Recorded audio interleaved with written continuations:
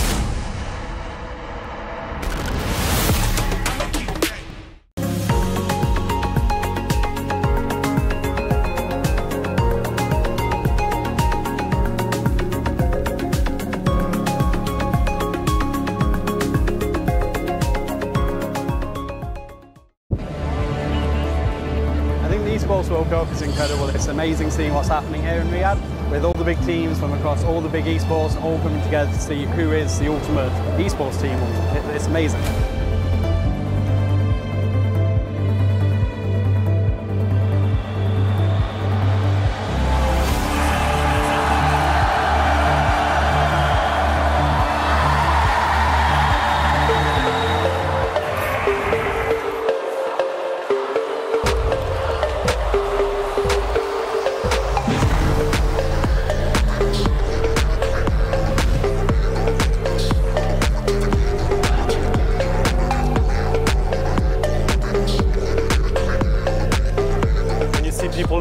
smiling families, just people with a passion.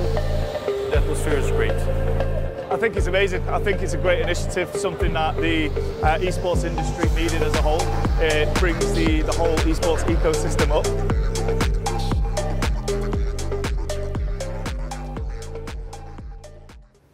Man, Mark, the first day of TEKKEN8 at EWC was crazy. You know, it was filled with a lot of surprises. The competition has been super sweaty, and some of our favorite Tekken players almost didn't make it to day 2. That just goes to show, man, that playing at EWC requires a lot of skill, hard work, but also a lot of talent. Mark, what's your best talent? My talent? I think I have 2 talents. One is convincing the world that the American Tekken players are way better than the European players. And 2, falling asleep on an airplane. What about you, Spag? My best talent is probably rage-baiting American Tekken players on Twitter. But either way, one thing is for sure, we're definitely not going to be missing any talent when it comes to TEKKEN8 on the stage today. Oh yeah, welcome everybody to day 2 of TEKKEN8 at Esports World Cup. Ladies and lads, back here at the Esports World Cup 2025. We're in the middle of the tournament. We've seen a lot of ups and downs. We've seen some upsets, but we've also seen a lot of talent. Talking about talent, ladies and lads, here we are at Tekken's Got Talent.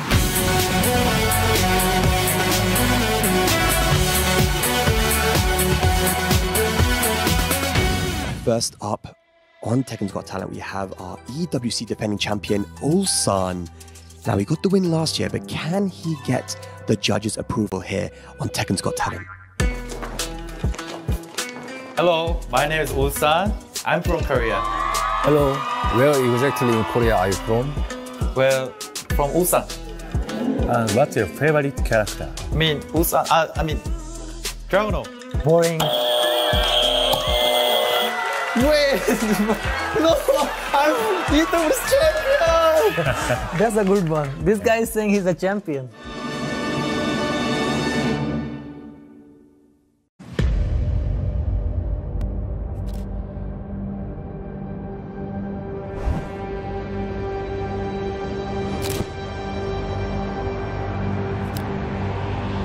Esports World Cup is about to begin for some Tekken 8 action here. We've got 32 of the best players from around the world here to compete this weekend, and they're not fighting for just glory, they're also fighting for a piece of that $1 million prize pool.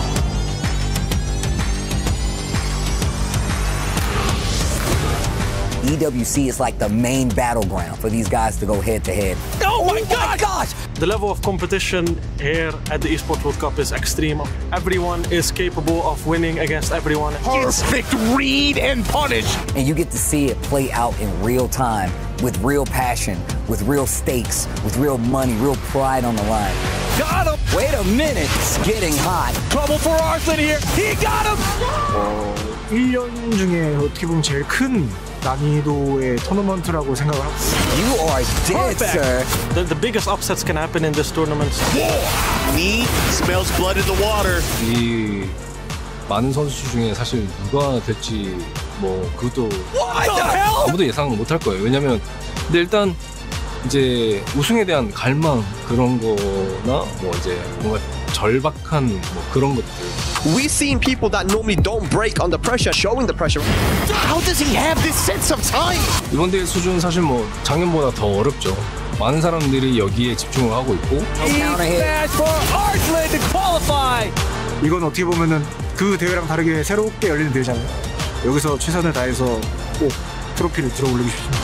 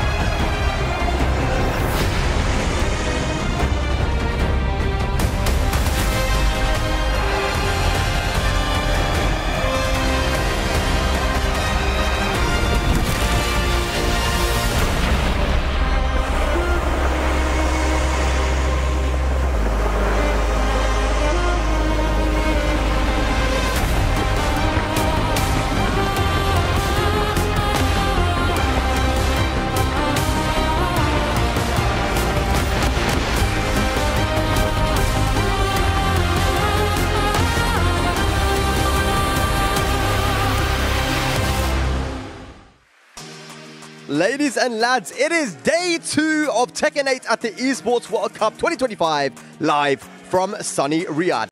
We had an electric day of group action yesterday with Korea and Pakistan dominating. And today, we conclude phase 1 to see who will make it into that top 16. My name is Spag, I'm your host, and of course joining me are the legends, Bobsy, MYK, and Rukang. How you guys doing, man? Oh, I'm doing incredible, man. The Tekken's Got Talent stuff though, Spag. I had to mention that straight away, man, before anything else. But yeah, what an incredible day yesterday at the Esports World Cup. I'm enjoying the show, and I hope everyone at home is too. I mean, I am definitely excited. If yesterday is anything to go by, boy, we saw some clutch results. We saw a few heartbreaks, and things are really starting to heat. I'm talking about heating up. Our boy Rukang nearly got us into a war with the SoCal guys last night. It's heating up everywhere. We got into a little discussion about the food topics, but now we're going to get into discussions about the Tekken. I mean, day 1 was phenomenal. Day 2, I'm sure we're going to be super invested, especially that Group G, right? Because we got the King Ray Jr., we got the Tibetano, both rocking the Oscars, the sole representative of NA and EU remaining in this tournament. Well, look, there's a lot of storylines we can talk about here, but we want to start off with the Club Championship because TEKKEN8 is very significant when it comes to the Club Championship points right now. We have Twisted Minds, we have Virtuous Pro, Vitality, and we have, of course, Team Falcons in the mix here for TEKKEN8. So, Bubsy, talk to me a little bit about Team Falcons. Yeah, right? about Team Falcons. We had 2 of their players playing yesterday. Unfortunately, one did fall out in in the first phase, but Atif, it was a little bit of a struggle. He made it through, but today we're going to have Newman. So let's hope that, he doesn't fall short and, can keep in contention because they're sitting pretty in second. They want to get to that first place. Yeah, perfectly said there, but Twisted Minds there in 5th place. Arsanash performing so well yesterday, but they have another player today in Hafiz Tanvir, and that will be super important going forward. Absolutely. Yeah, I mean, that's the ones we're looking for, right? Who's going to make it into that club championships at the end? Yeah, man, Team Vitality as well. Okay, your boys in that as well, right? Yeah, John Ding, and of course, King Ray Jr. still in the mix for that Group G. We're looking out for Group G today. And Virtuous Pro, of course, with Mangja as well. But ladies and lads, we have Rip and Margin Obama right now at the Boulevard to recap yesterday's events at the EWC. EWC 2025 TEKKEN8 action here. Rip, were there any standout matches or any matches that you really enjoyed from yesterday? Dude, day 1 started off Group A. Atif was in that group, but Edge, the one with the crazy run, making out the winner's side. Atif fought his way through that, and as expected, does come out on the loser's side there. And of course, in Group B, you had iMusician, one of the bracket X Factors, able to emerge winner's side. Mangja in Group B single-handedly eliminates Farzine, moves out loser side. And then Group C, John Ding, Arslan Ash, the run back from last year. And once again, John Ding gets it done coming out the winner's side. Arslan, though, he was nervous, but he pulled through. He made it out of groups this year. Couldn't do that before. And we ended the day, of course, seeing Nee make that super strong run through his group in Group D, emerging topside, with Kokuma locking in focus. He had to sniff something to be able to make it out on the loser side of the bracket. But we're going to continue today here, day 2 of phase 1. We're going to see who's going to join them for phase 2. Thank you, Rip. Thank you, Margin Obama. Yeah, I mean, yesterday was crazy, man. I mean, I would say that the only thing that really surprised me was iMusician, being so dominant in that group, because I honestly didn't feel like he would make it out, but he did. But otherwise, I think this big storylines with Atif and Arslan being in that lower side, right? What do you guys think? Yeah, that's definitely one of the storylines, right? The Atif, Arslan, they just played last week in grand finals at EVO. And then Arslan, I've been seeing some memes. It's like Arslan looking super buff at EVO, but come EWC, just what happened, right? It's just like, how does that big of a change happen within a week? But then, of course, bigger pressure, different stakes, different format tournament as well. Top 32 of the best in the world. It's hard to do, man. Stay consistent. Yeah, but look at the reactions right now we see on screen at the moment, man. Just the relief from winning rounds. We're not even talking about winning games. We're seeing reactions. Look at that from Farzine as well. In between rounds, dude, this is what we're seeing for these people. It just means look how much EWC means to these guys, right? I mean, we even saw Atif, even when he was winning rounds, just looking, disheveled, like, oh, I got hit this round. Oh. yeah, exactly. Look at that, man. But, I mean, all around, it was good sportsmanship. Tekken must have got really close. Kokoma doing his thing. John Ding with a big pop-up because he once again beats Arslan Ash. The European boys weren't able to do the thing today, but I mean, overall, man, we're seeing some really high-level play. Look at that from Arslan. I feel like we only seen him pop up like that when he wins Evo. And now he's getting out of group like day one. I mean, he's already popping off like that. Yeah. Especially redemption for last year. The Kokoma pop-offs are great. The big sigh of relief on the Crusher. Yeah, that was fantastic. Oh, interesting. Well, let's have a look at the groups today, ladies and lads. This is how it's all going to go down. Group E, F, G, and H. I'll let you start off, MRK. Look at Group E, man. Group E, of course. The returning champion Ulsan is in this group, going up against JDCR. We also got the highlight set of last year, Yagami coming up against Rangchu, TWT finalists. Crazy group, man. Of course, Group F, we've got Keisuke, Chanel, Pinya, and Kudans. And then we'll talk a little bit about the other two groups as we get closer and closer to those right now. But yeah, man, I mean, our first group is going to be, of course, the one with Yagami and with Rangchu. But our first match, you know, we'll talk about it later, but also JDCR and Ulsan. That is a crazy set. If you think about it as well, like recently, we actually saw JDCR visit Ulsan, and it didn't really go Ulsan's way, right? So we'll kind of talk about that a little bit more. But let me set up right now, ladies and lads, because we have the doctor's notes presented by Dr. Suleiman Al-Habib. And this is where we're going to give our hot takes at the desk and see what you guys at home think. So who wants to start, man? Yeah, so I'll give a good hot take, right? So yesterday, after Kira's match, he said something really, really interesting to me, and it stood out. He said that he didn't feel like he was experienced in a closed bracket setting. And it kind of took me back to last year, right? Where after Ulsan's won, they said the Koreans all banded together to make sure they won. And, you know, it's funny enough, right? If you say this, look at the results yesterday, it seemed like we're seeing a pattern here. It seems like Pakistan is falling to Korea. You said we had Atif getting taken down by Edge. We had Mangja doing the double over Farzin. And also Jongding defeating What are you Arslan trying to say here, Bubsy? In plain words. I'm just going to have to just rip the bandage off. It looks like Korea, when it comes to these closed bracket tournaments, when they actually have to prepare for the player, they're looking better and stronger. Than Pakistan?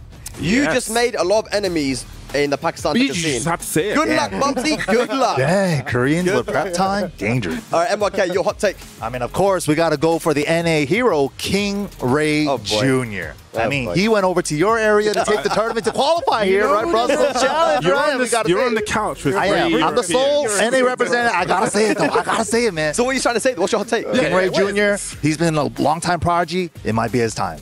Yeah, you know, my take, Tibetano, to take this. You know, before, when the mix-up was on, you know, a while back, everyone was talking about other players winning that tournament, but Tibetano actually managed to win that. And here today as well, I don't really hear people speaking about Tibetano, but he is really dangerous. And I feel like he can actually take the Esports World Cup. Wow, the whole thing? He will take the whole thing, yes. Tibetano, that means that he's got to go against his boy, King Ray Jr., potentially. Hope they meet up, man. Oscar Mirror, let's get it. Well, my hot take is going to be that King Ray Jr. will make it out of groups. That's a hot take. I don't even know what to say. Wow. Wow. You know, I'm supporting you guys. I'm supporting you guys in America. He could do it. Either way, let's get to our first match. It's going to be, of course, JDCR versus Ulsan. And it, of course, is the matchup of the day to kick off day number 2. Let's talk about this one. JDCR and Ulsan. Ulsan are defending champion, but JDCR recently beat Ulsan, man, and he's looking really, really good. Yeah, absolutely. JDCR sticking it out with the Dragunov. He sprinkles a little Heihachi here and there. I mean, Rips keeps hyping up his Heihachi, but I'm pretty sure it's going to be the Dragunov. Ulsan kind of been soul-searching this season. He tried out some Dragunov, some Lars and stuff, but I don't really think he found a character yet. Yeah. And the confidence level is like kind of all over the place. Yeah, that's what I was about to say, the confidence. And I always feel that when you're in a character crisis, it's a dangerous position to be in. You know, you're not going in confident into these matches. But, you know, we had a hot take from Joker from the UK that's saying that, you know, he feels like Ulsan's going. So shouts to Joker. Man. He says that he feels that Ulsan's still strong enough fundamentally to be able to do it even on a bad day. What do you think, Rikan? That's exactly what I think. I feel like when it comes to the big stage, Ulsan will lock in. He is the, you know, the previous Esports World Cup champion, and you know, you don't become that, you know, not being strong. And I feel like when the pressure is on, he is gonna perform today, and I'm expecting big things from him. So what's your prediction then? Ulsan makes it out of the group here? I think Ulsan makes it through, yeah, for sure. Bubsy? For sure. Ooh, that's a tricky one. You know, just for my heart, I want to see JDCR go through, because, you know, he's been a long-time veteran in this, you know, and I want to see these long-time veterans do well. So JDCR for me. MYK, do you think Ulsan will make it out from the lower side or upper side at all? I think he has a chance to make it out of the lower side. I do think JD does have a little bit of an edge over Ulsan right now. Okay, well, let's have a look at the second matchup as well of this group. And it's, of course, going to be Yagami versus Rangchu. Now, these guys have a lot of history, man. Yagami, of course, was one of the stars of last year's EWC, but Rangchu has a very strong record over him. You know, reset Grand Finals and second win 2024 goes to Rangchu. Manila Madness Grand Finals last year, 3-0 for Rangchu. Second win, losers finals this year for Rangchu. But we have Ryan Hart with Yagami right now from Australia. Let's see what he has to say going into this first match. I'm here with Yagami ahead of day 2. We're going to get into the action momentarily. But yeah, I just wanted to catch up with you. You know, you had an impressive run last year with that 3rd place finish. You beat Mulgold, you beat Chanel in that top 8. Before that, you beat John Ding as well, 2-1. Great performance from you. Today, you've got a few people that were in last year's tournament in this year's one as well. Knowing that you've beaten a lot of these guys, does that give you confidence? Not really, because obviously these guys, this is EWC champion, TWT champion, and obviously JDCR as well in my group. They're all much more accomplished players than me, so it'll be tough for me. I mean, last year you did only fall short against Ni, the 2-1 in the pools, and then, of course, the champion Ulsan. Now, Ulsan is actually in your pool right now. If you can get through Rangchu, you might have a run back from last year. But looking at Rangchu, like you said, 2-time TWT champion, what are your thoughts going into this match? I just have to try focus on playing my own game and not get too scared against him. Previously, like, I usually lose against him most of the time, but hopefully I can change it this time, you know? Today's another day. Fresh chance, fresh opportunity. All right, well, I wish you the best of luck, and I hope it all works out the way you want to. Thanks for watching this one, guys. Let's get to the action. Thank you very much, Ryan. And good to hear from Yagami, because it looks like, and he's always been a very humble kid, right? But he also really understands the situation that he's in. He's not overplaying it or downplaying it. He's just saying, look, it's going to be tough, you know, but he knows he has the skills to do it. What do you guys think? Yeah, honestly, do you know what? He's such a humble guy. He'll never, you know, we've all spoken to him before. He's never actually going to say, you know what, I'm definitely going to win. Yeah. He's so humble. But even though he performed so well last year at the Esports World Cup, when speaking to him, I'm like, bro, like, you need to big yourself up. You're one of the best players in the world, for sure. And still, with that interview there, you could see he was like, oh, I'm amongst some of the best players. I don't know if I'll be able to do good. I don't know how, what do you think about that? But it's crazy that you said that, because literally last year I had the exact same conversation. I was like, just say it with your chest, please. Like, look at what you're doing. To be fair, though, they got all the Australians calling the best thing. Yeah, Yagami, mate, you're the best player in the world. You'll take this, no problem, mate. Yeah, you'll beat Ulsan, you'll beat Rangchu, no problem, mate. You're the best. So they have a lot of Australians bigging him up. He doesn't need to do it himself, man. Shout out to the Australians here. I love you guys, man. But yeah, Yagami versus Rangchu specifically is the first match for him, and it hasn't really been going his way. What do you think about this? Because he's lost pretty much every time he's played him in tournament. He's going to have to bring something new to the table. I mean, he is kind of like the Reina pioneer. So, and Season 2, maybe he's got some new tools to play around with, especially with that heat down to 1+2, that new low she has. Maybe it could be the tools that he needs. And, you know, Yagami is one that we can just never, ever count out. I remember last year when it was like 4-1 or 4-0. 4-0. Yeah. It was literally like, oh, well, that's a quick one. We better get back to the studio. And it literally was like, hold on, what just happened? We were sitting there like, what is going on? That was actually one of the most craziest sets. I think personally one of the best sets I've seen in TEKKEN8. It was one of the best comebacks of all time. It might be one of the best sets ever in Tekken. Yeah. That and one of the best comebacks. If you think about comebacks in Tekken, you've had the Kagemaru and Master Cup, and then you have that one, right? Those are the two kind of big comebacks you see. It just goes to show as well the stress, right? So when we do eventually get to the final day, 1st to 5, right? I mean, I guess Chanel's idea was, let me switch to a different character if I lose, but at 4-0 you don't switch. But the stress, it doesn't make you think, right? So it's crazy stuff. But Yagami versus Rangchu, I'm hoping for some fireworks there. I'm hoping for some upsets. What do you guys predict for this one, man? I'm going to go with Rangchu, man. Just Rangchu, when he's on, he just seems unstoppable. And Yagami's going to have to really bring it to Rangchu. Tough guy to beat. Only 2-time TWT champ. Bobsy, what do you think, man? I'm going to have to go with Rangchu. Sorry, Yagami. Sorry, the Australians, but... But, you know, no. I'm changing my mind. Go on. For me, I think Yagami as well. With the way that he carries himself, I know like he's very, very humble, but when it comes to it, he's a person that you don't want to face in tournament? Oh man, well I think that I will probably also go with Yagami. I think Yagami can do this, man. I believe in him. I think that he can. He's got the character. He's a specialist. He hasn't switched away from Reina. I think that's one thing that people don't talk about enough. We've seen a lot of switching around with characters, but he's stuck with Reina the whole way, man. So I'm gonna go with Yagami. Was that 2-2? Yeah, it definitely was 2-2. I think it was 2-2, yeah. Well, I waited to change my mind, but I didn't get a chance. No, you can change your mind if you want to. You can change your mind. No, I'm sticking with it. I'm sticking with it. So 2-2? All right. Well, ladies and lads, here we go. Day 1 was intense, and day 2 is set to be even more crazy. 8 will fall, and 8 will survive. Who will make it into phase 2? We will find out right now. Here we go for day 2 for Tekken 8 at the Esports World Cup 2025. It starts now.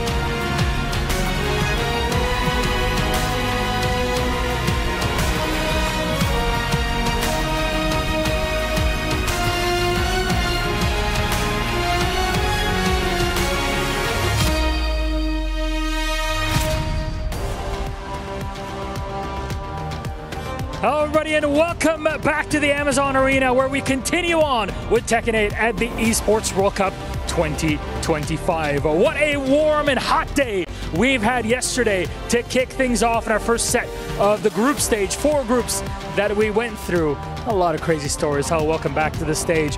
We're your wonderful hosts, Milosh, and of course, on the sides, Hollywood Rock TV. Come on, man. It's an honor to say it. My goddamn God. Hollywood Rock TV. I like that energy. I'm not going to lie. I love your energy, and I absolutely love the energy that we saw here yesterday. Are you kidding me, Milos? Day 1 of groups was insane. Did you see the big dog, Big Swole, John Dean, getting it done? Him and Arslan, of course, got their little rivalry, but in the end of the day, that Eddie was all too much. But it was not over for Arslan because he brought it back on the other side. It got so close. The fact that in the first set of groups, Arslan Ash surviving the lower bracket of his group to start is just crazy how tight the competition is to get there. But it was not just that was going on. Edge beating Atif to top the group. Atif being out of the running. That's insane. We're coming out of Evo. And still, the man is no longer competing here at EWC. Hold on. Are you, I gotta make sure I'm even hearing you right. Atif, the one and only, early on holding the L, could not believe it, extremely tough. But then even outside of that, Arslan versus Tekken Master on the loser side was absolutely insane. Tekken Master fought hard, but in the end of the day, Arslan Ash was too much. And today, things are going to keep rolling as our first match is going to be absolutely insane. Do you think that we should bring out our players? I think we should be. We got 4 whole groups to go through, Rob. All right, let's get it started then. Ladies and gentlemen, please welcome JDCR and Ulsan. Now, oh yeah. What a set of 2. Now, of course, Ulsan just last year won EWC, and JDCR, as you all know, is of course a legend. Who do we start out with, man? Which side I want to start? You can go first if you want to, Milo. I want to talk to the EWC 24 champ. Ulsan, it's good to have you again here with us at EWC. Look, man, we were talking about it in the back, but the crowd rests heavy on any winner's head. How do you feel now being back, defending that crown, and making sure you can go deep into EWC 25? Yeah, actually the crown is really have much pressure for me, but I wanna prove. I can prove I'm one of the best player 2025 also. So I just play, yeah. Just play, have fun, of course. The crown itself, it's heavy. That's our EWC 24 champion, Ulsan here. Okay, so JDCR, he just said he feels the pressure. But you a legend in the game, JDCR. Do you still feel nerves on stages like this? I feel nervous like every time on the stage because I feel like all the stage it feels like new for me. Then always I feel motivated and always I feel I wanna perform 100%, no matter with the result. Spoken like a true ambassador of the scene. That said, Rip did want me to ask you a very special question. Rip asks, are you gonna pick Heihachi? Heihachi! Heihachi! He is definitely my main, and I will keep it secret. Okay, enough said, ladies and gentlemen. But right now, all the secrets are about to be out the window as we are about to get to our match. Ulsan, JDCR, you can please go ahead and take your seats. It is time. Our commentators are ready, and we are ready to see it. Let's get into our first match of day 2.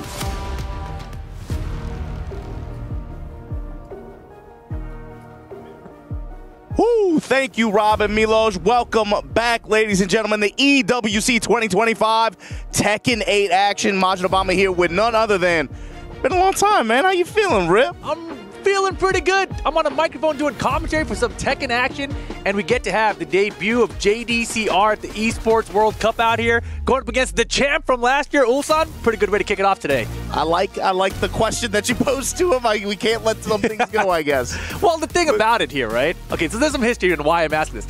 JDCR has been playing the Heihachi recently. STL tournaments did very well with it, took out Lohai and others, and he just looked so clean with it, but then in Evolution, he didn't really pick the character, and I was confused about that. So I asked about it. He said Heihachi is an online character.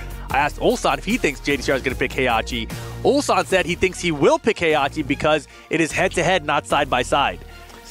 Yeah, that's an interesting element to it, too. Like, being able to lock a character for yourself based on situation of the setup of that particular event and stage. But that's the other thing too, is it feels like on both sides of this setup there's a lot of uncertainty, a lot of I don't want to say nervousness, but it's like you're not seeing like the confidence that you would expect from a returning champion. No. You gotta remember Ulsan, they've said it several times at this point, he won this competition last year. That's how he qualified. Look at his body posture right now. Does that look like confidence to you? I was saying it all day yesterday too. I'm sure you and Steve mentioned it too.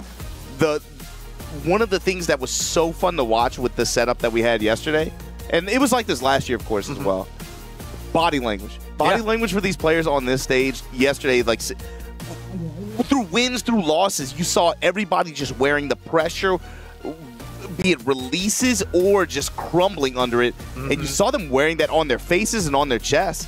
And right now, I'm looking at this stuff, and it's like JDCR to me looks like the way more relaxed and way more calm, more composed player going into this. And Ulsan, I got to interview him on our media day 2 days ago, and a lot of the questions there were like, "How do you feel? Are you going to live up? Are you going to, double down your crown, etc." And instead, he was like, "I feel like I got lucky last year. I just happened to have the right character at the right time.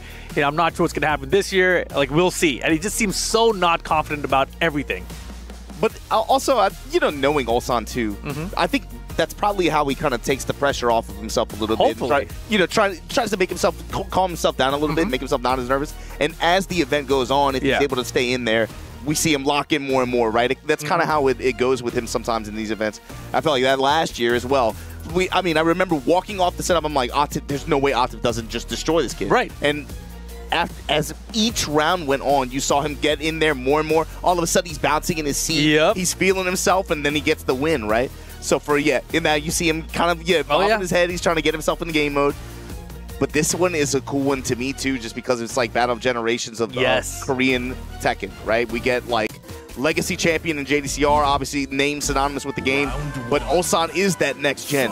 Drag off, baby. Here we go. And starting with the salvo. Engage Ulsan, such a veteran of this Dragunov mirror match, going back to last year even. This was the grand finals with him and Atif last year. Same characters. Yeah, it sure was. Ooh, CD1 though. JDCR special with Dragunov. Yeah, we're going to touch the glass. Activation. Hey. JD using that new pigeon roll. Wow, way off axis. Both trade.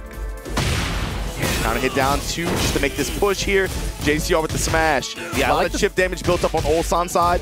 The smash is a good attempt just because it would have broken the wall as well. But yeah, a lot of great for Ulsan. Can he cash out though? JDCR has rage. Doubling down on the Russian assault pressure.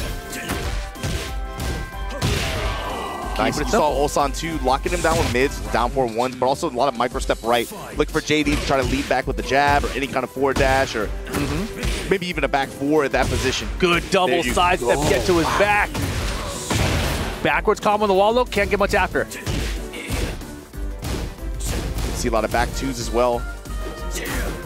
Wow, passive homing attacks trying to seal that stuff. Comes up with a 1-3. And Engage. there we go. Shades of last year. It's still a good move. Just not as good as it used to be.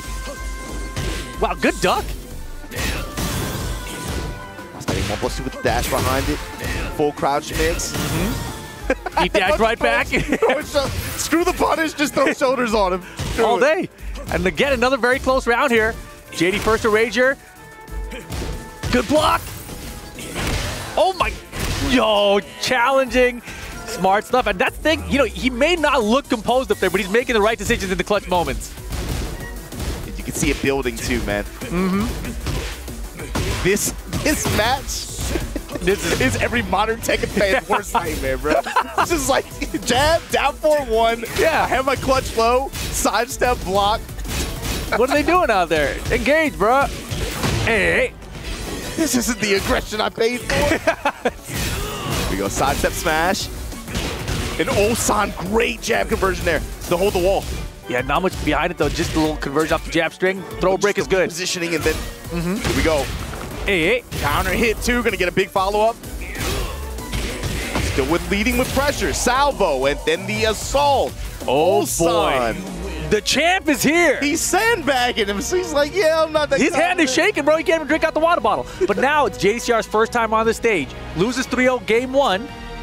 Do you think he commits the Dragunov all the way here? It's first to 2 format. Exactly. I think you're asking for it. I'm asking for it. I feel like I've been here before, bro. Like JD down a game or two. I mean, but The 3-0 crowd's though. calling for hay. But 3-0 though. You know, it wasn't like it was close. But although the rounds were close, the rounds all went down to the wire. He would have rage, Ulsan just outside the rage. That's what it felt like, at least for the first couple rounds. Oh man, JD thinking it over. It's cool to see JD up here, though. I'm saying, like, for you, Rip, are you more focused on just the end result of the way the game went versus how the rounds went and how you played? I think it's hard to separate those two. It is. It's very hard to separate those two. I think as the player in terms of moment, like making the character pick. No, exactly, yeah. Because you got to really pay attention, like how close were those rounds? And I think we're going to get the mirror match again. But I think the rounds were close. So I feel like sticking Dragunov, not a bad choice in this situation, actually. Even though it was a 3-0. Let's see what adaptation JDCR brings to the table here. He himself no stranger to this mirror match. Nice counter hit slide here. Hey. And it's like Ulsan just barely has an edge with working the jab of all things. He's getting a lot more mileage. Great whip punish here though from JDCR. Put it back up on his wall though. Tornado, slam, hip up. Keep him right back there with the smash. Like you said, not afraid to just throw that Hail Mary. You got wall positioning like that, you have smash. He's going down anyway. Screw it, man. Just do it. Yeah, at worst, you're going to keep him locked up on that wall. Yeah, it's much better than the opposite of you know, trying to back up, create space, play some defense. Use the position to your advantage and just throw something at him. JD on the board. Now Ulsan fighting back. Man, I want to see backswing blow so bad right there after the up forward 3, but I was like, that doesn't even launch anymore. Overall, though, oh yes, they haven't really been digging too deeply into the move list. We've seen some attacks here and there, but it's just a lot of jab, a lot of down 4-1, back 4 series, salvo, and it's pretty much classic drag stuff here. Yeah, and Dragunov, yeah, he's still primarily the same as he's always been, not going to have enough health to survive their JD. 2 up quick here. It just feels like small timing micro adjustments here. Back 4-2 series from Ulsan, banging on it. Wow, he went for another one. 4 in a row, double hatchet though. This time using pigeon roll. The sidestep. Both of them, same direction. Back up, still in range with the activation here. JD trying to pile it on. Down 2, backs off. Dashing in his face. I'm trying to walk it. They're keeping each other stiff right now. Got him with the smash off the step. Not enough though. Chance for JD. He tried to do something there. If he had ducked that high, that could have been a different story.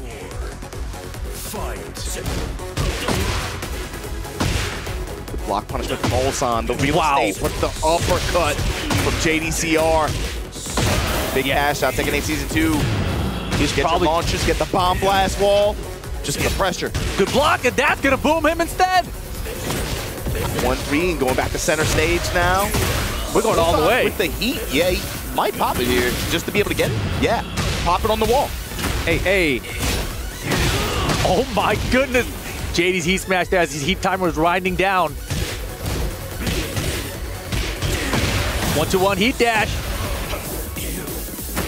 Liv trying to reposition himself there. I like the holding attempt for JD. Counter throw broken. Jab stepping with him. Power crush, no go. 12 seconds, 10.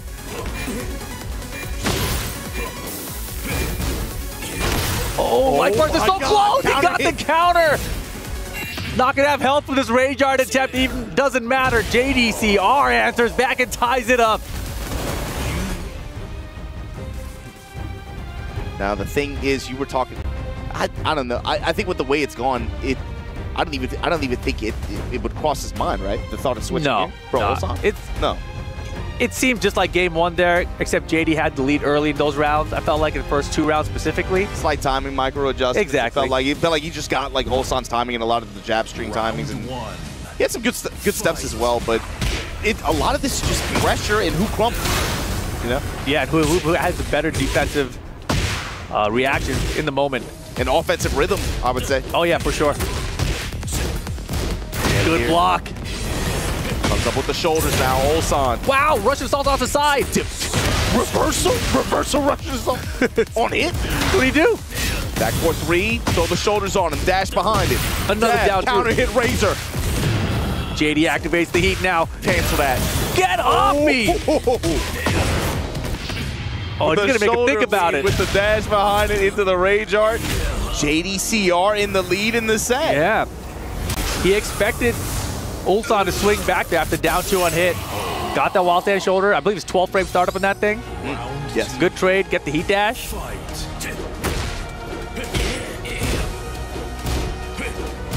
It's the scary thing about doing blows on him when in heat. Essentially get 12 frame wall standing launches. Oh, JD's playing well. Oh, the defense got, the guard got tight. They're playing tight ass Tekken right now. Hold back. Good block.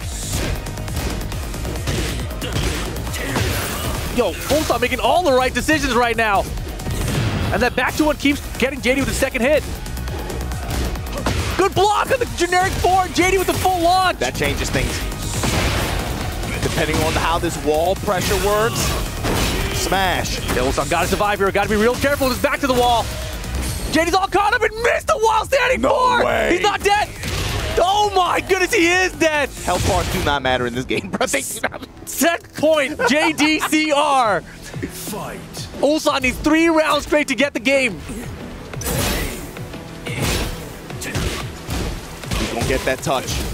Who's gonna blow the floor up? Power crush punish. Sweet. Wow. There it is. The sparks. The wall. You'll get back up on this wall. Ulsan said championship presence.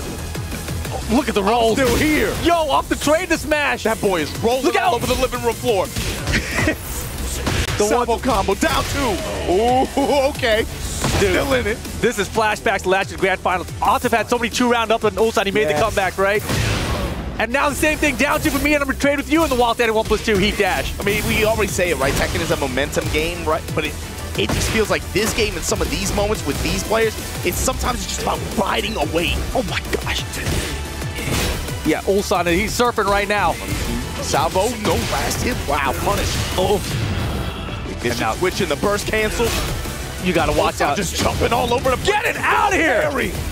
What the combo, though? Chance for JD to still close out here, though. The lows are adding up. Another one. He missed the punish. Chance for JD to close out.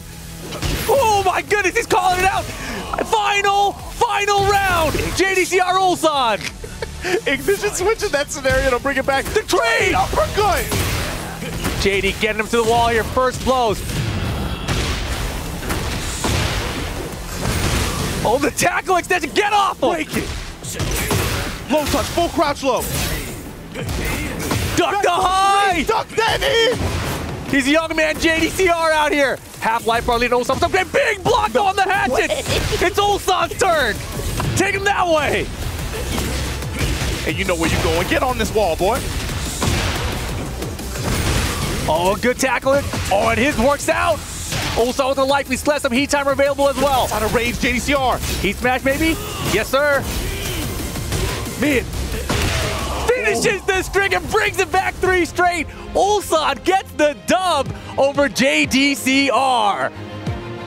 Wow, that felt like for a second, JDCR. Ulsan, you saw that release after Yes. that? After all that talk and all that self-sandbagging, you know as soon as he hit that stuff, he stood up. That felt like, okay, the champ is here. Kind of hella felt like that. He needed to be down in the set too, right? Like, because he didn't believe in himself until he's like, no, I have to play now. Now's the time to go. But, you know, looking back at his game 1, this is very close rounds, right? JDCR was winning almost all of these until the very last throws. The first 2 games is just razor-thin margins, and they're playing that similar kind of approach. It's just getting down to people getting offensive rhythm started, defense locking up more on these player sides, but it's also timing and sense of timing and Yomi in some of these cases. Oh, for sure, without a doubt. And this one here, Rayjar was just a huge bet, huge gamble at the end. He had nothing else to do, right? 1 second, that was it. But then final game. Especially, oh man, it's such a turn. Yeah, Started this situation. But yeah, here we go. Boston 1+2 gets the shoulders, dash behind it. And it would come like this situations. This was a tight one. Oh man, kick him in the face. Yeah, that was wild. But then, of course, JDCR was up 2 rounds. Ulsan had to bring it back 3 straight. Got the first one. And in this situation, Clutch blocked there, duck underneath the high. And then final round situation, pressure's on, and he just finishes the string. Bing, bang, boom. Oh, yeah. Pop-Off City. Wow. Wow. And this is what we get next. Yagami from Australia going to be going up against Rangchu, the Tekken World Tour champion. So you're looking at this group, you're like, man, JDCR, man, Ulsan, you man, Rangchu, you got all the, and again, when half of this event is Korean players that qualified, it's not strange to have some groups like this, right? Yeah, and this one, even with that being said, this group is still crazy, bro, right? When you got an EVO champion, a TWT champion, and an EWC champion all of the same. That's a little heavy-handed, man. It's pretty heavy. And the crazy thing, I don't even think this is the toughest group. That's I the crazy don't think it is either. But I mean, it might be. It might be. It's a contender, no doubt. But I'm saying you got to think about this for Yagami. He's kind of the odd man out in this group, even though he has, of course, play experience against all these players. And in my opinion, actually, I'm going to take that off. It's not my opinion. It's a fact. Y'all don't play game. The fact that y'all robbed him of the EVO award for best comeback, that's crazy. That's insane. Do y'all even play a 1st to 5 set? He had the set of the year last year. Without a doubt. With Chanel. And the question is, I was, looking at this group, it's really easy to look at it and be like, oh, man, Yagami's going to have a tough path if he's going to be able to qualify out this group. My question is, sitting up against the Papa Bear, bro, if he's going to make a run, he's got to make it happen here. Obviously, you heard Spag talking about it, and you were aware of this as well. They have a lot of play experience against each other in the Pacific, whether it be its second win, whether it be in vanilla. What's going to be? Oh, my goodness. That's not Reina. We were not expecting that. I was definitely expecting the Bumblebee, but Lee Chaolan. And maybe this is what he came prepared with, right? Maybe. I mean, no one else was preparing for this, yeah, we were expecting Reina, of course, right? But maybe he's had enough experience to know, like, okay, maybe I'll try something different this time. Yeah, got the step to the down 4-2 now. The Lee Chaolan doesn't get the full combo there. Doesn't matter, running 3-4s behind it. Nice, just defiant jab from Rangchu. Papa Bear putting that angry hook on him. Wow, the running 3-4s working out, and now finally the lows coming out. Good start for Yagami. Yeah, the question is, can he keep this mix up and keep this pressure up before Rangchu can adapt? Have better defense, but right now it's all Yagami. Yeah, without a doubt, he prepared for the Bears, right? That's what you got to do against Rangchu. And in this situation, coming out the lead, definitely throws a wrench into things. Comes in with the full launch, though. After crouch, activate. Now, how's Yagami's defense going to look against this this animal in heat? Bro, he's got like 60% gray health. Doesn't matter. Here comes the launcher. Get that beach ball out of here. Got his combo to hit. Second ball tournament, get out of here. Bear X. No longer on the table. Every Tekken enthusiast dream right here. Angry Hook. Wow, called out the high. Man, Range is on it right now. And Yagami has to take that lesson too, right? The highs are really what got him in trouble that round. It got Rangchu both of his launch opportunities. Yeah. And Rangchu known for his defense. Can't really be testing him here. New Hornet Buster, that homing attack out of Hunting Bear stance. Wow, man, the highs are getting both of them killed right now. Definitely have more of an impact for Yagami, I think, in the second round, but so far that has been a no for Rangchu as well. Maybe sticking a little bit more to pressure, never mind. Wow. Eyes wide open on the delay there. That was a beautiful Magic 4 interrupt.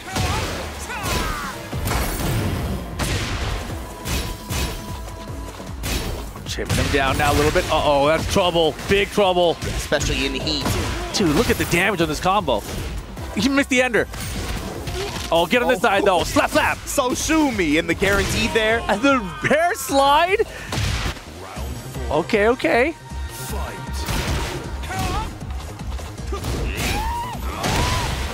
Yeah, as far as Spag has told me, like the history between the two, Rangchu definitely had the upper hand, right? So, Yagami here with his lead pick, it's probably, a little bit of admitting that the rain is problematic for him to go up against his bear.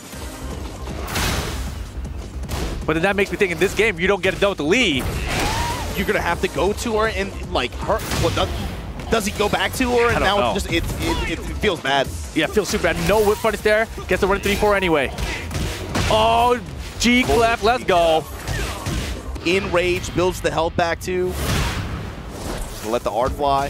Still has a lot of heat to work with as well. Yeah, the heat bar is really the big factor here. Taking off Yagami's heat or his gray health at least. Yeah, even though this is a larger stage, he already showed the throw, but here we go. Oh my goodness, the defense from Rangchu. Clutch ducks, really, throughout that entire game. Like you said, the highs got both players in trouble. It's just, it felt like Yagami was way more insistent about the non-jailing highs, especially at range. Rangchu let him know early on, like, you cannot do that against me.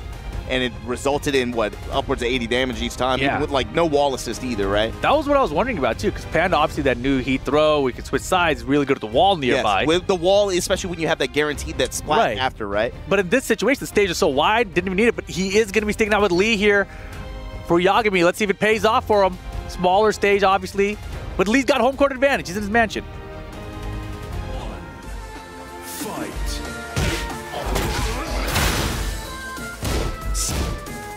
Slow start for Yagami here. Yeah, this is a little bit more what I expected too. Ooh. Angry Hook, just throwing it out there to interrupt. Comes up with the counter hit in the wall. Yeah, lucky break for Yagami there. Looking to get caught out the air here with this heat burst. I love the little sidestep Rangchu did there to make sure that combo ended up at the wall there and the switch sides. Slap, slap. Oh, that was perfect. Again, that's the approach I was expecting a little bit more. More Hunting Bear stance. Overall, just like pushing him towards the wall with it, just with the threat. Then utilizing big return after heat activation with the wall assist. Man, his timing. Look at that, the feint there, just to draw something out while standing punishment online. What a G-Clef! With G-Clef! Dude, and he was backdashing before that to get out of range of the lows. And then Yagami forced himself to get closer because of it, and that's when the G-Clef came into play. One of my favorite things about Rangchu's playstyle is how he uses jabs. He almost uses jabs, like, I mean, it's almost like space control, true space control, and ways to establish control in mid-range like that. Yeah, really hard to punish that too. And Bear's jabbing incredibly far. Oh my goodness. Oh, touch him low. Oh, brother. Kick him up on the wall. Booty that thing up. Set point for Rangchu. Now Yagami in big trouble. Yeah, Yagami trying to step off the wall too. And Rangchu has a read on it. Got to make something happen. And out of the air. Spike. Lifted on the wall once again. Booty. And that's going to be the set. Rangchu, Papa Bear in the Bumblebee suit. 2-0 over Yagami. Yagami, if he's going to make this group interesting. My question at the beginning was like, is Yagami trapped in this group with these champs? Or are they trapped down here with him? Yeah. If he's going to have to make it, if he's going to make it interesting, it's going to have to come through the lower end side. Man, I'm real curious about that pick, though, the lead the whole way through. I think Game 1 did look kind of okay for him. I can see why he stuck with it in Game 2, because Game 1 looked decent enough, right? He had that solid start at the beginning, won the first round. I was like, okay, maybe I got this. But then it just felt like Rangchu's defense just got better and better against Lee as the set progressed. Yeah, it's like he had to do it quickly, right? And you saw like those first 2 rounds especially, he had a better sense of Rangchu's timing than Rangchu had for his. For sure. He was able to get, he was doing what you want to do with Lee, finding counter hits. Right. And obviously that's what made those rounds happen that way. But like you said, the longer the set went on, especially like once Rangchu started to slow it down a little bit, adjust, find those non-jailing highs and make him pay for it big time. And then once we make it to the mansion and he gets the return, like the wall makes it just that much worse for him. Yeah, rough start here for Yagami, but not out of it just yet, right? Still has a chance to get through this, but he's going to have to go through JDCR and whoever loses between Rangchu and Ulsan afterwards.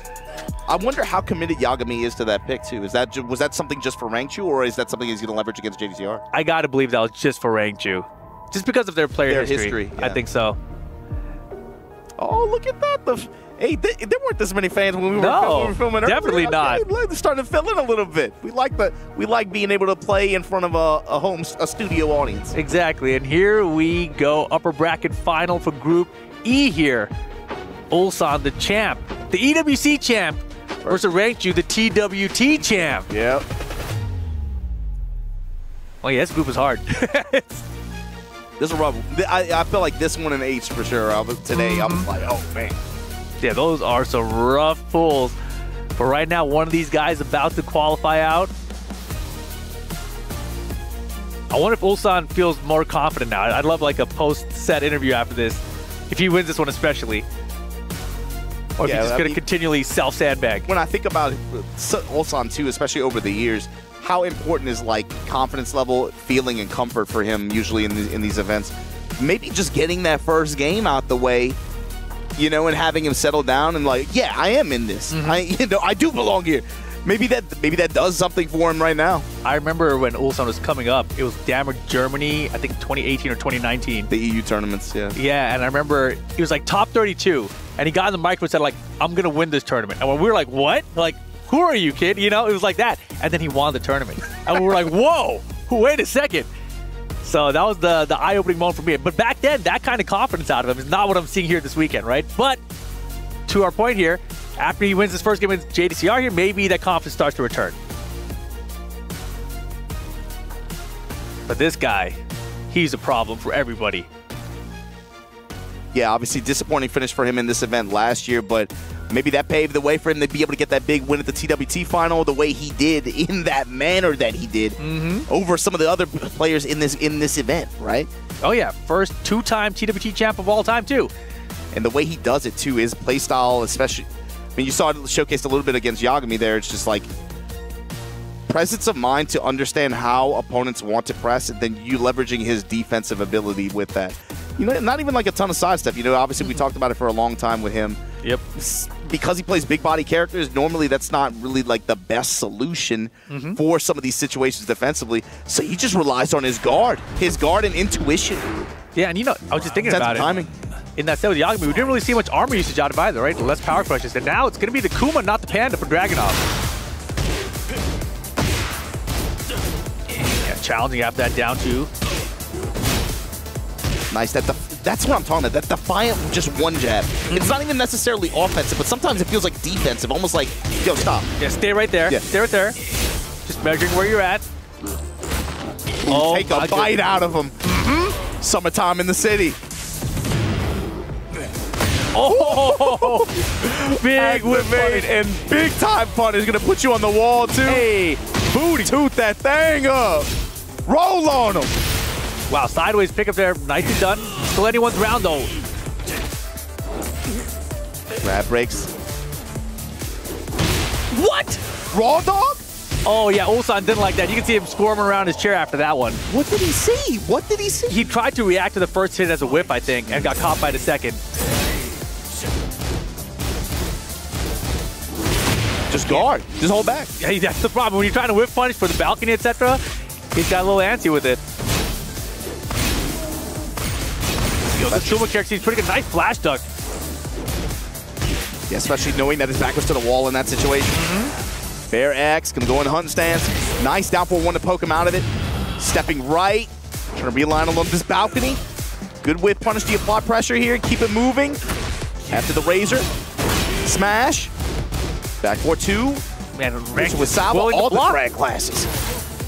Dude, Rank 2's defense is so good. Oh boy, trouble here. Pixel. Nice step, didn't pull the trigger on anything though. Good choice. Rank Not the first time he poked back with a low like that after one of those guarded attacks like that. Yeah, these lows that he's getting hit with, like, they're worthy to challenge usually. Good backdash twin piston from Rank 2 there. Uh-oh. Ulsan is looking like he's going to be in tough shape after this one. I don't know what he does here. This does not look like he wins this game, but maybe this is where Ulsan turns up. It's back one. Good call. Stop the Russian assault. Good float conversion off the back, too. He's got to be able to find the wall for it, though, Rip. Got to be able to find control here. Activate. Okay. Oh, big bear combo. Good adjustment on the wall combo there. Smash. Just goes mid. Fishing mid. Fishing mid. Back 4-2. Back 4-2. Wow. Trouble. Got to be careful here. 15 seconds to go in this round.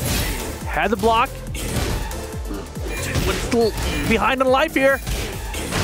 Now he's got the life lead. 7 seconds. All right. Ulsan staying alive. Maybe he does need to lose 2 rounds every time. We talked about Rank 2's defense a little while ago. It's also it's like the patience with that defense, but also you see him weaving a little bit of like micro sidestep right in some of these pinpoint situations against Ulsan too. He's a little bit more active in terms of moving around. Especially trying to reposition around some of these walls. Yeah, exactly. I was just going to mention because he's got that balcony behind him right now.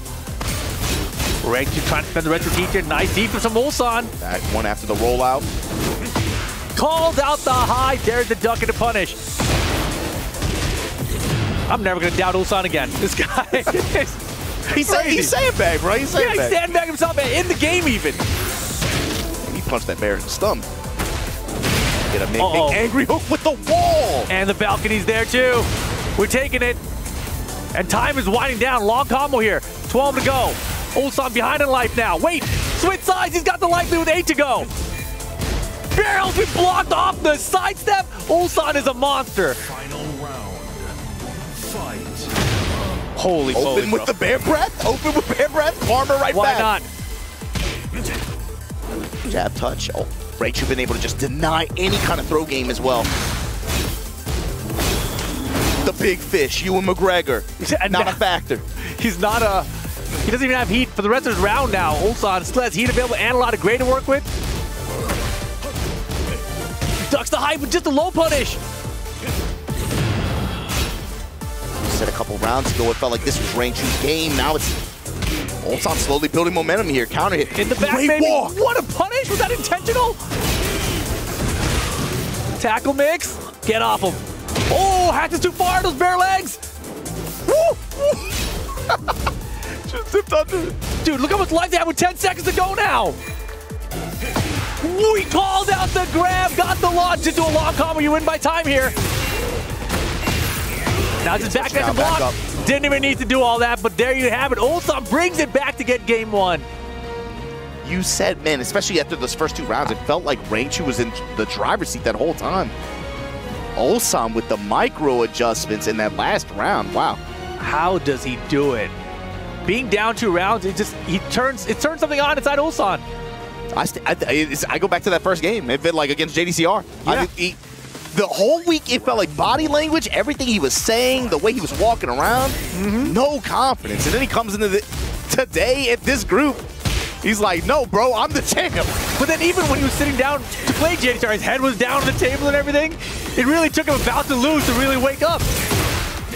And look at this now. Momentum on his side. Yes. Jab to break the armor here, but counter hit down 2. Wait, did he just take out a ghost off the wall? Is that what the sound effect comes from? Yeah. Hinky, blinky, Clyde, down 4-1s, put the mids on him. Oh my goodness. Hey. There we go, some sidestep attack now. Rank 2 trying to change things up. Wow, great defense from Ulsan here against the Hunting Bear stance. Spoke too soon. Finally, Hunting Bear stance gets the lift off. Pop him, activate. Rangchu's opportunity to build some momentum here. With the wall, just takes the back one. Wow, smash back to center stage. Good hop kick off the tackle extension. That's what I'm talking about. We've been gassing Ulsan, you gotta remember. Rangchu, two-time TWT champ, and fighting for something more than himself now, too. Oh, yeah. The jab pressure, the mids, full crouch low, ignition switch. Yeah, Ulsan is hitting some buttons now. He is comfortable out there, but too many buttons. Rangchu ducking the high, getting the wall down. One lift, especially when you're on the yellow floor now. Activate, back one now. Break this floor. Now you have all the floor blasts. Had to cancel off that heat first, though, too far. I like the step in low, sidestep attack. Threatening with Honey Bear stance, armor through it. I like the heat smash to time out Rangchu's heat.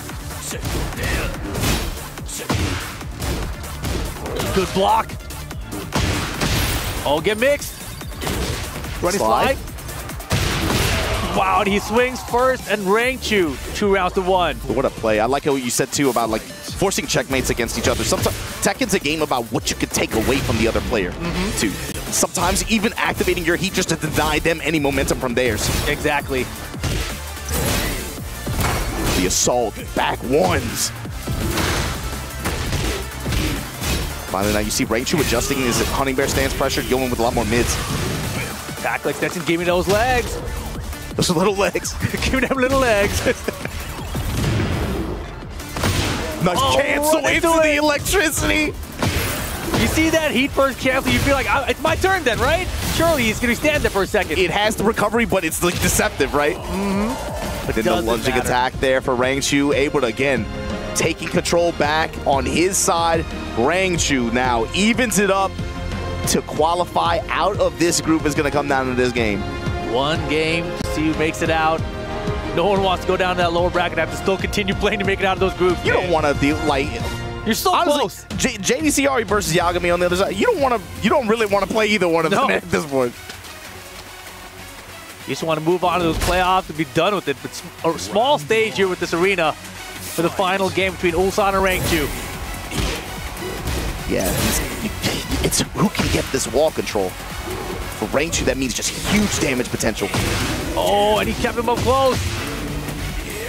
For Ulsan, the pressure here, activate. Yeah, Ulsan had to stay close so he could get those bear legs with these lows. Just to work that full crouch, just to throw the shoulders on him, just to dash behind it, just to get the punish on the bear breath. Uh-oh. Go to it again, engage, get the health back. Right back at you, Russian assault.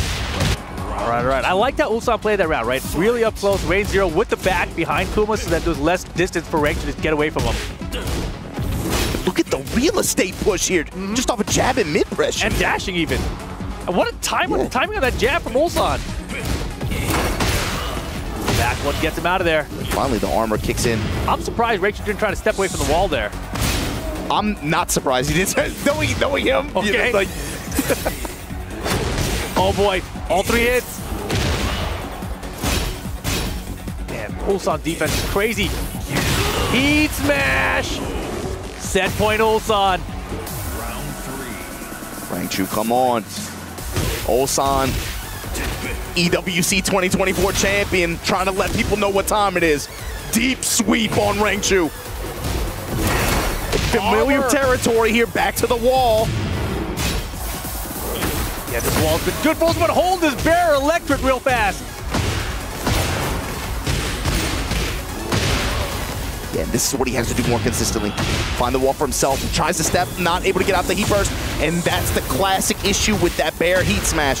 For its speed, getting dog walked like that. Ulsan in the driver's seat, and the low to scoop it, rip. The champ is here! Ulsan makes it out of the group! Over Rangchu, over JDCR. Not an easy path to do it, but the champ still making it out on the upper side of this bracket.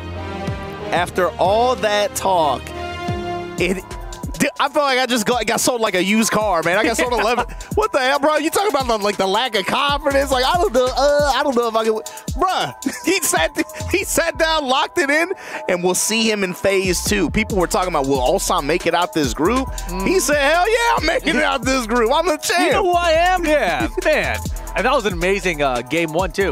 I mean, look at this game 2 even. The comeback he made there in round 4 was ridiculous. And the round 5 down to the wire. Oh, yeah. I love these shots. Some of these rounds feel really tight, too, man. Especially, like, Rangchu, pretty just rigid guard on his side. It felt like sometimes he was just content to just hold back.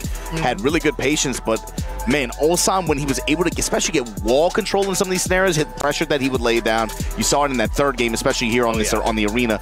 He was ultimately able to get wall control most of the time, and it just aided his pressure. And, man, let the smash rip.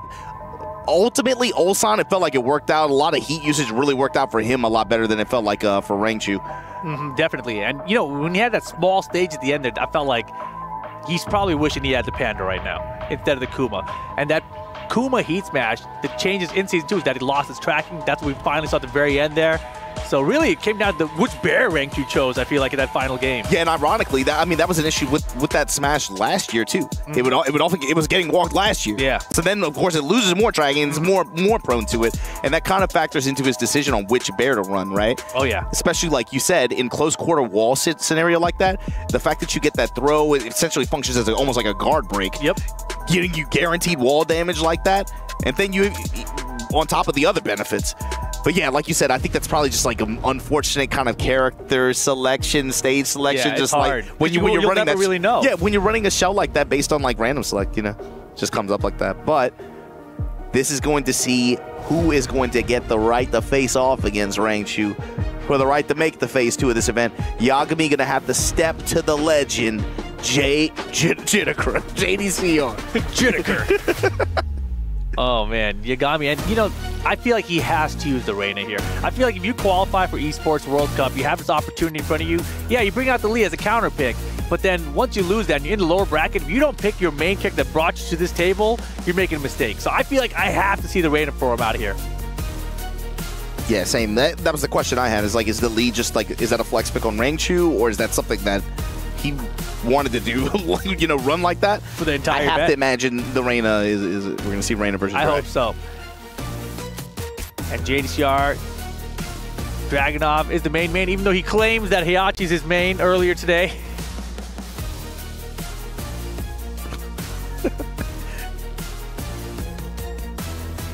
Okay, warming up. Wait, is he warming up with Kazuya? You think he's warming up that Weibo? No, that's come on, man. That's what I'm saying. It's like teasing, right? You it's think like, so? Yeah. He's not. I like his team uniform though. JDCR's. Yo, shouts to the pit crew on the stage too. JDCR said, "Yo, swap this chair out." He looks like a NASCAR driver. I don't. There's a loser sitting in this chair. I don't want to sit in this thing. I think a lot of them, the reason to swap the chairs is just for the armrest, right? Some of them have armrests, some of them don't. Oh, that's an interesting preference, especially in like head-to-head. That's something you never really think about. Like small preferences in head-to-head setups or side-by-side setups, and the difference that makes for some players when they make choices, right? It's like you said, he didn't run Heihachi last week because that was at Evo and that's played side-by-side. Right. That's something that you don't really think about unless you're like playing at this level or like competing like that. At the highest of levels, right? That's what really matters. And so now there's a chance, but I still feel like we're going to get the Dragunov all the way from him. Despite this Kazuya, you know, warm-up screen that he's going with right now. But the legend JDCR finally here at Esports World Cup. So close. Last year didn't quite make it, but this year, definitely an opportunity in front of him. Would hate to see him go out 0-2 here, but so many top players have to go 0-2 at this event. Yeah, I mean, it sounds corny, but even just qualifying is such a huge deal for this, right? I mean, you think about like the players literally just globe-trotting, chasing these tickets all over the world. Without a doubt, oh, there's some Australian in the crowd right now. Yeah, there's a few people who tried along the way too, you know, and great players at that. But you make it this far, you make it onto the stage. You know, it sounds cliche, but you do not want to. You want to win, man. And you have to believe that you can. For every player that's been here. Yeah, it's got to activate your brain at some point. And I feel like we just saw that happen with Ulsan. But now let's see if JDCR can pull something together. If Yagami's going to be the one to keep moving forward here. Rangchu sits waiting in front of these two. Can we keep an eye on him? Man, if you're Rangchu, that's got to be brutal too. I felt like it looked like he was totally in control from game 1 of that last set. Yeah, but also with the way the format is too, you got to be okay with that too. It's like, man, you played the set out. It's not like there was like a mental guard break or anything like that occurred, right? You just played the set out and didn't go your way. You're still in it. You get out of losers, you're gonna make it to phase 2. So you got to just approach it fresh. Have that sense of like, how important is it for you? You know, you've competed at stages like this. How important is it to have short-term memory loss? Oh yeah, I'm so happy that my memory sucks. You know, that's all it is. Like, what happened? I forgot. Who cares? Move forward.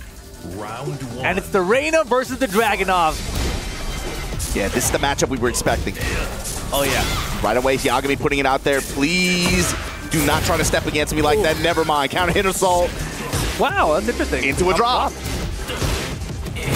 Does Reyna have like a small body or something? Or combo's weird on her?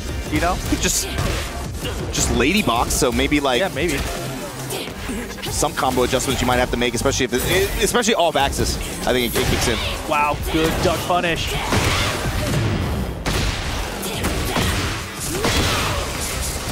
Sidewall scooting in. Yeah, the 4-4-2 didn't confirm to send to. Got him anyway. Flip kick in the mid, roll in the mid kicks. Yagami made that a violent match. And that flip kick mainly for the tracking. Nice punish at -13 now. Counter! The sensei stance engage. Got that down 2-1+2. I like the delays too from Yagami. Oh!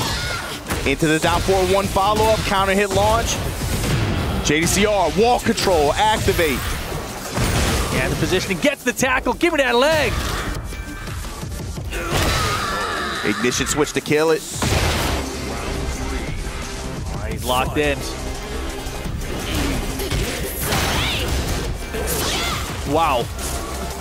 Slid right past her, down 2. Fisher went back 2 as well. Good range on homing. And also trying to catch a step. Good punish on the uppercut attempt here from Yagami. So far control this round. Finally the Send 3, engage. Mid strikes on JDCR side.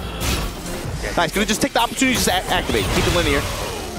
But Yagami in these swing situations in close point, and he's been able to, it's got good return behind it. Oh yeah, super good. And now, of course, potential final round, that floor is purple. Good back 4-3. Especially after the walk. Yeah, it's a whip punch, I love it. Yagami ready to duck after that back 2 as well there.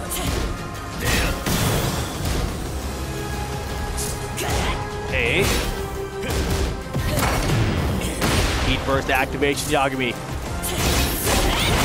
Trying to get him stepping. Runs out of heat here now. Wind got kicking, now JDCR's turn. Rotating, trying to get a lot of like, micro sidestep left.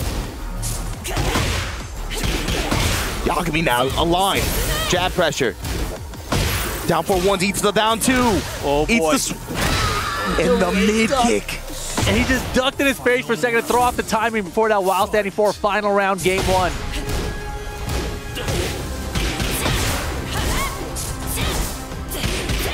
And JD's so patient right now. 1-2 send mid strikes. Got him so much real estate, but the activation here, gonna give JDCR a chance after that jab, the crush armor like that. Oh, pressure, laying it on. Give me that floor. Downstairs we go. Combo extension, JD still has heat. Still spinning, tornado. Oh my gosh. The wall. Oh my gosh. Yo, it's looking bad for Yagami game 1, but hold on a second. Step into the smash. JDCR breaks it back for game 1. Is it time for Lee? I don't think so.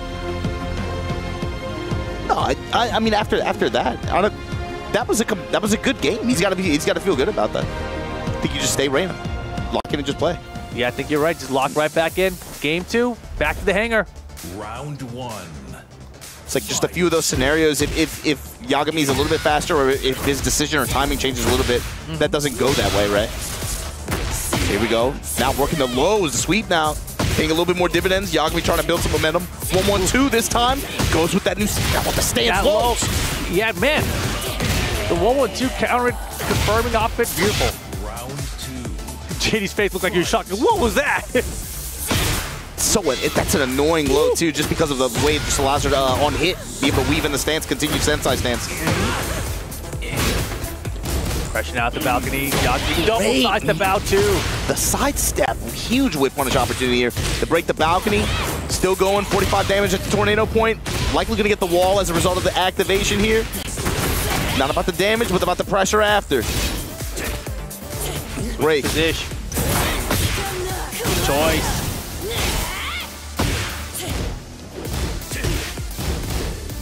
Man, JD plays this little compact Tekken so well. Down 2, sidestep left, down forward 1s. Assault, assault.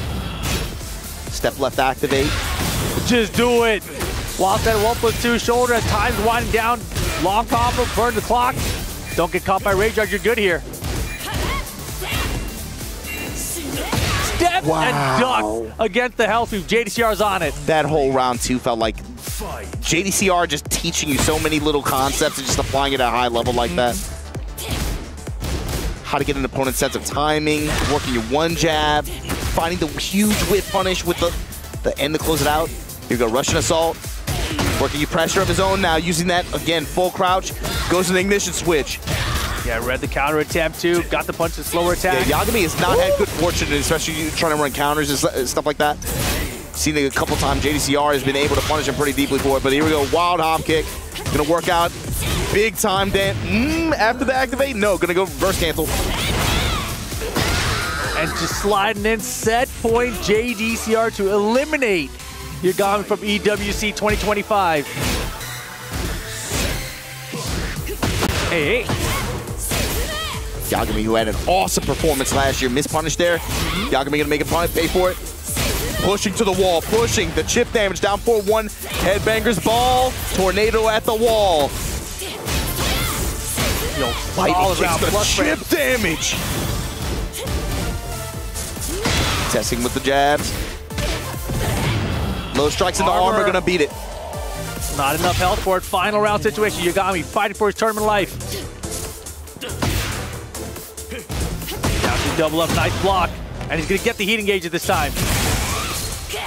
Down 2 up 2, the pressure's on. Chipping away, chipping away, chipping away. No way. Keep that heat dash too. 4-4, the follow-up. Yo, everything is hidden right now. JDCR, small bit of gray. Heat and rage available. Can you make this comeback, JD? Oh.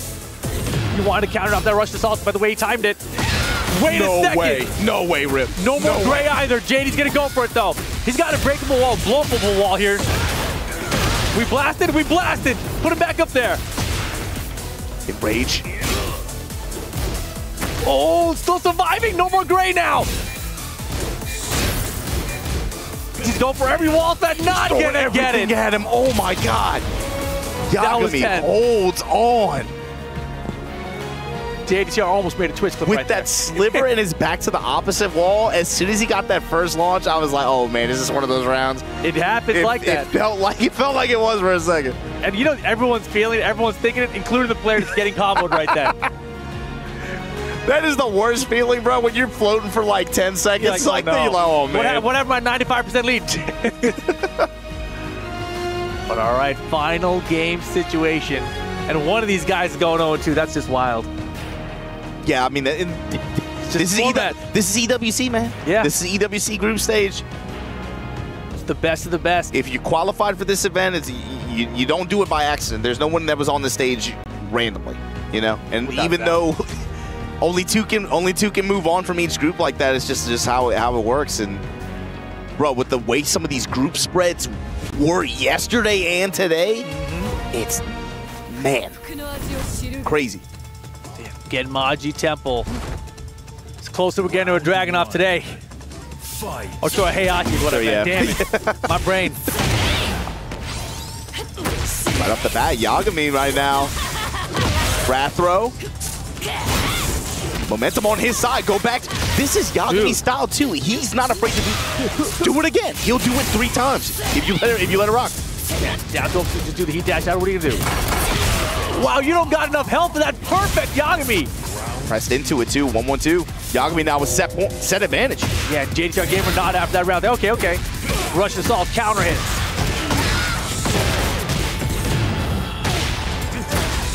Hey. We'll just get sidewall here.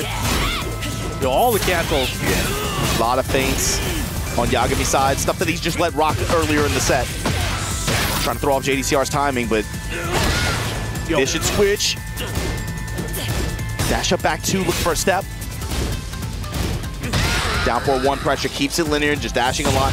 He's using a lot of some passive homing attack, passive homing property attacks as well. Has a 4-4-2, no confirm from Yagami there. Pressing mid, gets the counter hit down 2. Those counter attempts have not worked out for Yagami at this entire set. It's like, I think the 4th time that JDCR just popped it for it. It feels like it could be one of those things that pays off at the last second for him, though. We'll see if he gets to pay off, but this time to confirm off the forward 2.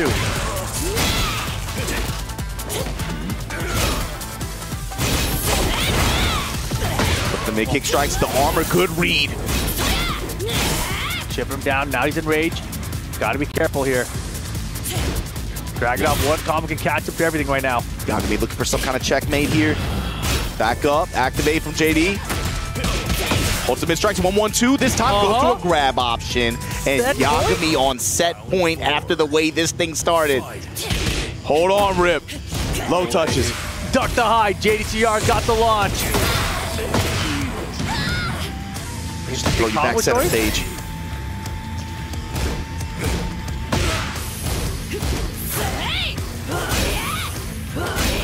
Yo, Yagami pressure is crazy.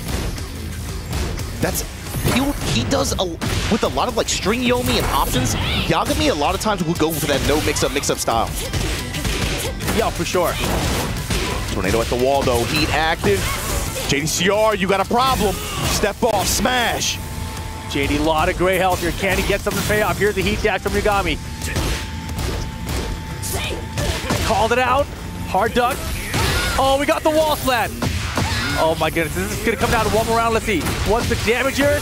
It's not enough. Last chance. Yagami, can we get it? Not gonna happen. Final round. I was about to say the line, Rip. Say Yagami, the line. JDCR.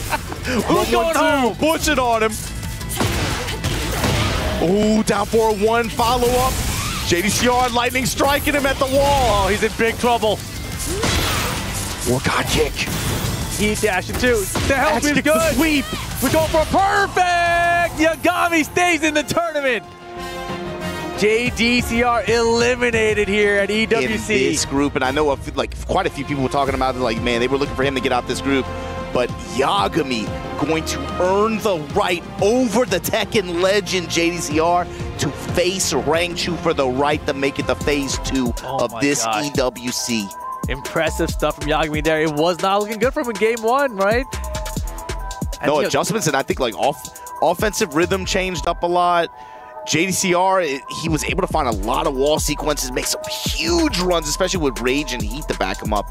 But Yagami adjusted his timing, went a little bit deeper into the move list as well. He was started bringing out a lot of different attacks, giving JDCR a lot of different looks the longer the set went on. And again, his style of mix-up and his style of pressure, he sometimes is very, very defined. Like, I'm going to hone in on this one sequence and this one specific option out of this. I'm going to do it 3 or 4 times in a row if you're going to get hit by it. Yeah, and it worked out for him greatly here, right? And of course, this came down the wire. JDCR had a huge attempt here, better on his 1-2-1, didn't find it. Yagami's defense held up, even with his back to the wall, after being taken coast to coast on that stage and everything. So well played there to hold on to that game, to tie things up. But then we come out here, right? Final game situation. Everything Yagami did was the correct answer there. JDCR tried to get that burst in with the armor. The 1-1-2 was enough damage there. And all of a sudden, the throw mix-up. And this final round situation after everything. You know, the hell sweep hits, finally. And then just closes out with the perfect on the homing attack. Threw everything at him. And and it's like some of those attacks were not terribly effective throughout the first 2 games in several rounds. Right. But he threw it all at him at that ending sequence like that, and everything hit. Oh, and now he gets to crush JDCR's totem. Oh my goodness. It was nice to see JDCR at EWC. Better luck next year. And look at Yagami. Pretty blank, smiling with childlike wonder as he destroys JDCR's tournament dream. His heart broke his heart. Yagami still in this, still has another match play against this man, Farrell's Rangchu, who sent Yagami down to this lower bracket. Hey, Rangchu said, "Put your dukes up. Put your dukes. Put them up, kid." Oh my gosh! And now, do you think Yagami runs the Reina? He has to be he has to. He has to. After the way that went the first time, oh man, he has to. It's like so you guys were talking about this earlier, right? Like this event is different because it's closed. Kira mentioned it yesterday, right? You have the ability to see somebody and plan for them specifically, and plan for the 2 or 3 players that are in your group like that. I wonder if that was like, no, if it's Rangchu, it's gonna be Lee, and it's not gonna be Rain at all. Does he still lock in on that after the result of the first time though? After the result, I think that's where you have to make the call and say, no, we have to try the Reina here. Because the Lee, if game 2 went like game 1 did, where it was like kind of close, you had some success, then fine, I can see him going back to the Lee here. But game 2 did not go well for the Lee. So I feel like Rangchu, he understood what the Lee was bringing to the table. And so now, if you're Yagami, after that Reina just got warmed up, because that game with the Reina, I feel like that was just a warm-up game. That's why JCR got it on him. So now the Reina's warmed up. Bring that Reina to the table. And I know he's got like a lot of losses against Rangchu and those Bears, but now you're in the groove. It's EWC. And to be fair too, Rip, a lot of those were in losers final scenarios and grand final scenarios, first to 3. Yeah, it's first to 2 right now. Exactly, bro. Can you just can you lock in and get first to 2 with the road dog? That's your road dog, bro. You have Randy. That's how you got here. Exactly. And, qualifying in the upper bracket or lower bracket usually would make a big difference. Except that yesterday in our first half of groups, Atif and Arslan came out on the lower bracket. So now the guys who come out of the upper bracket, you're kind of at a disadvantage if you run to those two. It feels like. Yeah, with the way the format works, it's like I think some people got a little too excited a little ahead of time, right? It's like, no, bro, they're still in it. Yeah, they're still in it. They're still in it. They're still on your side of the bracket even. But all right, let's get it. It's going to be the Panda, and it's going to be the Lee Chaolan. All right, prove us wrong, Yagami. Let's see it. Fight. Let's see what changes, if anything. Rangchu just kind of dash guarding, dash ducking. No, these running threes have been working though. Yeah, I mean, it feels like that's the bulk of the offense so far. Yeah. Beautiful back four keep out there. The silver heel counter hit as well. He's had good success at the openings of these games, being able to find some counter hits, being able to find offensive momentum like that, but it's just, Rangchu's defense feels like it's inevitable, and now look, now he's got his scent, it's summertime. I feel like as long as he doesn't get caught into these strings with highs in it that Rangchu's going to duck and launch it for, then the Lee can do okay here. But, I mean, against Rangchu? Like, does that mean you're just going to be running up pressing mids? Like, that dude will just block. Yeah. It's going to be hard.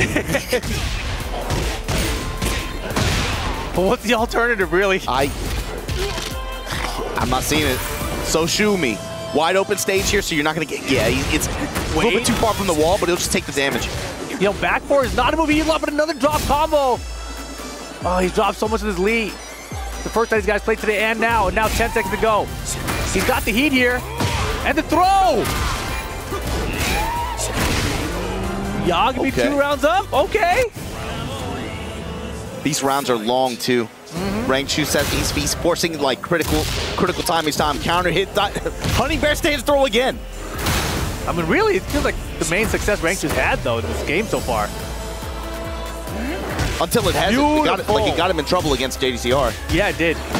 But, that back four was putting a lot of room for Yagami there. Rangchu outspaced it, had the back dash into twist piston to punish it. Not easy to do. Oh, nice not Hornet Buster this time. Good sidewall adjustment there. Just a roll in, step in, off that low kick, but Yagami still with the advantage here in game 1 of the rematch. Run up low swipes. Hunting Bear stands mid, interrupted with the down 4-1. Yagami trying to shut down the pressure. He's going to get again. Wild Animal has your set now. Activate. Low swipes. Charge attacks become faster, improved. Oh, armor through it. All right, Yagami. Rage and heat. Make something happen. More heat back. Oh, he had the step. Running 3-4. Honey Bear stance. Armors through it. Yagami game 1 of the Lee Chaolan. He's called for a judge. That felt like a Yomi call, too. You got to think about how many times Rangchu gave him Hunting Bear stance throw, and he bet armor in that situation. Yeah, it's a good point.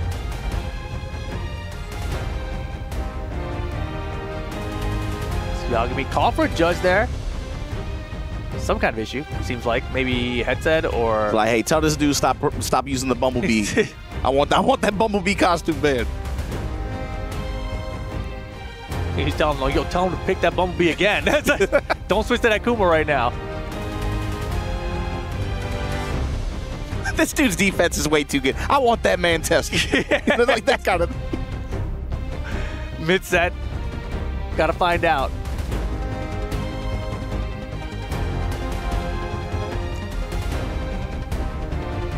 Let's go to fans in their live studio audience. Different kind of scenario than what these guys qualified for this year, right? See, whether it was at CEO, whether it was at Combo Breaker. Actually, I guess not that different. It's live studio, pretty live in those venues too, I guess. It's hard regardless. I feel like when the stage is quieter and more's online, somehow that's more tension. Yeah, it also depends on what kind of person you are too, like how you deal with nervous energy. I think like these guys are so used to like a variety of environments like this. It's not that you don't feel anything, but it's just like they're used to feeling that way. I remember at the TWT finals in Japan where it was like the first 2 days it was like really quiet inside the studio. And so you didn't have that crowd interaction. And the players are like, oh man, we're playing for so much right now, but it feels awkward, you know, because you don't have any feedback.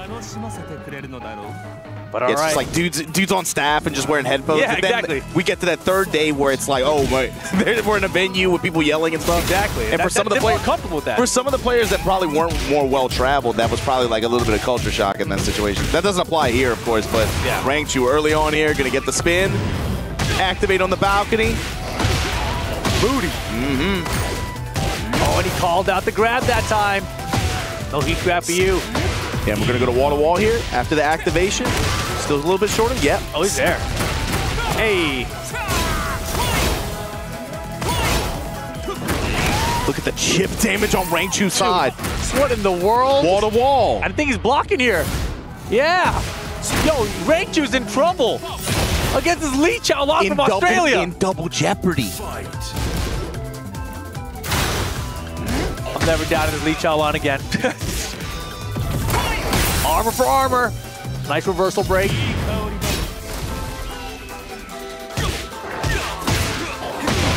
Wow, good counter.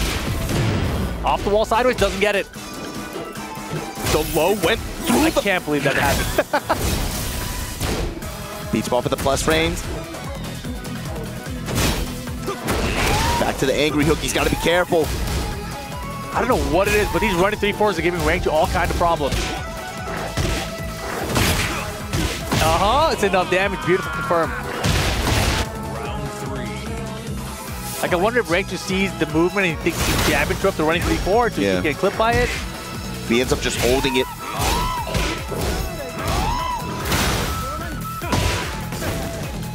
Interesting choice of the down forward 2 there. Works out.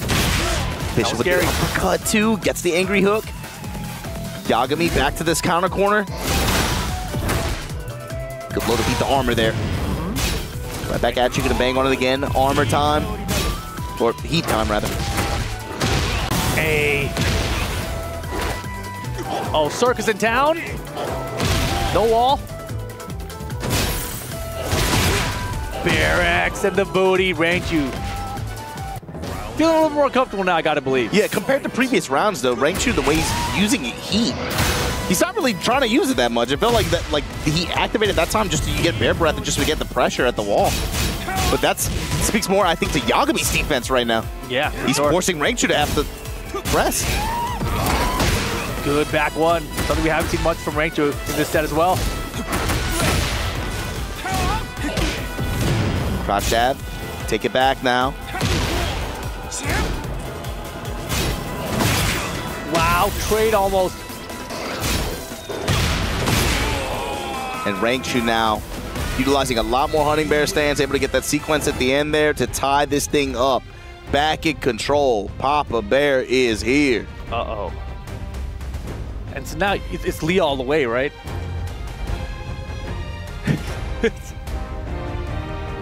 I mean, even then, that was a good game at this. But again, it's that same question: is like, do you consider the result, or do you consider how it felt? Yeah, it's hard. This is such a hard decision when your tournament life is on the line. Yeah, and when you don't, yeah, when you're locking in like that, it's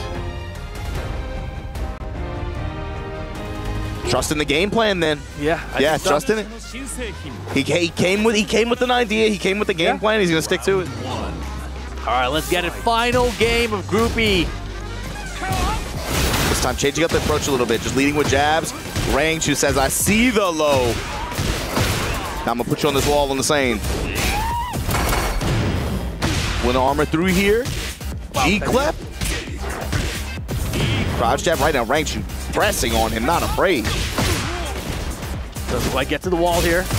Punishment and the wall control here. Wow. Fishing with Silver here was looking for a press. Pick it up? Yeah. Counter hits. This character will hook you up. No, sir. And big time punish. Big time round steal. Man, rare to see Rangchu miss one of those, too. Yeah.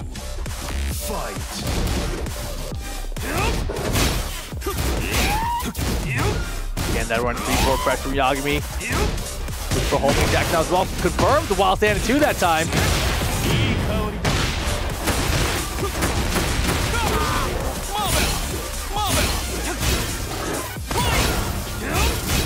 He is really chipping Rangchu down, man.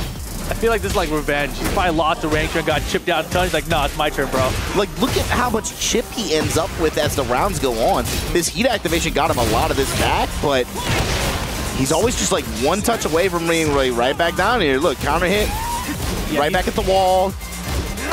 He's dropped that Magic 4 combo a couple times. Uh-oh. Look at the amount of grades in the Twin Pistons. Oh my gosh. Here. Rangchu has to end the Rage Art, right? With time expiring, wall in the Rage Art, yeah. It's not going to kill, but it gives him health back in a timeout situation.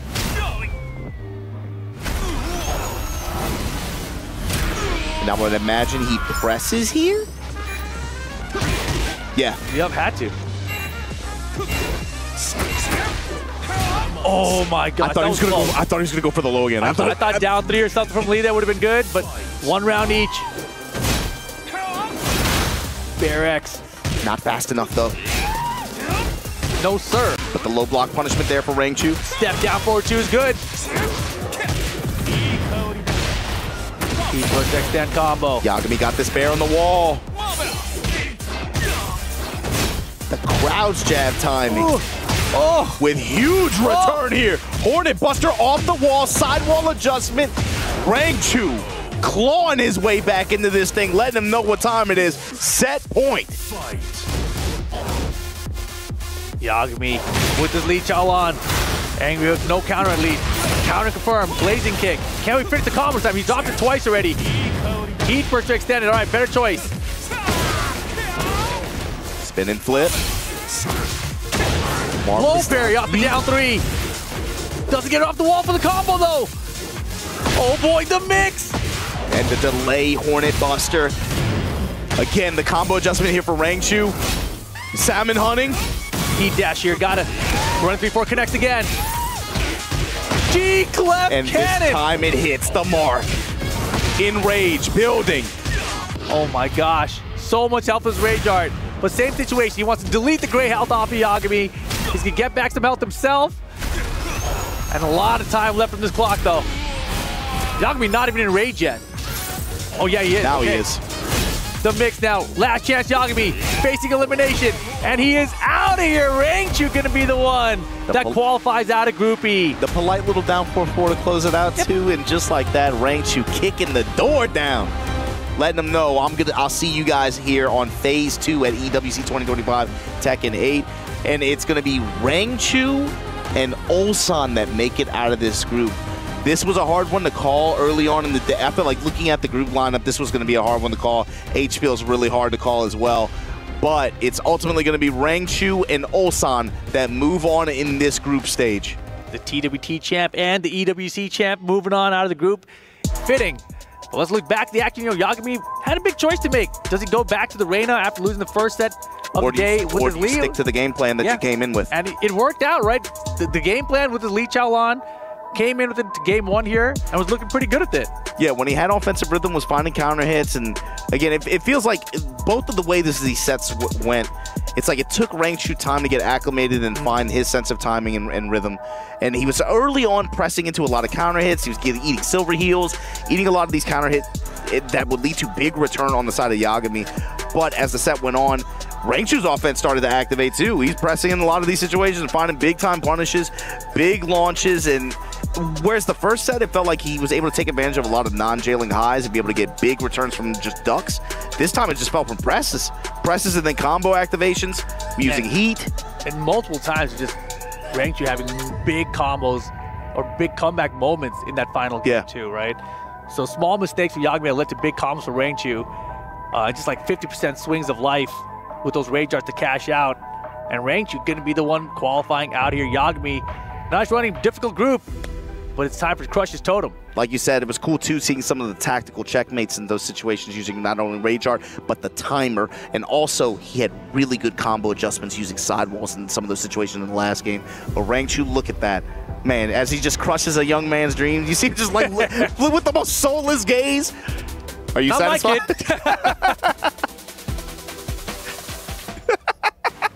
I remember the Michael Jordan meme. I can't help but think about that. Oh, God. Rangchu going to be moving on. We'll see him in phase 2. Emerging from this very competitive group alongside Ulsan, your EWC 2024 champion, and like you said, Rip, your TWT champion. And Ulsan, you saw there 2-1 over JDCR, 2-1 over Rangchu, qualifying out. The champ is here. But we got to take a short break, guys. Don't go anywhere. When we come back, Group F for Tekken8's Esports World Cup continues after this.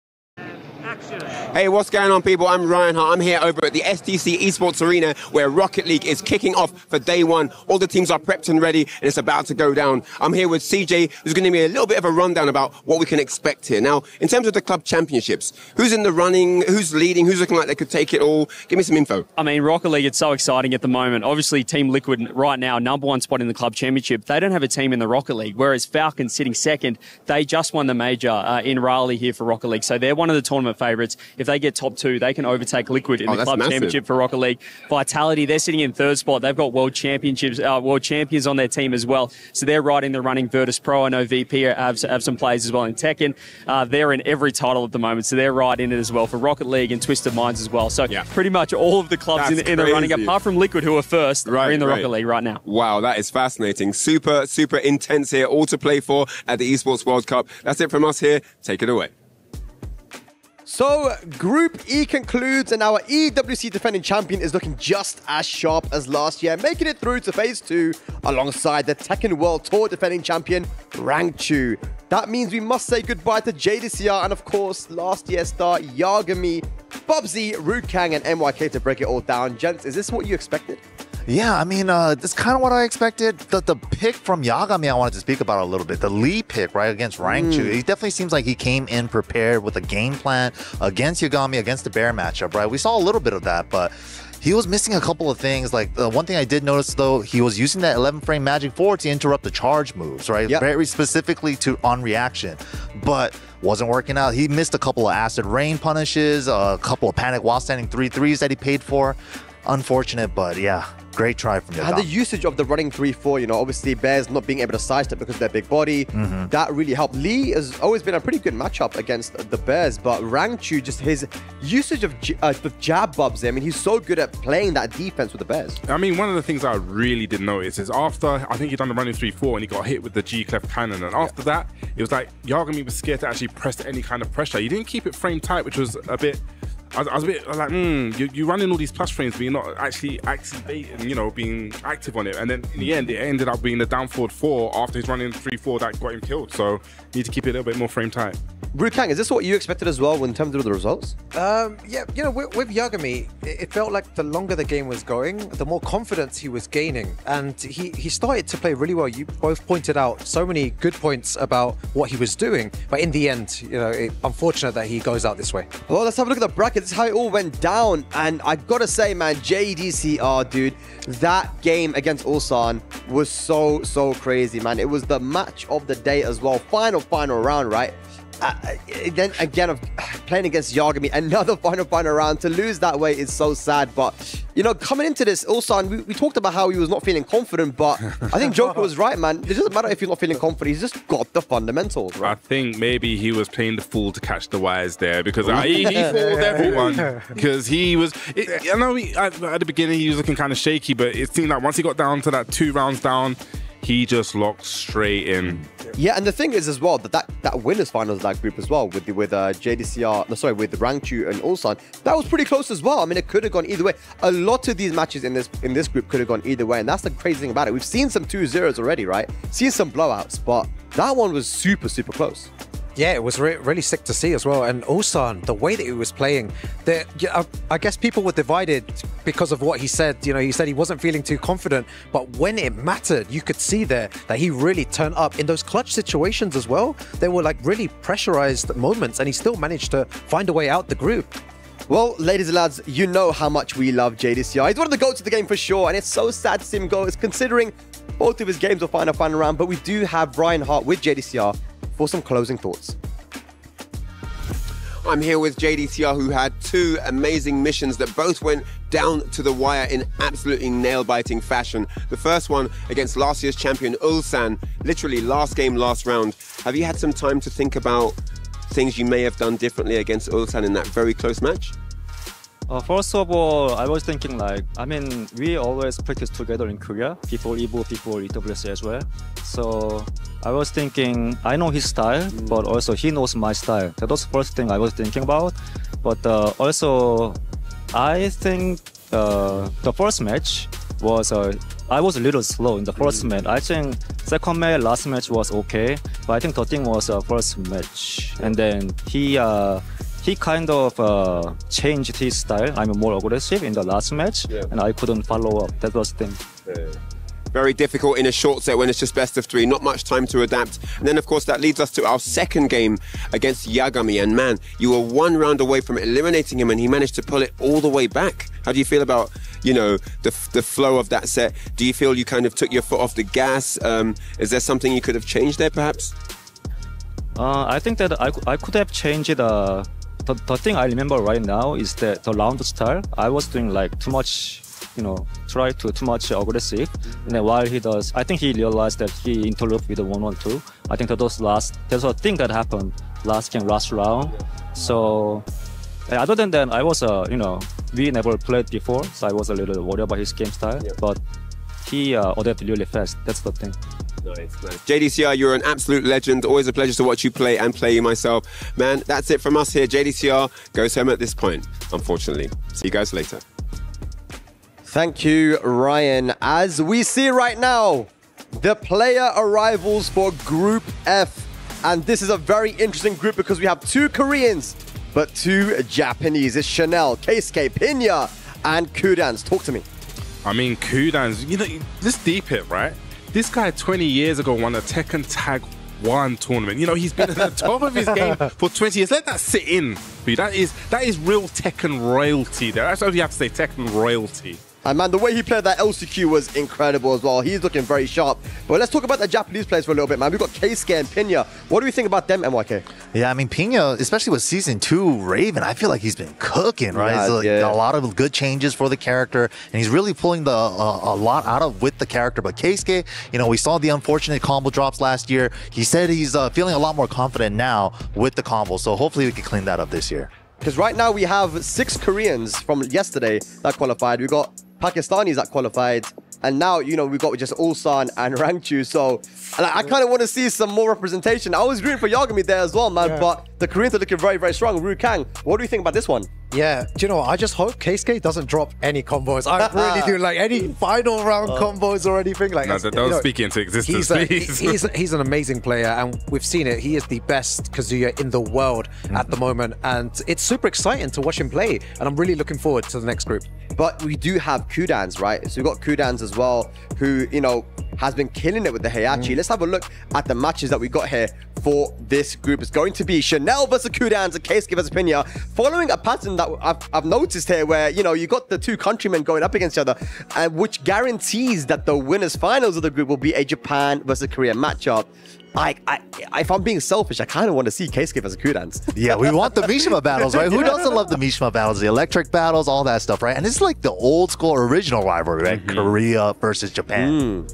Yeah, absolutely, man. But Chanel, let's talk about Chanel, because he had a great placement last year, right? He won Battle Arena Melbourne. He was playing good. He got into that top 5, right? Top 8 of the final day. We can't really count him out, can we?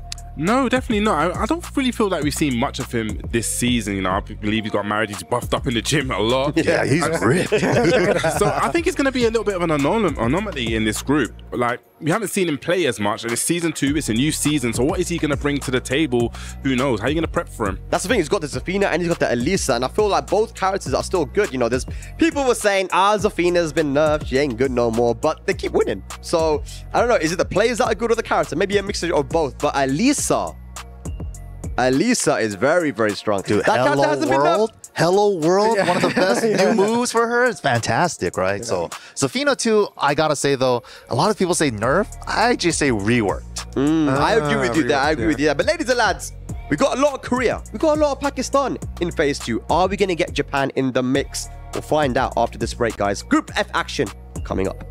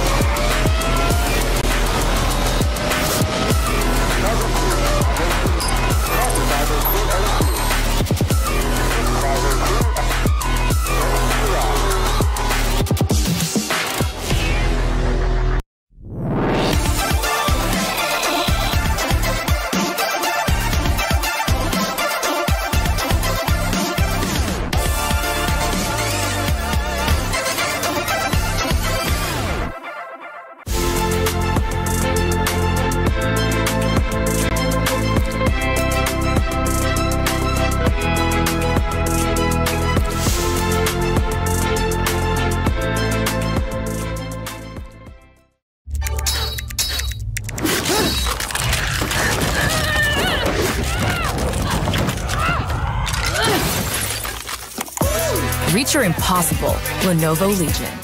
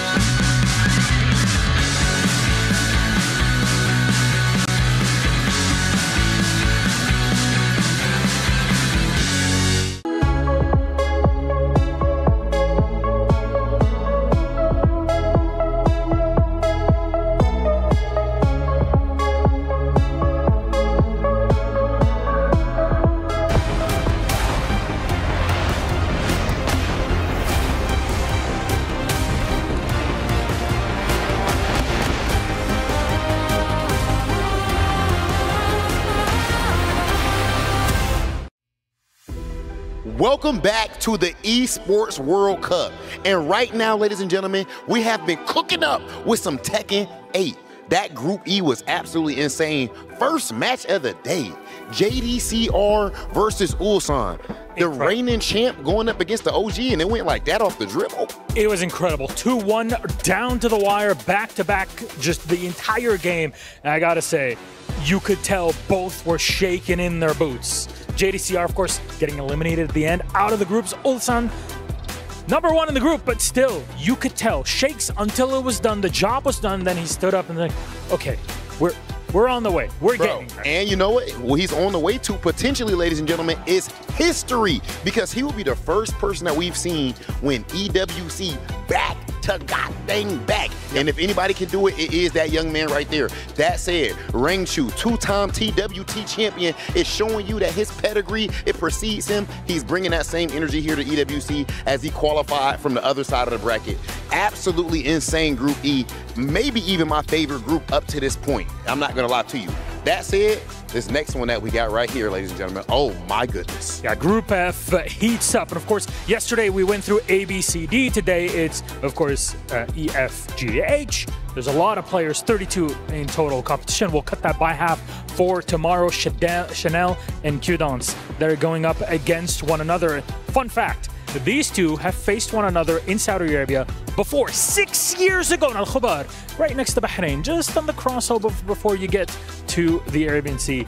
They actually played one another where Q-Dance actually beat Chanel in the game, and maybe today will be a day of revenge. 6 years ago, that was Tekken 7, it's a while ago, but still, something to look back on. Okay, we will see if there's going to be revenge or if we're going to have the same result again.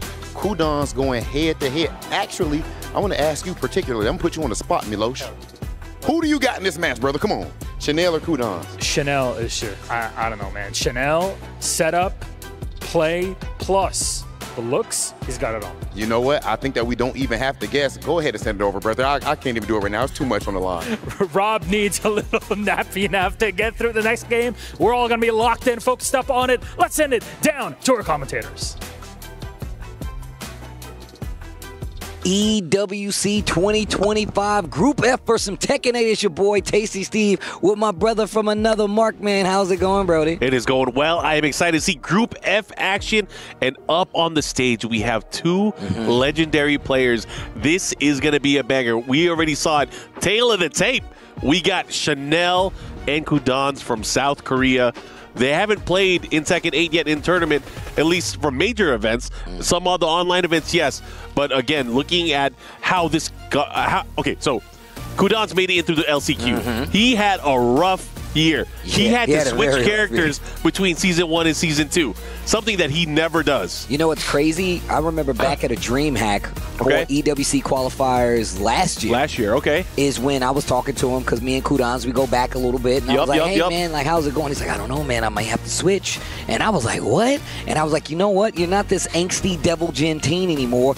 You're an electric old man. Now he's playing the character that perfectly fits him. And in all honesty, look, Heihachi's really cool. But this character, at least, is actually known to be one of the buff ones out there. And I feel like she needs to get... somebody needs to talk to her. Chanel's been a long-time character, main on this, along with the Zafina. But let's see what happens. Group F, Game 1, Chanel, Kudans, the Heihachi, the Elisa. Let's go. Okay, let's see how this plays out. You know, I was going to ask you, remember back in 2017 when the TW first started, Kudans joined the tour very late, and he was talking to us in Korea about taking it seriously, and I'm so glad he did, because we wouldn't have had that epic year, and we wouldn't see him here right now. I mean, look, and already with a huge life lead. And nice back 2-2 right here to close it out, finishes the string. Yo, Kudans looking sharp. One of the things I feel like Heihachi has in this game is like his damage output. He truly is the old man of the bunch, takes off a lot of damage, just has to score that hit though. Dancing a little bit. And I like how Kudans is definitely respecting the ground game. You see the wave looking real strong. 1-1-2, the old man perks.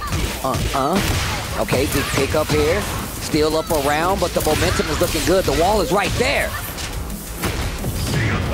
Okay, now fighting back here. Oh, there's going to be punish there. Could have had a launch. Oh! Wow. Probably looking for a delayed hop kick. Not available, though. Good challenge there from Kudans. I like it here. That does a lot of chip towards the end here. Gets the wall splat. He's the only Mishima left that has it. He's the old man that has it, bro. Wow. The sidestep to 3-2. Oh, the second hit not able to land, of course, from the heat dash cancel. Time's a wasted. 5 seconds. Slight life lead for Kudans. Gets a knockdown. Looking to close it out. Keeps them honest. Oh my gosh. Both of them aware the time was running out, so they go for the melee battle to close it out. Kudans 2 rounds in his first game. Okay. Free follow-up? No. Catches in there. The wave dash is crazy. Hoo-yeah! It's space control, too. He's ability to kind of keep his opponent in his sights. Yeah, no, it really is. And I feel like that's how the character is now, man. Lots of down 4-1s. The hell sweep you have to respect a lot more, and what a big whip. Yo, the armor to get through, Demon Wing to kill it. That was so sick. Not just that, you know, it puts him into a very tricky situation here. Okay. And still has Warrior Instinct. One thing we talked about with Kudans is that he pops Warrior Instinct on that 4th round. Yeah, that's a different character, too. That's a different kind of beast, a demon. Different beast, same animal. And the wall can't break. The defense is the name of this game, man. And we got to talk about the fact that Korea is known to play some of the cleanest Tekken out there. When we talk about the style clashes, we talk about how Pakistan is super aggro, super antagonistic. They're like, yo, we want you to swing. Korea, more of the clean sidestep blocking offense, defense play that really keeps a lot of people off guard. So you're looking at 2 of the best do it. Like, hey, like my boy Bubsy said, bro, Tekken Tag 1 tournament winner, Chanel. There's people that are in tournaments, in games here at EWC that weren't either alive when that game was being played in arcades and tournaments. I mean, both of these guys are getting storied legacy champions. I mean, let's talk about Kudans. He's a former EVO champion for Tekken Tag 1 as well. A former major champion for the Tekken 5 Dark Resurrection days. This guy has won almost everything that's out there. Hey, no, that's facts, man. I think a lot of people forget just how much legacy is still present in Tekken, but even more so, the players that actually hold that legacy. We're going to get into game 2. Chanel in trouble. Kudans up a game already. All right, here we go. Heihachi with the little mini flex. Red, hot-tempered. Headbutt that can stop a meteor. The wave dash is crazy, bro. Okay. I like the sidewalk, big electric back turn combo. You got those? Something small, something clean, something neat. Okay, let's see what he does here. Goes for the slidey. Oh, no duck on the second hit. Doesn't matter. He's still continuing onward. Baits out the power crush. I do like him using the 2-back-2, going in the stance cancel, going in for the guard as well. Trying to sidestep again, but gets hit by the second part of the string.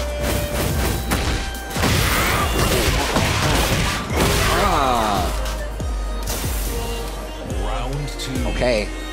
Man, Kudans is actually looking real strong so far in this game. Okay, let's see what he does here. Pushing forward here, gets the follow-up.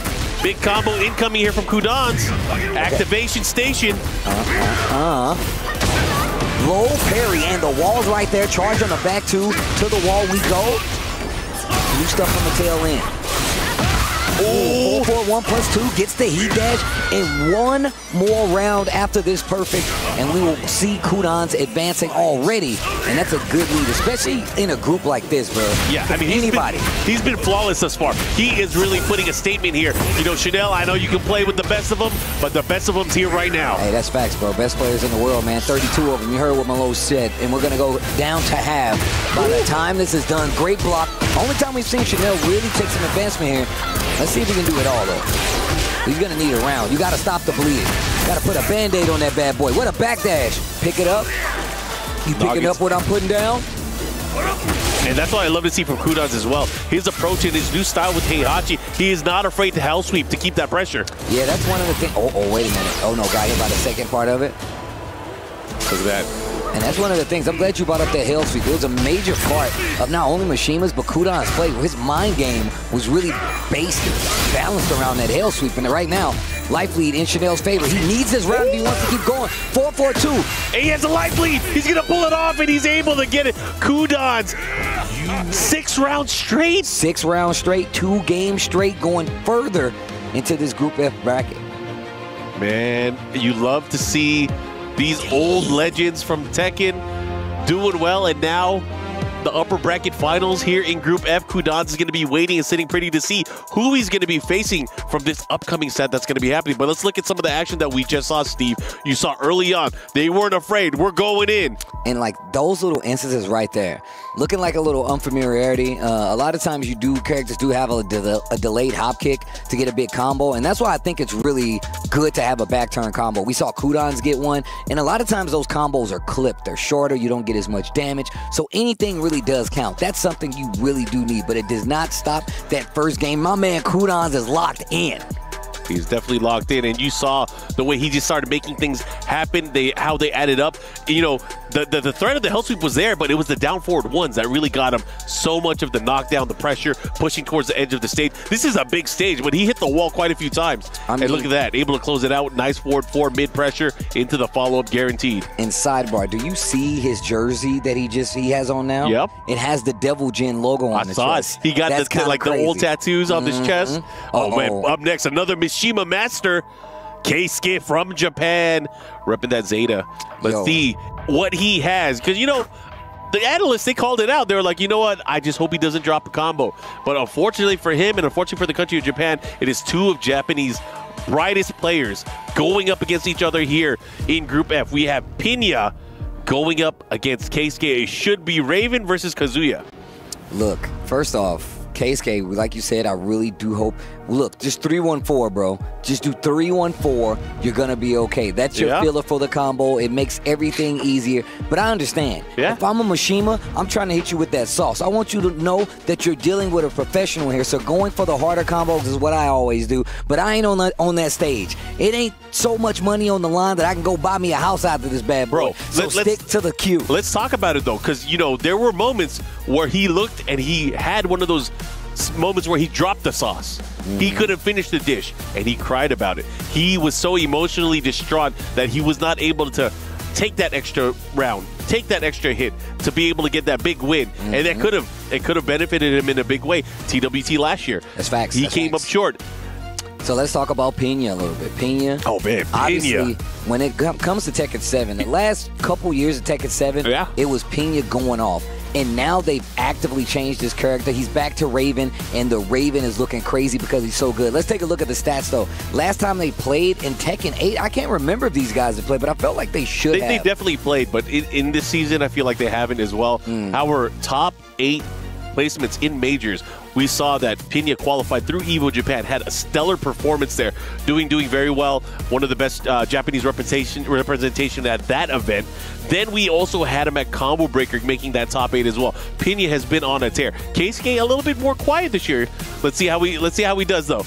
These guys, this should be a mix-up heavy matchup, and it should be fast-paced. Yo, DRX boys in the building. Shout out to everybody watching at home. Man, it's good to have Markman on the mic, bro. You're a busy guy. You're taking time out of your busy schedule to be in the booth talking some Tekken with us? My schedule is FGC, bro. Hey. So I am happy to be here. My schedule was a little bit too busy last week just because we were at a different event.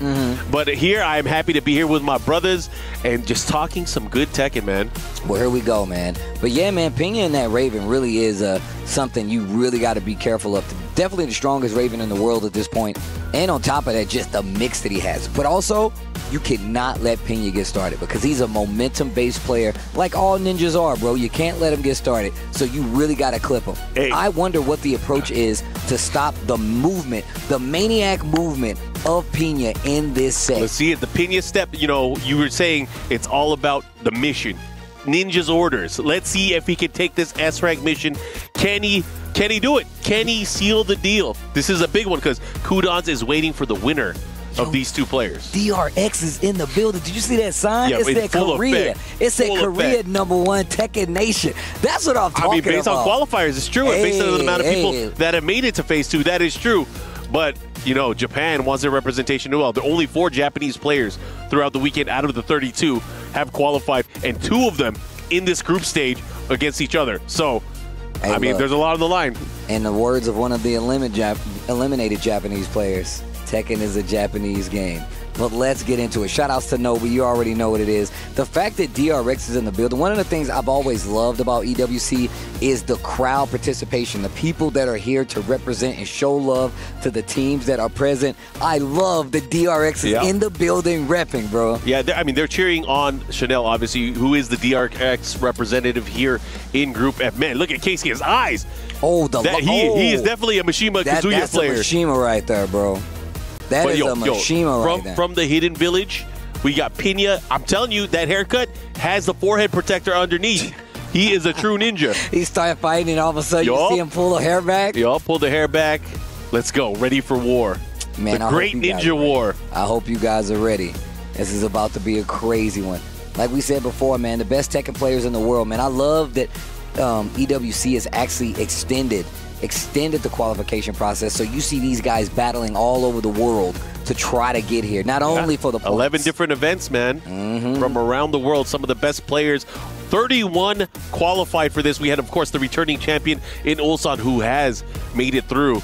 So it's going to be... Yeah, that was scary, bro. Barely. And Ulsan is just one of the best Tekken players in the world. Yeah. So if you ask me... And he's the one that doesn't have the groove right now. He's the one that doesn't have the confidence. This is crazy. I mean, he definitely talked about... I actually spoke with him about, like, Ulsan specifically about being here. And, you know, just the fact that he's going to run only the Dragunov. So, and he's typically a character that's known for movement. Me and Rip was talking to him, and we both kind of agreed that we like him playing these characters that don't have the crazy movement because it keeps him at a stable base. You know? I see. And the thing is that, like, he still wants Bob back. He's like, I need Bob back, bro. I really want that character. But I love that he said he just tweeted the other day about wanting Kazumi back, too. Jeez. Because look, we already know he wants the control of the pace of the round, you know? Control. All right, let's see what they got here. These players are about ready to lock in. As mentioned before, it is Raven going up against Kazuya. If there's anything else that shows up on the stage, I'm gonna flip my lid. Okay, here we go. Here we go. 今週の EWC で頑張ってください。頑張って。頑張ります。All right, let's see. Man, Keisuke though, I will say, we wanted the Mishima battle, but that's because we don't get many of them. But here we go. Back to Group F. One of these guys trying to go further on the top side of this pool, especially when it comes to advancing. You want to have the wins on your side because it makes it a lot easier to go home if you don't. Joshua, start the party right. Right, start things off. The Phoenix Gate here. The gate to the low parry, that is. Yo, Vampire knee to the wall. Small combo drops. instantly goes for the clone and the electric right out of the gate. That bad boy was so clean, I didn't even see him move forward when he just hit that electric. Oh, but a big counter hit down forward too. Gets the follow up here. Doesn't go for the Godfist, goes for the clean damage. Oh, the wall though. Okay, Pena loves that move. It's not over yet. I love when he hits the heat burst. He lets you know, he's like, no, we just getting started. Low heat smash this time around, Keisuke. And the sidestep to the right, tsunami kicks. Hold up. Kagebushin not able to come in and help Pena out. Keisuke able to take round number 1. Kagebushin no Jutsu. The quicksand, the follow-up here, the rush down. Look at the wall positioning. Pena has him right by the edge of the gate here. Oh, nice. Crouch dash 1+2, and he ducks and blocks it. You got a combo on the wall, sidestep to realign. That way he's going to get him off. Wow. Let's see what he does here. Can he get the follow-up stature kick from Keisuke? Countering it back here, but he gets launched there. What an option right there after. He challenged that instantly. Yeah, looking to close it out here. Has a chance, but heat dash cancel. Follow-up. Keisuke with the up forward 3. Gets the wall splat and the combo damage. Full combo conversion, and then the down forward 2, but it's actually going to give Pena a chance to close out. That did look kind of scary. And look at my man, still locked in. Eyes did not leave the screen when he picked up the towel. Quicksand. That sand is quick, man. Ooh, try to surf ninja on him. Big combo to the wall here. Oh, and he went for the punish, but he was ready for it. Did you hear? I saw that. Predictable. Here we go. Phoenix Gate, the shift here. The floor is explosive. We got 2 icons battling it out in the background. Joshua, what are you doing? Joshua getting bodied right now. That's what happened. Oh, instant down forward 2. You got to be careful challenging some of Raven's back turn options because you can really get in trouble. He's got a power crush out of it. He's got a reversal out of it. Wow, little snake dash right there. You can hear the feet shuffle. The ninja run. Oh, shit. Again. But a block, abolishing Demon Fist. Crouch dash 1+2. The wall's right there. Has the mix up here at the wall. Stature kick. Fights right back. Pena already out of the corner. Kagebushin to get out of there. Quicksand the trade.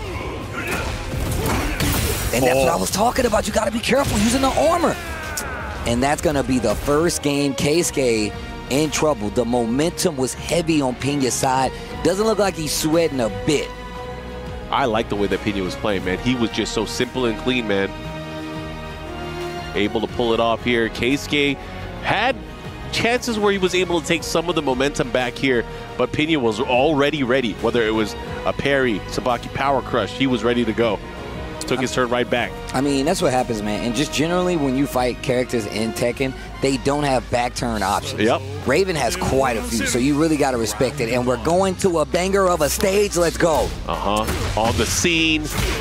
Got Steve playing instruments in the air right next to me. Here we go, while standing 1+2. Everything's starting to hit for Keisuke right now. Huge life lead here in round number 1, game 2. He's playing a lot more preemptive. Keisuke is looking for counter hits. He's not looking for anything too risky, but counter hits. He's trying to clip the movement more than anything. To the wall we go. Oh, big chance here. Down forward 2 at the wall. Gets the follow-up mid here, and Keisuke on the scoreboard, able to get it. All right, here we go. Round 2, game 2.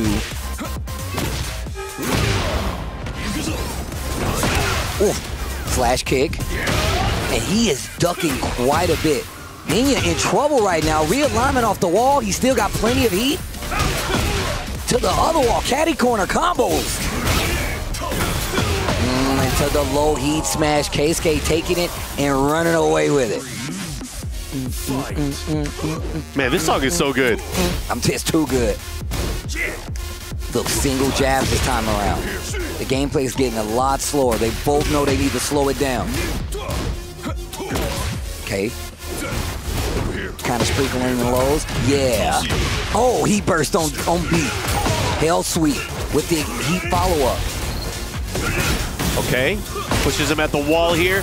From crouch down forward, 3+4. The follow-up here. And look at that. Keisuke, is he going to take it 3 rounds straight? The comeback, the saxophone. He is going in. That was quick. You know the only thing I don't like, they cut away from the game and then the music stops. I was in here jamming. We were ready. We were partying back here, jamming. Man. Nah, man. Turn me up in my headphones. Turn my headphones up. I can't hear them. I can't hear them. No, I can't. No, Yo, these DRX fans are serious. Oh, the evil, the dark arena? Witness the results of my training. Bro, he left for a game. He was training for a minute. My man was training. A true anime skip arc. My man skipped the whole game, came back, and he was super powerful. Yep. Definitely passed the tuning exams. Here we go.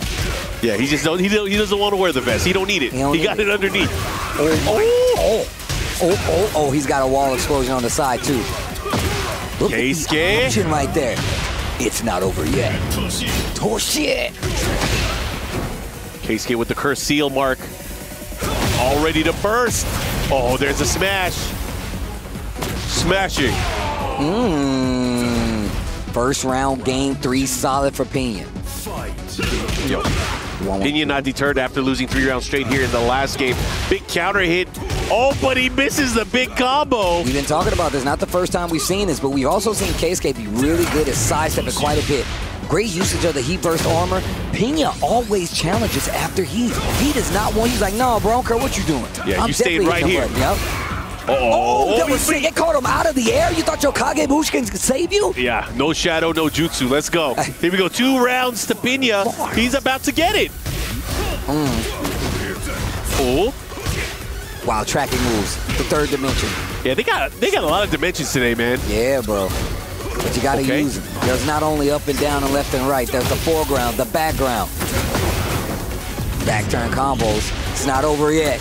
To the wall we go. Also like the option of a lot of these players now starting to take the ground to hit a lot more rather than waking up.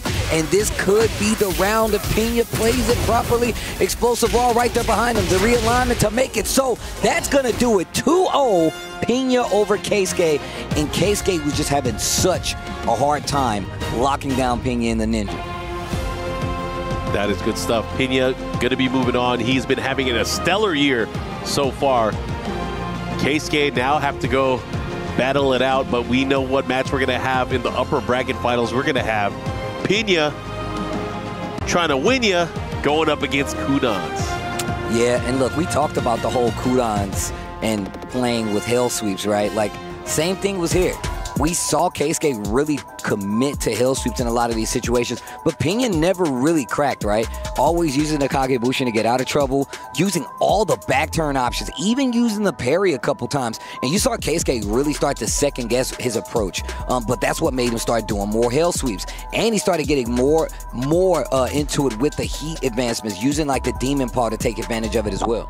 Yeah, I think a big part of it is how things kind of faltered maybe for Keisuke in that game number 3. Is just he just lost the momentum. Pena was not letting up. He's like, you know what? I'm not going to let you get the jump on me. I'm the stealth killer. And look at this, the way he finished him, the way he pushed him towards the edge, and Pena able to seal the deal. Look at that realignment on the wall to make sure he would have got the explosion anyway. Pena gonna be the winner here. Keisuke gonna have to fight for his life in the lower bracket. Yeah, he's gonna fight against Chanel, but we're gonna go to the upper bracket finals right now to decide who is gonna make it into phase 2. On the upper bracket side, we got Kudans going up against Pena, who you just saw against Keisuke. The legend versus the new blood. I like the way you said that. It's gonna be Kudans versus Pena in the top half of this Group F bracket, and man, it's gonna be a banger. I'm glad you said that. New school versus old school. Kudans got years on this guy. Years of gaming on this guy. Saishugu Janken. Pull. Okay. He wants a first player side for Pena. Kudans rocking the jersey. Man, I don't know if you guys know how cool it is, man. The fighting game community is such a unique place. It's the only tournaments you can join and fight the Michael Jordan of whatever respective fighting game that exists there. And these guys have so much experience across the board, man. The years of experience that you're seeing on the screen between these two is literally, it's so many people on that, bro. That's crazy. Yeah, I mean, they have stories that have touched the world. Both of these players have traveled all over the world playing and trying to qualify and hone their skills to not only represent their teams, their country, but also just their belief in Tekken. Love to see it. Damn, there are so many DRX fans here. It's crazy. Dude, it's crazy because, like, you see from some of the other teams and some of the other games, they're here repping something crazy in the crowd. We all know that it is about the entire teams here, right? You want those team incentives. You want the person from your respective team to go further. Those team championships will go a long way, man. Huge incentives for the respective teams here that are participating in EWC. So you know they want their players to do well. So it's really cool to see them out in the crowd pumping up these players regardless of the game. Cooldown, you can see it right there. 64 highest combo damage. The Heihachi, bro, that dude does damage, though. I'm going to tell you right now. He's old, but he's not weak. That's why I had to play the character. That and the fact that he's got beads on his arm. It's very reminiscent of myself. Guys getting all set up. Once again, man, EWC 2025. Me and Markman holding it down as we get into this action. Dang, the Heihachi versus the Ninja. Here we go. We are in I wanted to hear their interaction because he was like, yo, he was like, you thought I was dead. He's like, Heihachi Mishima should stay dead. Looks like they're doing a button check real quick here. Let the intros rock. Production, let them intros rock. I want to see it. I want to see the special. I want to hear him talk smack. Yo, he's under the hood right now. What's he doing? He's making some minor adjustments here. I don't like the way I was waving here. Like a Fast and the Furious car, bro. Yeah. He's checking his engines real quick. And that's what's on the line right there. That championship plate. You can see it right there. We saw a champion get crowned last year. Ulsan's still in the running. But will we have a new one is the real question. Will we have a new champion is the real question. I think I should call out, too, the way you see that Kudan's moves, if you guys are watching closely, he is such a master of Mishima movement. He can alter the way that he waves up and down. And it may look sloppy at first, disjointed. It just makes it harder to read.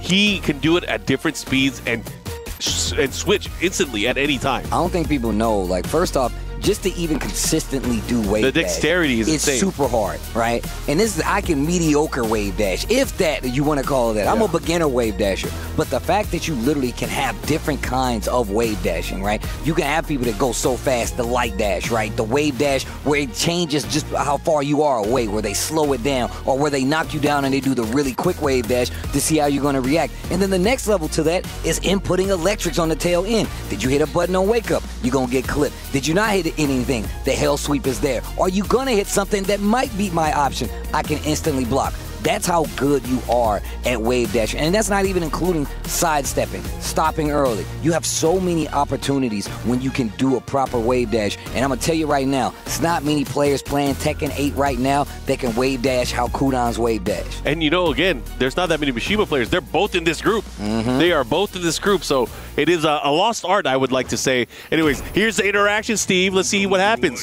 He said the lava bath was perfect. Mishima dead. It must remain that way. Oh, let's go. Spit them bars.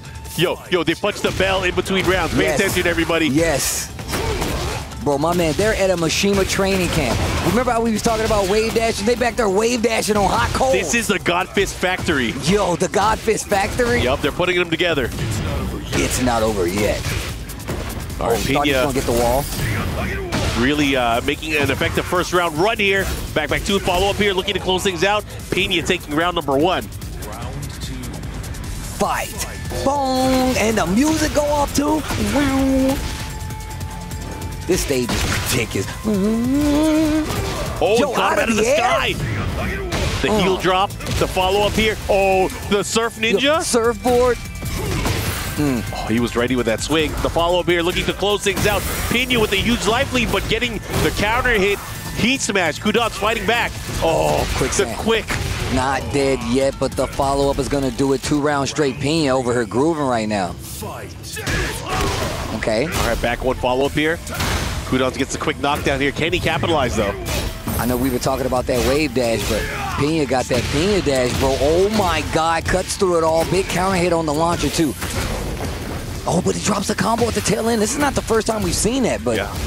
A bit unfortunate here. Keeping the pressure at the wall, though. Kudan has to figure out a way to get out of this. Take his turn back. Oh, what a block, but the wrong punish. He wasn't ready for it. Told you, bro. You got to be careful. So many back instances. Free follow-up into the twin pistons. Peep the damage. What a combo. Oh, he has Warrior's Instinct, too. Look at the amount of life he was able to heal from there, too. What a back dash. Oh, my goodness. And he got the goal down for a 1-2. Oh, my God. Kudan's ran that back. Yeah, that was great. Well worth activating there for Warriors Instinct. Just like that, Kudans back into the mix. Oh, he's getting a lot. Gets the God Fist. Double God Fist. Welcome to the wall. Nice clean combo there from Kudans here. Pena has to be careful. His back is towards the wall. Gets him with the Hawk of Hunting. The Demon Hell Axle. He delayed it intentionally because he knew he's been going to these back turn options. He's been paying attention to what Pena was doing in the last game. Yeah, that's some old man Tekken for you. He's like, you know, slow down, young whippersnapper. Hold on now. Hold on now. Ooh. Gets him you with see the how he hits the praying Omen hand? Come on. How is Heihachi not sick, bro? Try to go for it again. Hell Axle not going to work. Staying back turn to try to mix him up. Again with the jackknife counter hit, the follow-up here. Big damage incoming from Pena. He's going to activate. It's not over yet. Into the mix-up. Is he going low? He does. One more opportunity. Nice down forward one challenge from Kudans. Oh, he cracked him. Glass and closes it out. Pena getting the first game. Yeah, he was able to get that trade. Went for the forward forward to capitalize, and he takes it. Kudans, I don't think he played bad, but he didn't want it more than Pena did. You know, I've been saying this. I said this a lot yesterday with Rip. Like, we were watching some of these games, and they weren't playing bad. Like, the person who lost wasn't playing bad. It's just the person that they were going against was playing that much better. You got to remember, this is not a normal tournament. These guys have clawed their way here. They have earned their way here. All certified champions. And you have to remember that EWC is not like any other tournament. There's a lot of times when we get to the end of this group, these guys are playing back-to-back. Oh, yeah. Win or lose. You don't even get time to recover, collect your thoughts, just going right back into the games. Let's see, we're back at the Phoenix Gate. Kudans now starting to open up with a little bit of lows here while sending one into the Omen Thunder Godfist. Okay, broken toy. I don't want you no more. Nope, not playing with you. Nice back four check. Back four really complementing a lot of his other traditional Mishima moves, tracking the opposite way. Here we go. Kudans now on the scoreboard, taking round number one, game number two. Cannot lose another game. Nice, down 4-4. Trying to catch him here. Even his backwards movement, his back dab canceling is really good. Goes in the stance, and this is exactly what I was talking about. Takes a step forward, mini wave dash, wrong punish, watches for the low, but not quick enough, and you gotta be careful with these back turn options that Raven has. Yeah, again, it's all about that movement here. Kudans has to stay consistent here, gets the follow-up guaranteed on the duck. Oh, they trade! Uh-oh, wait a minute, this time. He ended up using his heat smash there, and that's unfortunate for him because Pena able to steal the round away, tied up here in game number two. Oh, back four. Back two on the charge. You're going to the wall. You're going in the timeout, bro. Is he going to pop him? Damn, all that damage and the follow-up chip. The hell sweeps. And look at the gray life. The chip is going crazy right now. He walks all the way around, but the heat burst actually puts him off axis. Damn, that's crazy. Heihachi's like, I'm living a great life, you living a great life. Take it. Oh, wow, the get-up attack actually stops the clone. Spins the rest of the heat. Fake out. I can't believe he blocked that. Oh, the fall. He has to be careful. Gonna have to watch out for a big low coming in, too. Armor. He's gonna have to armor unless he keeps doing the lows. He baits him once again with the back turn counter, and he sneaks in another low. Pena one round away, and you see the big exhale from Kudans. Gonna let it play out, take his time, take a breather. What are you gonna do to stop this momentum? Ifrit, Phoenix battling it out here. A decisive, could be possible final round here. Pena looking really strong. Can he do it? But Kudans sidestep Godfist to start things out. Oh my gosh, charge back two, heat burst, and on top of that, the floor explosion. Cool combos are playing. Oh, into the Warriors Instinct. He ain't here to play, he's here to take names. Okay. Oh, tries to go for the guard break. Pena actually taking the guess and ducking it and trying to steal the momentum back. Down 4-1-2. Catches him. Oh. Do it again. The sand is quick. Gonna do it again into more lows. Not gonna get a full combo because of the axis. Okay, axe kick into Godfist. Big damage here, but the thing is, no resources. But he does still zap the bar, no gray life, and he wakes up off axis while standing 4. The challenge, he went for the low, no punish in time. And the patience from Kudans against the backswing blow. Final round here, game number 2. Damn, that was crazy. Down 4-1-2 again. He needs these knockdowns. That has been the gateway to him opening up Pena and keeping the momentum in his favor. What a sidestep launch. Once again, not looking good. But now he's got his resources back. Will not have warrior instinct. Oh, he got him out of the sky. Into the low fairy wave dash. Back to Hail Sweep. Oki. Wow. Okay, gets the full extension with the Heat Burst. He wants to play games right now. Such an important round, Steve. I don't want to play with you no more. Toys are broken. They're on the floor. Don't step on the Legos. Andy wouldn't like that. The down 4-4 teases him, steals the game. Kudans fighting back, still alive. He's like, nah, bro. Hachi is still alive? He's still alive. You don't say. I got to tell you, one of the things that I've noticed, particularly in the matchup, is his placement and his use of the down forward one, able to confirm and just put a stop to anything Pena's trying to do. Kudans has been meeting him halfway at the pass, and it's like, you know what? You're not going to get me. Dang, they got the same stage? Definitely. Phoenix Gate, here we go. Final set game. Engage. No duck. A little back three action here. You can see him really starting to explore the move list a lot more, but also using a lot more of the stance pressure. Great block on the hill sweep. Walls right there. You better kill him. Uh-oh. And the heat smash should do the job. Looks like he caught him sidestepping. Leading his first game goes to Pena round 1. Back 4. Big counter hit. Charge on the back 2. Yeah, he kicked him right in the gut there. Big counter hit combo to start things off. He's going to have 50% off of his life bar because of that. Added chip as well. Back 3. Defense on the side of Pena. Goes for the low. We knows he likes to put this in the mix. Yo, the lows, they're coming out. Try to get a punish there. See what he does. It's not over yet. The sidestep God fist. He's looking to close things out. Can he do it, though? Yes, it was enough. The Demon's Breath at the very end, able to take it from the wall combo. Steve, we got a banger here. Tied up 1-1 on rounds right now. The approach here from Kudan, starting off with the Demon Axle. Oh, and the confirmation there with the back 1. Slide. Oh, he's about to step. The down 4-1 has been so good. Oh, yeah. Oh, but if a counter hit, the sweet chin music popped him into the air. Shawn Michaels would be proud. Oh. Good block. Goes to the low option as a punish. Let's see what he does. They're both in heat here.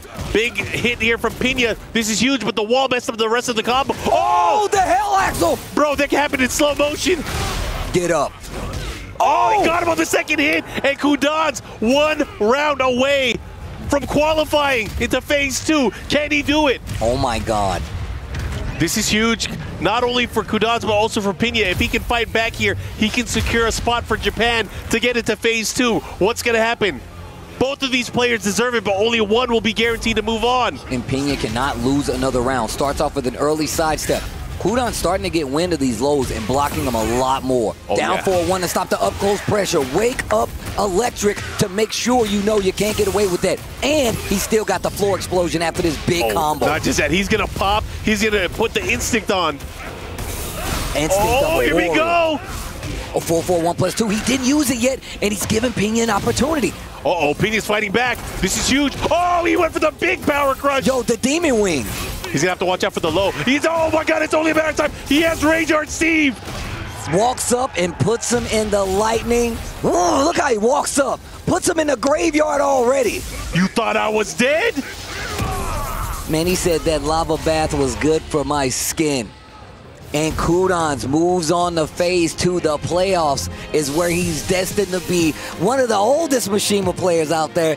Definitely one of the reps of the old style of Tekken, still alive in this group, but now Pena has to fight his way through this lower bracket if he wants a chance to go further. He has a chance, but again, Pena, after taking that loss, hopefully he's able to bounce back. He has to face the winner of Keisuke and Chanel that's going to be coming up just to be able to get out of Group F. Again, this is the thing with so many great players. You're going to have so many nail-biter moments. And look at this performance here from Kudans. He was fighting from the back, fighting from the cut most of the way throughout this entire set.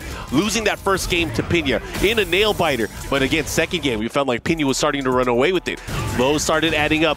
Parry started adding up. The read started adding up. But slowly but surely, solid play came to work. It was one of the things you noticed is that Kudans started to get a lot more confident in when Pena was going to go low. Oh, yeah. Whether it was a low parry, whether it was just a simple block to take his turn back, because that's one of the things that Raven is so good at. If you don't stop him, even back turn, he's got options to deal with some of the things you answer with. And then you saw even Kudan start to delay his back turn options and literally just wait a split second so he can get these big hits. Fights back, gets the second game, and then that's when the sidestep electric started to come out. Even though Pena got that first round in the third game, the Hail Axle started coming out. They're going to crush the lows. You're going to get a combo on top of it. And then even in the back turn situation, still answering back. Big armor crush to get through, and just now you're like, he's an unstoppable tank. He's just plowing through anything that you're about to do, and just make sure it's gonna hit. Walks up, goes for the rage art, and you saw the defeat in Pena's eyes as he knows he's gonna have to fight a little harder and fight one of these two if he hopes to make it out. It's gonna be Chanel or is it gonna be Keisuke that makes it further and has a chance to go into the next group when it means playoff season. This is going to be fun because Chanel, always a showsman, always somebody that brings it. Yep. Not a stranger to world-class play, especially against the highest level. Want to see what he has to bring to the table here after losing 6 rounds straight early on to Kudans. Can he bounce back from that? Last time these guys met, Chanel was able to win 2-0. Chanel with a very impressive placement, qualifying from EVO 2025 as well, just last week, being able to get into EWC. And of course, Keisuke, again, he's just such a great player. I am excited to see how this matchup is going to play out.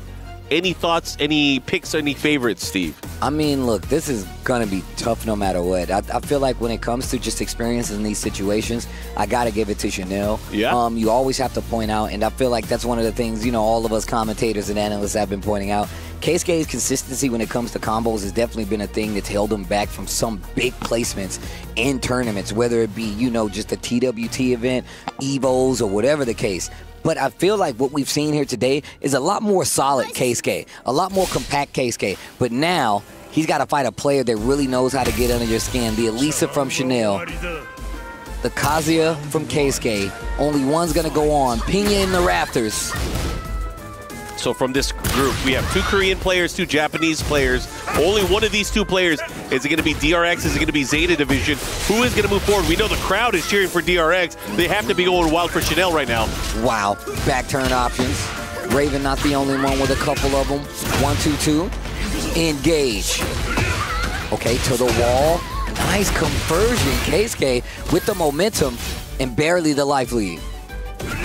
Oh, I like it. Get him, Paul. Get him, Paul. Yeah, sometimes we're so in sync, we just look at each other. I can't believe we just said that. Didn't even look at each other. It just happened. Yup. Going for the mid. I like the little tricky option there. Stature kicks. Okay. And Chanel pushing towards the other side of the stage here. What a duck. Gets the knockdown. A little too late on that one. Actually would have had it had he done it just a pinch earlier. But you don't need to do it faster there. Nice punish right here. Heat burst. He's trying to get to the wall. Yep, this is going to definitely get the wall here. Gets the follow-up, down forward 2. Mix up into the hell sweep. Bruh. That should be it. Heat dash to close it out. 1-2-2. Hey, man, I want to call out a stat, a specific stat that I noticed, and maybe people at home have noticed. Chanel has not won a round yet at all today. Oh, my jeez. At all. He needs to start winning rounds. Let's start slow. And look at Keisuke. Just down backing at a range. That's not easy to do. That ducking into wave dash crouch jab. I don't think people know that, bro. I'm glad you said it. Heat burst. Wow, he took a chunk of damage just eating the armor hit. Okay, to the wall, but you're dead. None of that matters. You said it. He heard you. There's a round on the board. Chanel still alive. Fighting. It starts with 1. Here we go.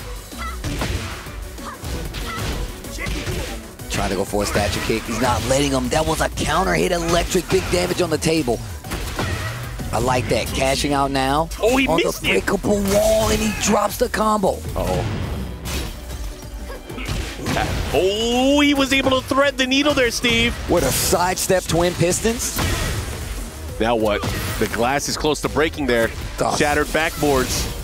What you gonna do? He has rage as well. Doesn't get the clean hit. Oh, just out of range. Statue kick again. And you see those side steps. We've seen him kind of gauge it.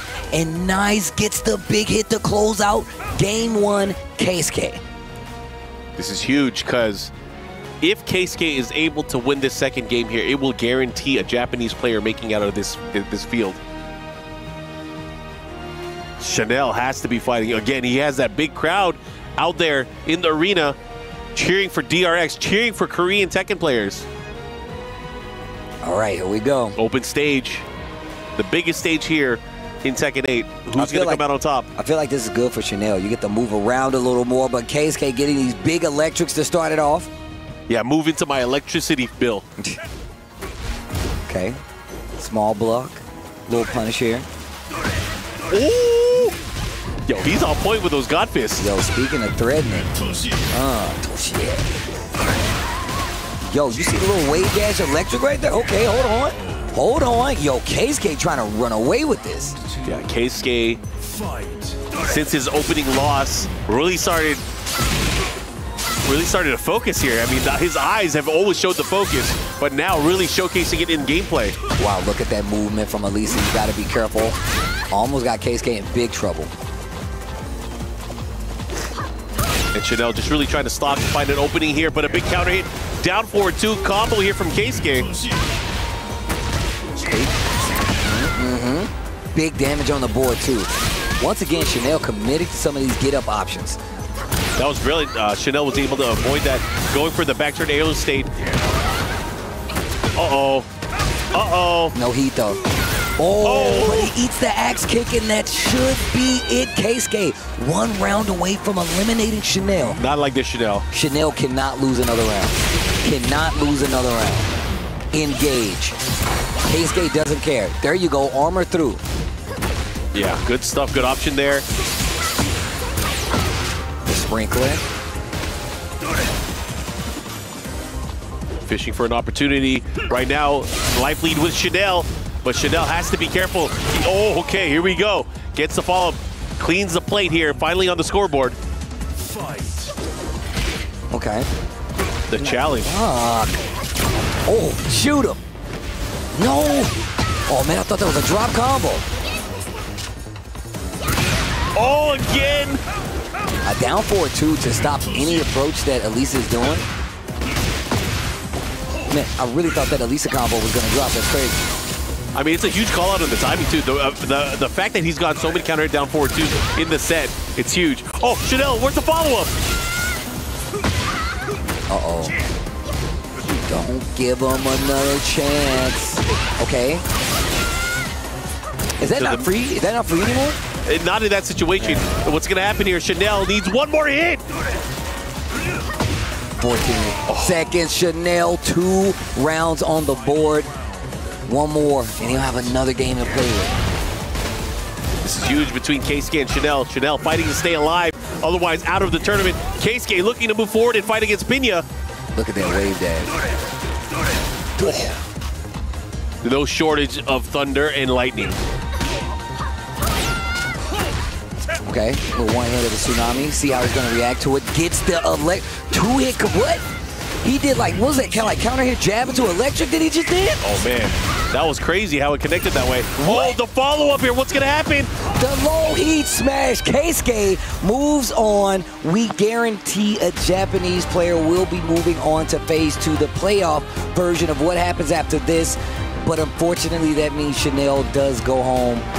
But man, what a valiant effort. Like you said, at least he stopped the streak from not getting no rounds. He was really close to getting the game on the board, as well as just taking the momentum back. Did he just wave dash into Godfist? Yes, he did. That was tight. Yes, he did. He had a nice little step there. I like it. I respect it. But Keisuke, man, he really had, I think, that early match against Pinya, ended up losing, made a comeback here, able to beat Chanel, who is no slouch by any means. Shout outs to Chanel. I love seeing him. So we'll see how he does, of course, in the rest of the year. He's still doing well, at least on the TWT side. But again, unfortunately for him, he is now out of the tournament and out of Esports World Cup. But that just means Keisuke, as you mentioned, we have a guaranteed Japanese player that's going to make it from the lower bracket side of Group F. It's going to be either him or Pinya that's going to be coming up next. That's going to be interesting to say the least, man. Yeah, but Keisuke just constantly checking. One of the things that Elisa has at her disposal is one of her movements. She has great pokes up close. Yeah. You really have to be careful. And down forward 2 has been like the answer that Keisuke needed to like keep that momentum in his favor. It makes Chanel second guess some of his approaches. I mean, it covers 2 things really. It covers if you're not going to poke right, I'm gonna get you with this counter hit. If you're not going to move right, I'm gonna catch you on the sidestep. Okay, wait a minute. What does a Mishima player know about operating machinery? I mean, he's like, who's a Mishima operates a fine-tuned machine, you know? He looks out of place. Yo. He's like, was it supposed to be that way? Bro, he smashed that bad boy pretty good. He looks shocked. Yeah, he's like, oh, I'm gonna go back to counter hit down forward 2s over here. Yo. Man, you see the little pieces of the metal down there? Yeah. Yo. Unfortunately for Chanel, that was his hopes and dreams here at EWC. The DRX crowd probably a little sad, I'm sure. It was stuck in there. Yeah, like it was smashed in there. We need to start rating these. We should. Like, I'll give that one a 9. Oh no, that was definitely a 9. Yeah, at least a 9. The dude who was cleaning it, he had an issue trying to grab the rest of the remains. Yeah, he's gonna be there for a minute during his lunch break. All right, here we go. Saisho gu janken. Oh. Okay. Oh, man, and he's going to get 2 P sides, so Keisuke wanting second player's side, which is kind of natural for stick Mishima players. That's definitely natural for a Mishima player. As we get into... Yeah, I feel like when they played earlier, Pena had this pretty confidently going into this, but, you know, after playing for a minute, after getting... I mean, Mishima players have to do this usually, is they got to get their engine running for a little bit, right? They got to be in good condition to be able to perform, to move. You got to be all warmed up. Yep.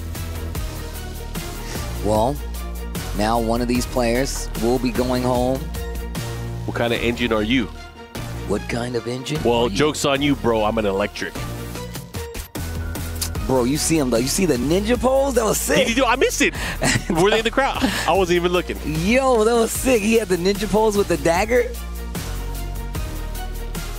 And of course, that coveted Esports World Cup trophy. And again, these guys right now battling to make it to Phase 2 of the Tekken Cinematic Universe. Coming up tomorrow. Barrel Pena. We saw that Pena step in action. We saw how the ninja goes. Yeah, go ninja, go ninja, go. Go ninja, go ninja, go, go, go, go. But Keisuke, man, yo, Keisuke looks real scary when he started hitting them electrics every time he wants to. I know that. Yeah. And last time they met, 2-0 in favor of Pena. Heat first 14 across the board, huh? 3 heat engages for Pena, 2 on the side of Keisuke. Step and punishes. 3 on the side of Pena, which is really good. 6 on the side of Keisuke. Sidestep electric has been the name of the game. He's been doing it real good, too.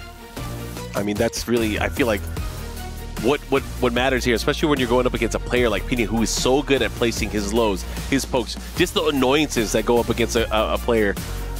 Maybe, you know, Keisuke watched the matchup too as well. When Pena played against Kudans, there are some core Mishima elements that could maybe he can watch out for. So again, you know, these guys have probably played each other time and again, many times in the past. But again, it's all about how you play in this set.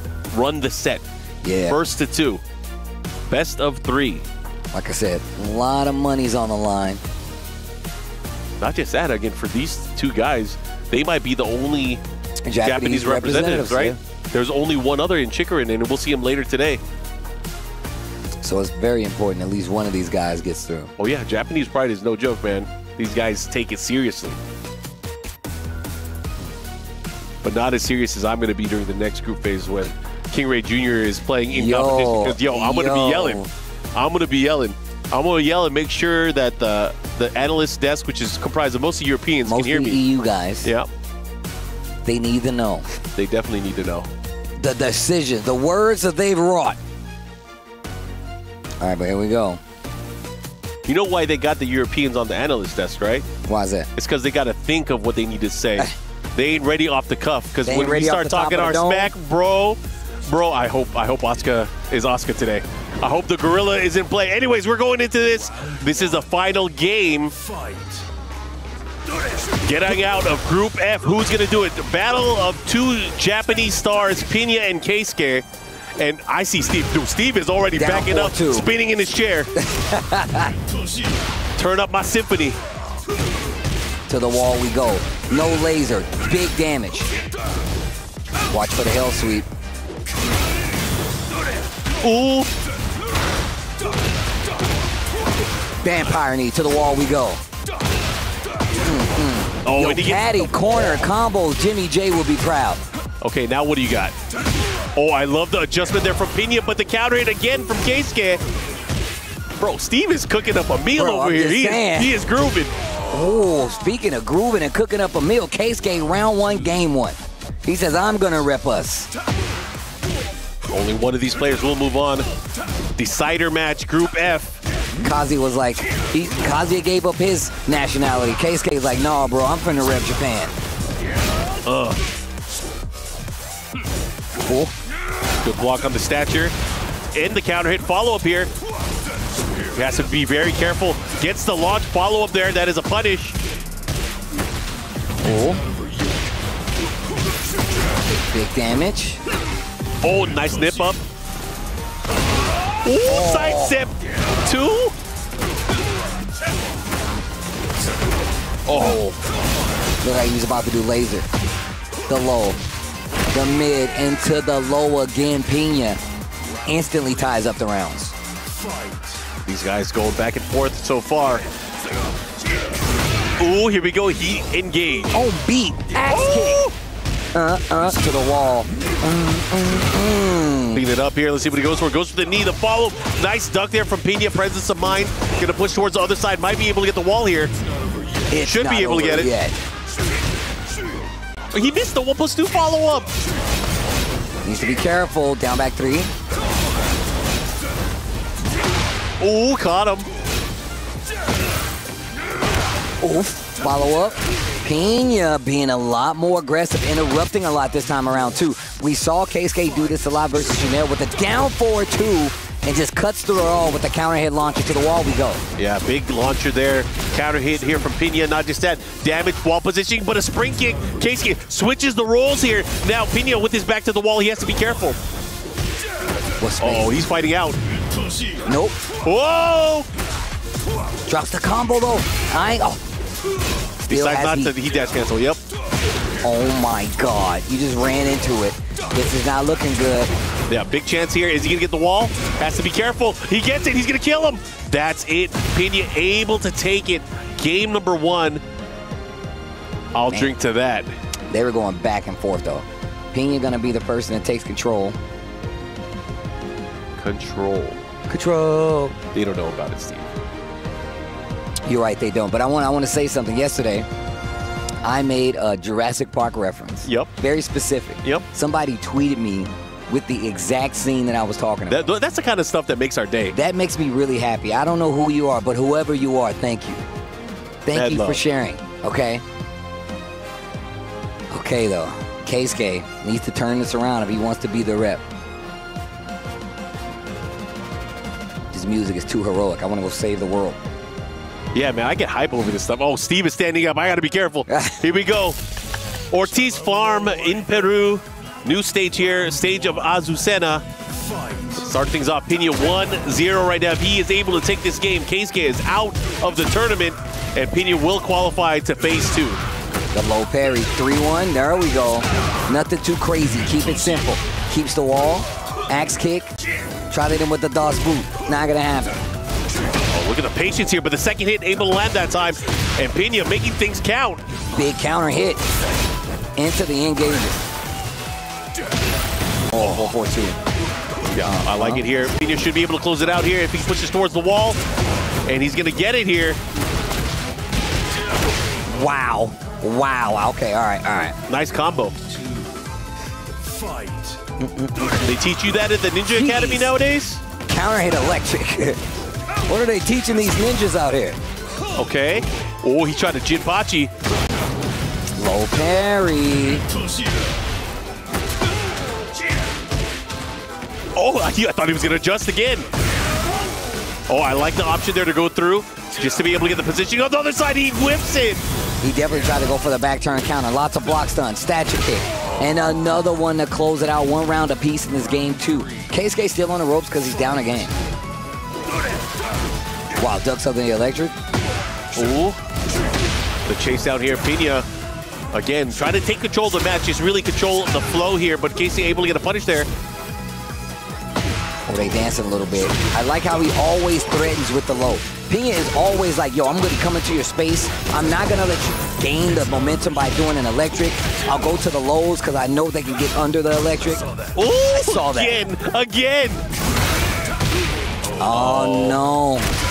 Might be Keisuke's last stand here. He wiping his hands clean. Can he do it? Oh, wow. Okay. That's one way to start it. The Pistons. No Detroit. Hell sweet. Okay, Keisuke with the nice combo here. He has that corner. He has to be careful. Oh, he didn't let it rip on the third hit. Oh, you won. Heat dash. Wow, big mid. Big challenge.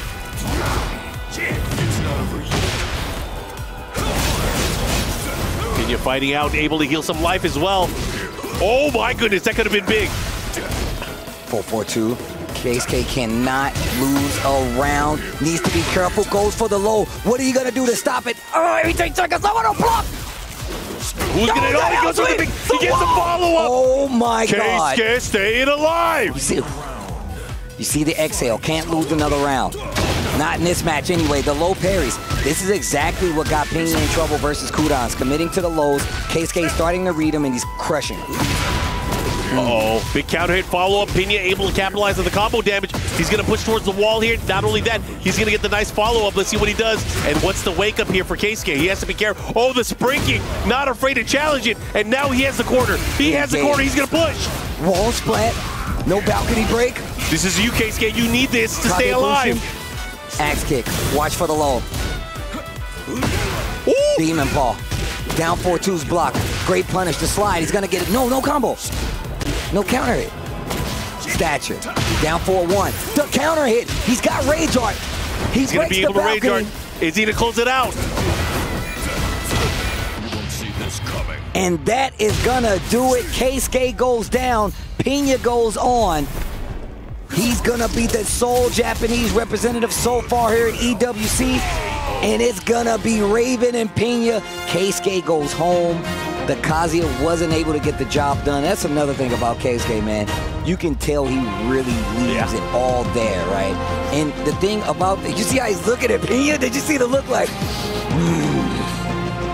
Keisuke, unfortunately for him, not able to move on in the tournament. Pena making it out of Group F along with Kudans. Keisuke, only thing to say to you, otsukare-sama deshita. Maybe next time. Man, that was good. That was really good. Pena, showing why he's in this position to begin with.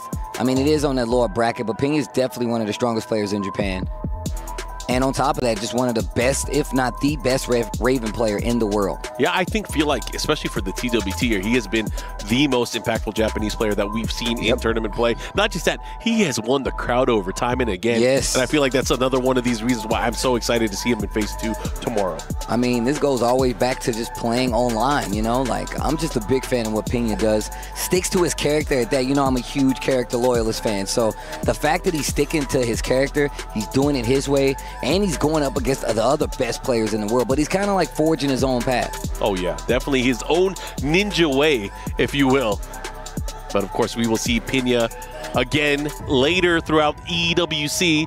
Keisuke is about to get his key crushed. Oh man, the handshake says it all. Take this with you. The power. It's the baton pass, man. You gotta channel the rest of Nihon. That is a sick shot. He went from the handshake to the pop-off, like, yeah. That is a good slow motion. Was a really good slow motion. We had Kokume yesterday with the weird slow motion, but this is a great one. I don't know, man. My boy Range love that slow motion. Yo, he's looking at the camera. What ninjas do? This is what ninjas do. They crush dreams. Back up, bro. Damn, bro, did tight. you see it broke off on the tip right there? Oh! Shattered dreams. I love that song. One of my favorite stages. He took the thing with him. He took the thing with him. Just leave, bro. Just leave, bro. Yeah, just leave. I didn't break it. I didn't touch it. It wasn't me. That's exactly what I would do. But now you see how Group F played out. Chanel, Kudans, Keisuke, Pena. Kudans going up with the 2-0. Pena going up with the 2-1. That sets up the winner's match, and it's going to be Kudans taking it, who advances. Pena goes down to that lower bracket after the Chanel-Keisuke matchup, and then it's Pena-Keisuke. Pena taking it 2-0. He's going to be the second player for this Group F that makes it out, and the first Japanese representative who will be moving on to the playoff session of EWC 2025 here for Tekken 8. And as you see, rise above. Rise above Group F onto the playoff side of things. But that is only a piece of the puzzle. We still have to flush out the rest of this playoff side of things, and we're going to do that with our next group on the other side of this break. Make sure you stay tuned. There's more Tekken 8 action here for EWC.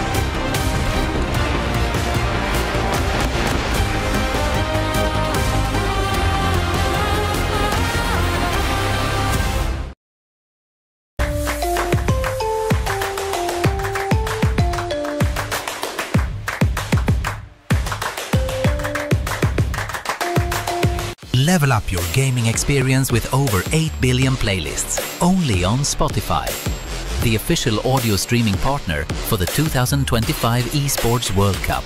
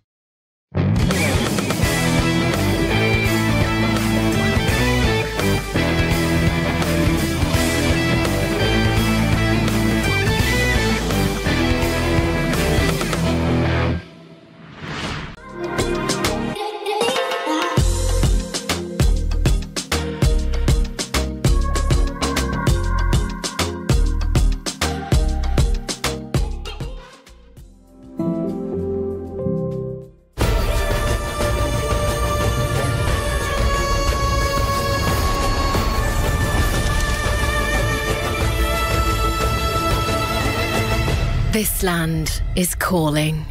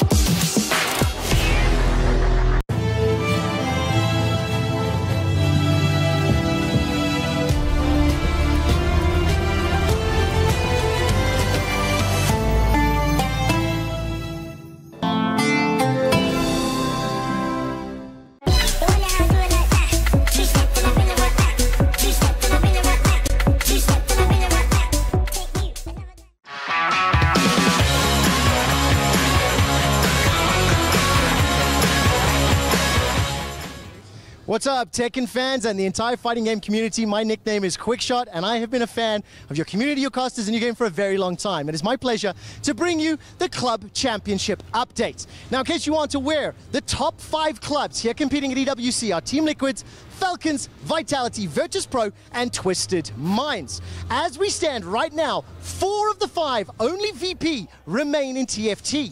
They are looking to score points and close the gap because they are 4th on the standings. Here in Tekken 8, there is no Team Liquid combatants. And the important thing here is Vitality need their fighters to do well. They only represent 3 of the 6 remaining games, whereas Falcons and VP are in 6 of the 6 specific games. Twisted Minds are 5, and of course Team Liquid are the 4 other titles taking place this week and next week.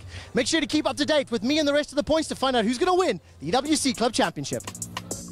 The legendary Mishima Kudan's wave dashes his way into Phase 2 after qualifying from the LCQ alongside our first non-Korean or Pakistani player, Pinya. That means we must say goodbye to last year's top 8 finisher Chanel and of course Keisuke. But we have a lot to talk about here at the desk. Rukang, MYK and Bubsy. That was an incredible group, and finally we've got more diversity in this Phase 2, man.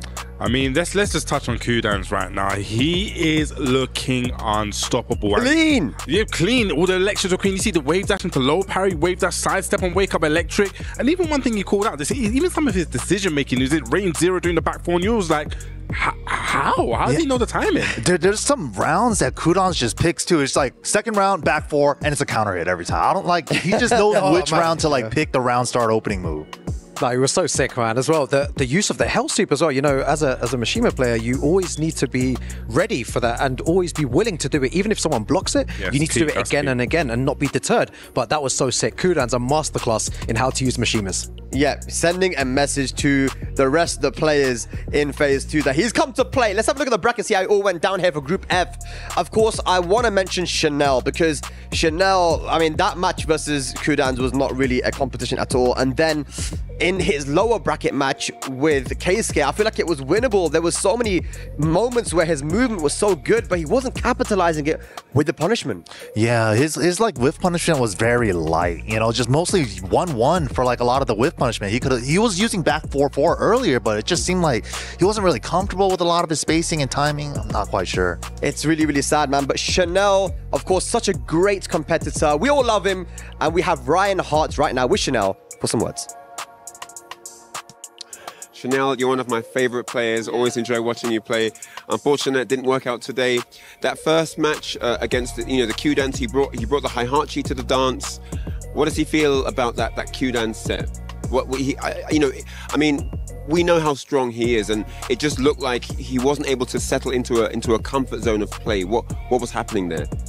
일단 샤넬 선수 일단 1경기 이제 쿠단스 선수와의 대결에서 일단 헤이아치를 일단 상대하게 되셨는데 뭐 쿠단스 선수가 정말 이제 무서운 선수인 것도 있지만 뭔가 좀 잘못된 점이 있다면 좀 어떤 것이 잘못된 점이 있는지 좀 궁금합니다. 쿠단스 선수와는 뭔가 제가 플레이를 좀 해보려고 뭔가 준비를 했는데 오히려 그게 좀 꼬인 느낌이어가지고 좀 경기가 안 됐었는데 뭐 지금 캐릭터는 다 강하긴 해서 뭐 누가 뭐 나쁘다 좋다 이런 건 없는데 아무래도 데미지 싸움에서 좀 밀리는 게 있는 게 좀 컸지 않았나 싶습니다.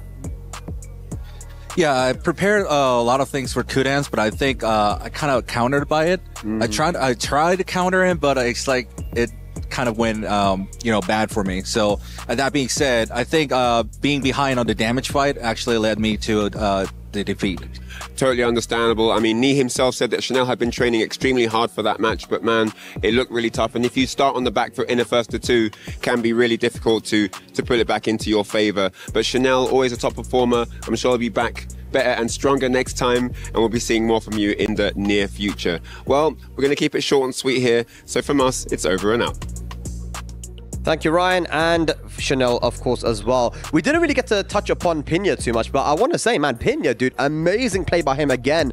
Just the mix-up potential that this guy can put on you, and of course, his punishment was really good as well, right? I mean, just to step back on the mix-up, one of the things I really like about him is, so for example, if he gets a 10-frame punch to 2-4, it's like, he put you in the same situation, but the amount of mixes and how he mixes it up, it just keeps you guessing. And I really feel in the first to 2, like that, it's hard. It is very, very hard. Yeah, that's what he was doing a lot of. He kept putting you into those mix-up situations, and it's like, how many times can you guess correctly? He's putting you 50-50, 50-50, 50-50. It's really difficult as a player and stressful in these situations. Can we just say that we got some player arrivals happening right now?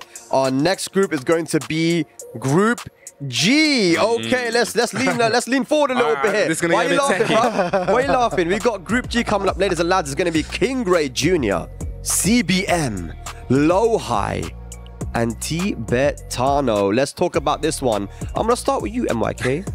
I mean, we got to talk about it, man. We got one NA rep left, and we have one EU rep left. So both of them playing Asuka. Kingray Jr., of course, a little bit more optimized in the combo department, the punishment department.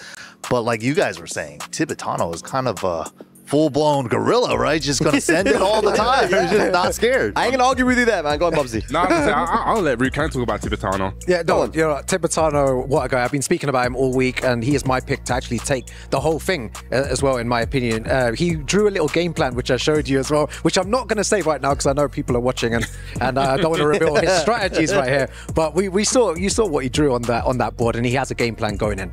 Yeah, no, he definitely has a game plan going in.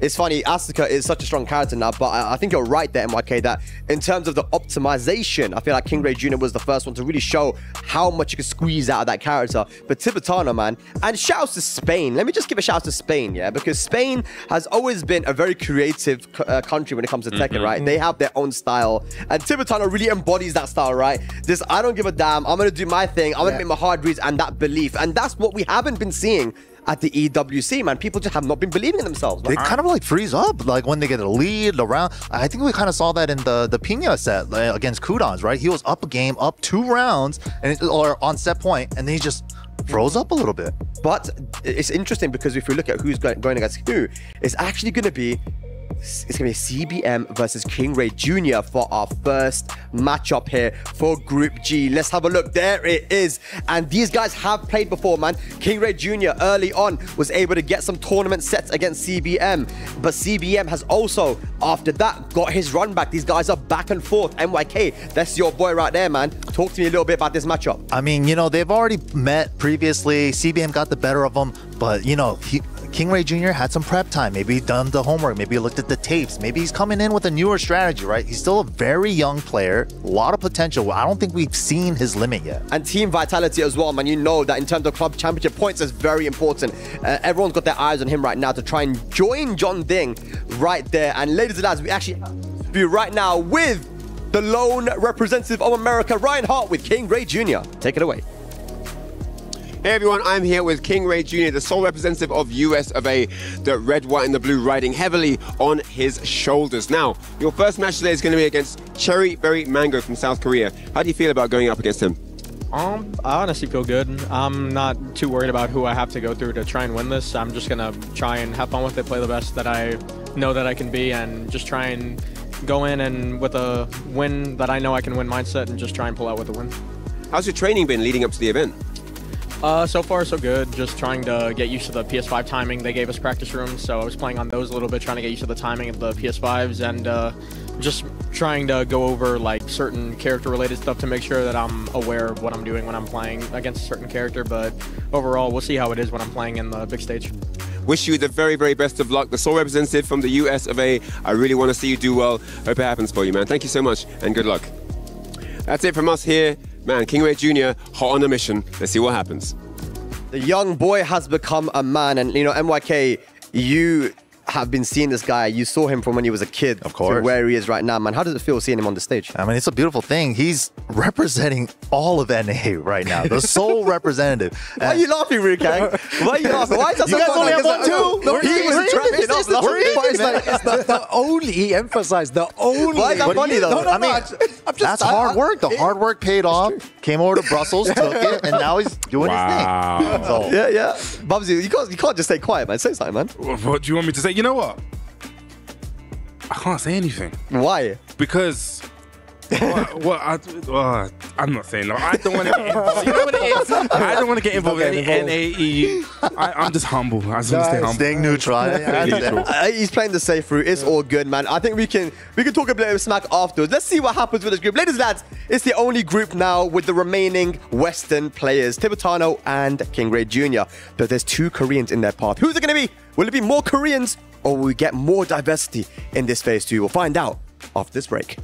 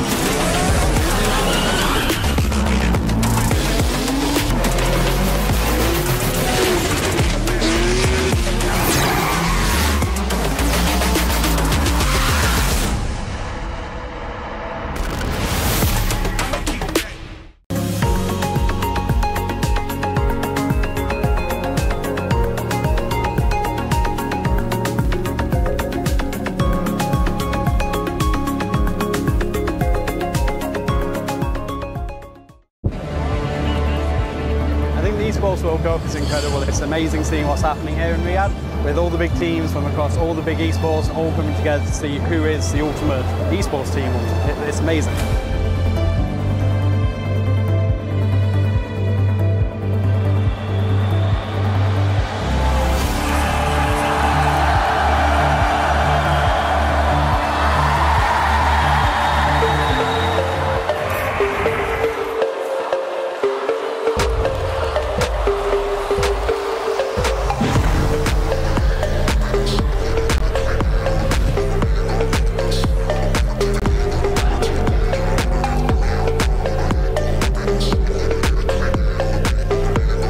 People enjoying, smiling, families, just people with a passion.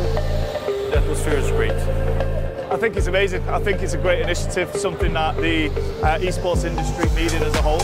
It brings the whole esports ecosystem up.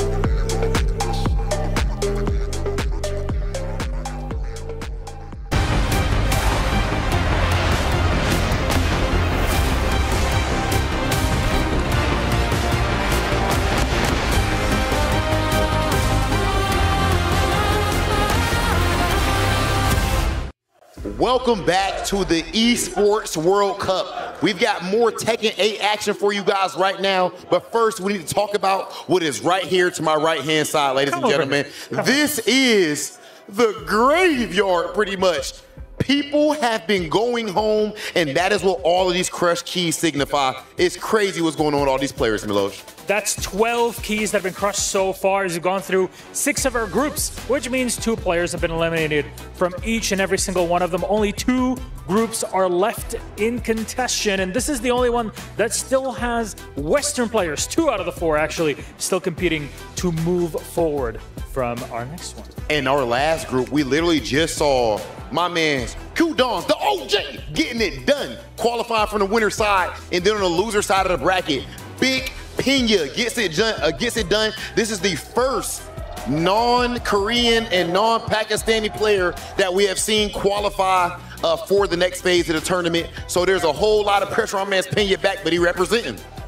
Jigger, really, the first Japanese player to make it out of this first phase of groups, which is insane because we're talking about Japanese players in general in Tekken. Chikuden is the only player that is still left from Japan competing that is in our final group later on today in H. So that's it. Potentially maximum only 2 Japanese players in our main bracket later on. That's it, Milos. Let's take it to the stage because we do have our next group. The first match, as you guys can see, that player right there is representing Team Vitality.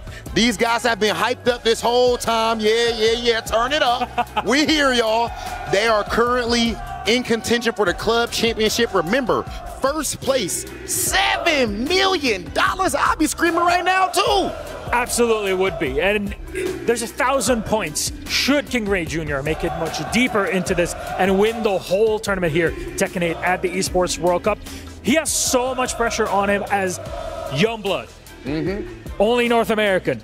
Team Vitality player. A lot of pressure, but that's just how champions are made at the Esports World Cup. On the other side, needs no introduction. CBM Cherry Berry Mango. I mean, this man has done so much. Top 8 at EWC 24 last year, only losing to the eventual runner-up of Atif, who is no longer in competition anymore this year. So things are definitely heating up, and we're not even done with group stages. That said, Milos, my man's King Ray Jr., this is our only North American representative in this entire tournament. Big Hollywood Rob TV ain't biased. Maybe a little bit. But that said, I do got to make sure I say King Ray Jr., extremely young guy, but he's been doing this for a long time. So will he be able to get it done on a stage like this? There's only one way to find out. Can we send it off, Milos? I think we can. There it is from our stage. It's CBM. It's King Ray Jr. A lot on the line between these two. Let's send it over to our commentators. Thank you, Milos and Robin. It's about time. Majid Obama here with Rip for EWC 2025 Tekken 8. Let's talk about this group, man. Look, Spag had them on the sofa. They was cornering MYK, talking about no bias, you know, trying to be polite. Look, man, I got on my headband, I got the flag crossed out, but my passport is American. You know I'm trying to see King Ray Jr. do some damage in this group. The only American player to qualify for Esports World Cup this year, King Ray Jr. did it in Europe and now has to go up against CBM.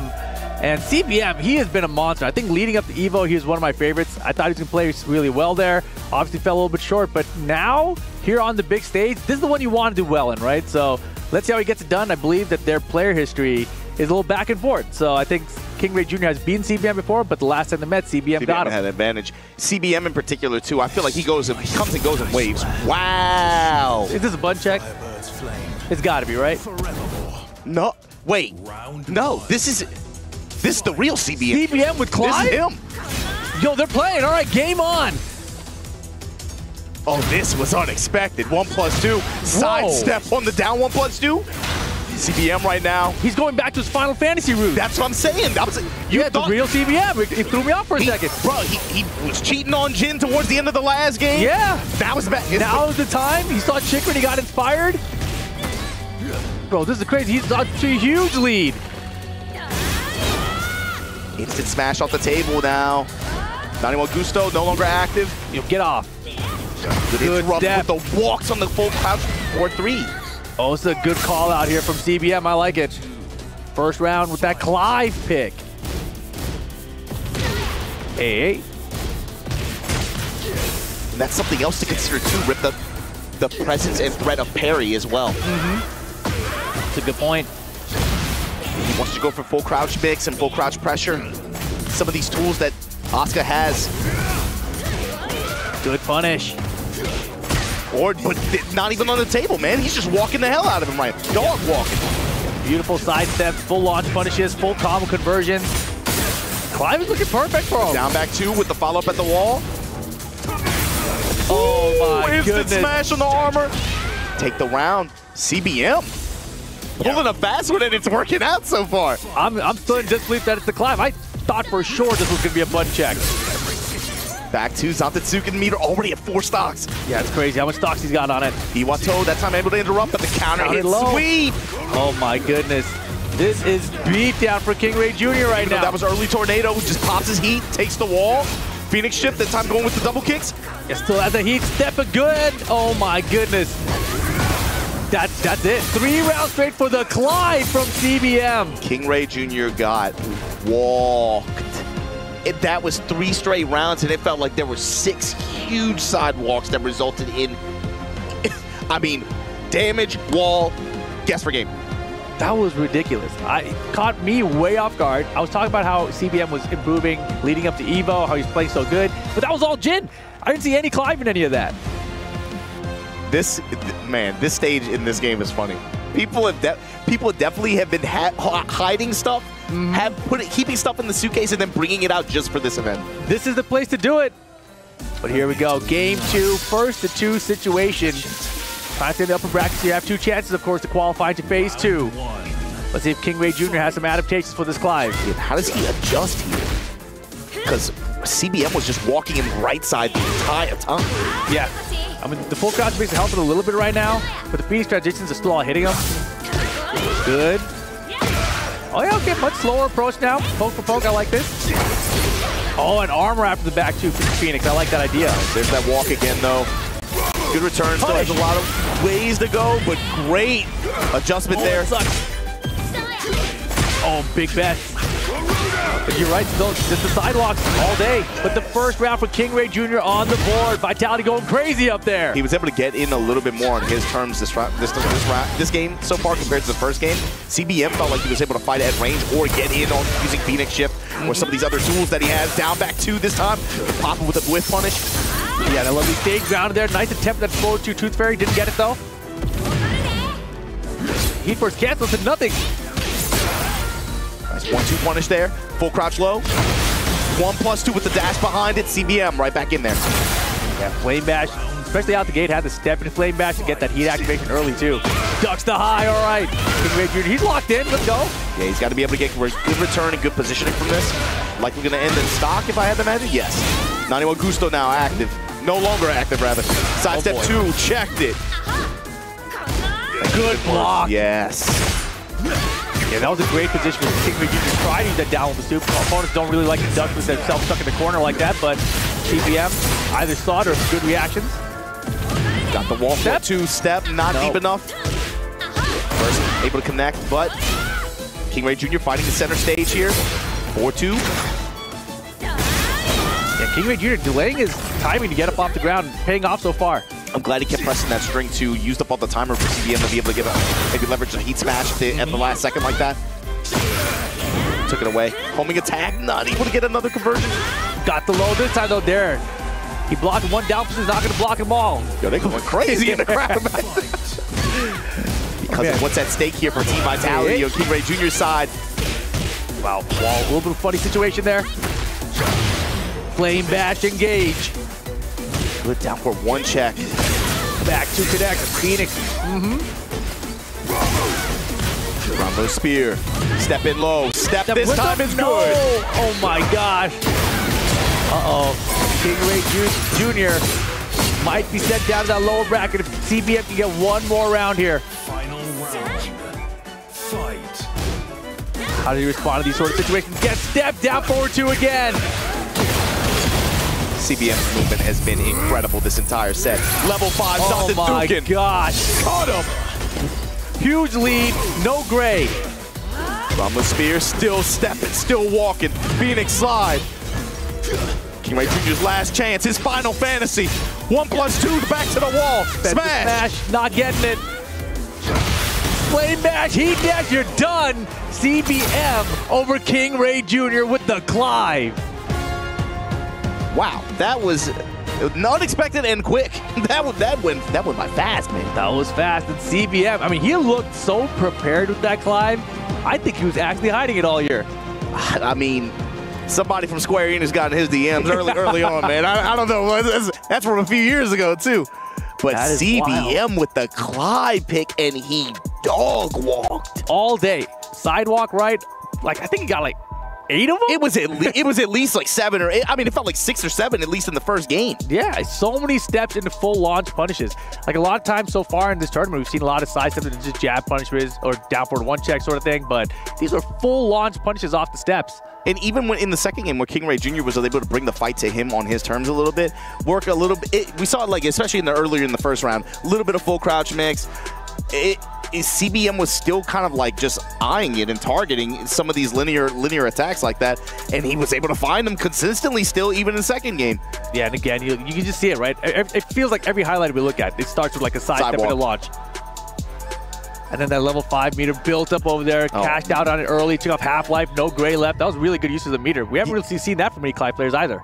Yeah, I mean, when you're able to just go into a critical round scenario, right, where it's literally for the set, and right off the bat, just off of a soft touch, 50%. Yeah.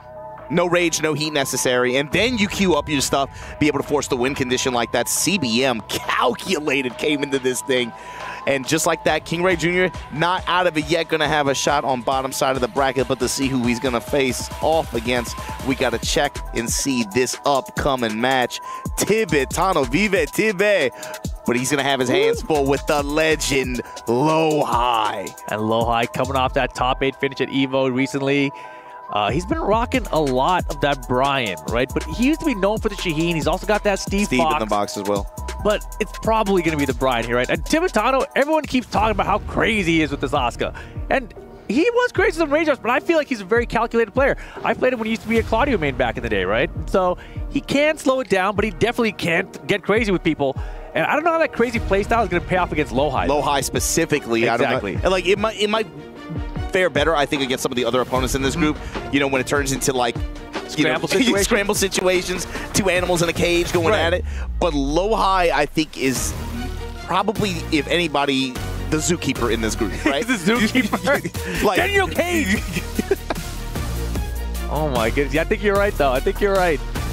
Man, look at all the support in the crowd, it might not immediately show either, but I think over the course of a set, over the course of like 2 games for sure, I think you're going to see it from Lo-Hi, is the ability to tone down frames, tone down aggression, and that's the other thing too, is frames. He's very, Lo-Hi is extremely calculated, and he's very aware of how players are liking to want to press in certain positions and in certain timings like that.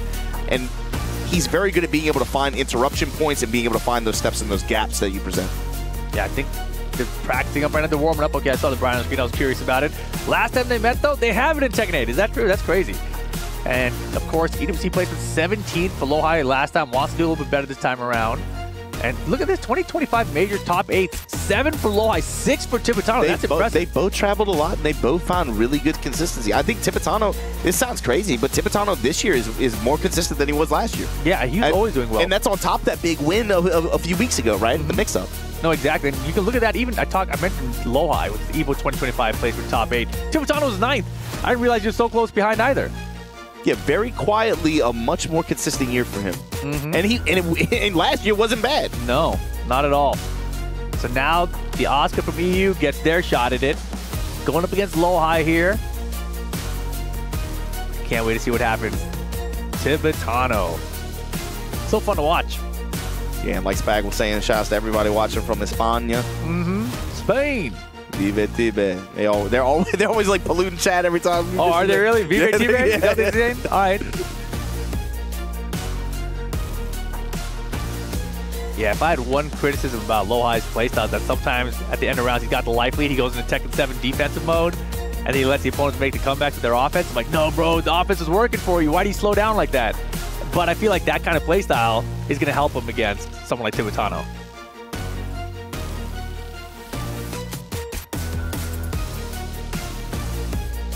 Yeah, that falling back on your fundamentals and, of course, like that kind of style. That's, even for a lot of the other older players here, that's still something that you can observe from time to time. Oh, yeah. But breaking through that in this game, I mean, we talked about it like with Neve specifically, right? Like last year was so frustrating to watch the first like 8 months. Like, bro, no, don't your defense is pressing in this, right? Your offense is your defense. Well, let's see how this one plays out. This time on the subconscious. Breakable floors, it's going to be a big deal here. But let's see who gets control of them and the walls. Lo-Hi going up against Tibetano. EU versus Korea here. Wow, finishing screens early. Full crouch down for 2, full crouch down for 3. And that's going to be a key point. Tibetano is winning the mix-up. One way that he did that, he utilized that full crouch down 4-3 to great effect on the entire bracket there to win the tournament. How does Lo-Hi deal with it? Con Heat Smash. Give me the floor, too. Oh, my goodness. Con Heat Smash So good for Brian. Still have the tornado after all this? That's kind of unnecessary. Even if it comes into play, man. So here we go. Floor 2. How does Low-High pick up here? Instant just dash up block, then brings that knee to her chest. And just like that, we're going on another wall. The wall, and you go, oh, spoke too soon. Cannonball straight, tank through it. We each bounce apart. Low-High has found a counter launch that Brian needs to do. Look at this mix of Aizen, of Tenjin Smash, of full crouch down forward B, the Minazuki kick. Can, though. Tibetano don't care. He'll figure out a way to land it. That whole sequence, just to bang on cans like that, break the floor. Tibetano trying to make something happen in the second round here. Oh my goodness, right underneath. Well placed, well placed. The full crouch mix. Yeah, he's quick with it. It's not just about the Minazuki kick, it's about the grace. It's about the other attacks as well. Being able to set up for those lows. Low-High sidestep into the jet up, and this is becoming a key factor to beating these Oscar players, it seems like. Sidewalk right. Taunt landed for Low-High. It's the Incinerator. Immediately spends that heat. Steps, jet upper. These Oscar players are getting dog walk. And I think if people are stepping that way, she has that new move too, right? That she got seen too. I think it's up forward too. I think it does track that way. Not the best. Seen it, and another cannonball straight counter hit for Low-High. On the back with that time, stays for the taunt setup. Again, sidewalk right, hit the wall, standing one for Low-High. It's way too consistent. Oh my God, with the dash behind it. And then the kicker while she's down. Low-High, a fast game one right there. And that's the other thing too. Look at the way those last 2 rounds went on Tibetano's side. Almost like no heat usage.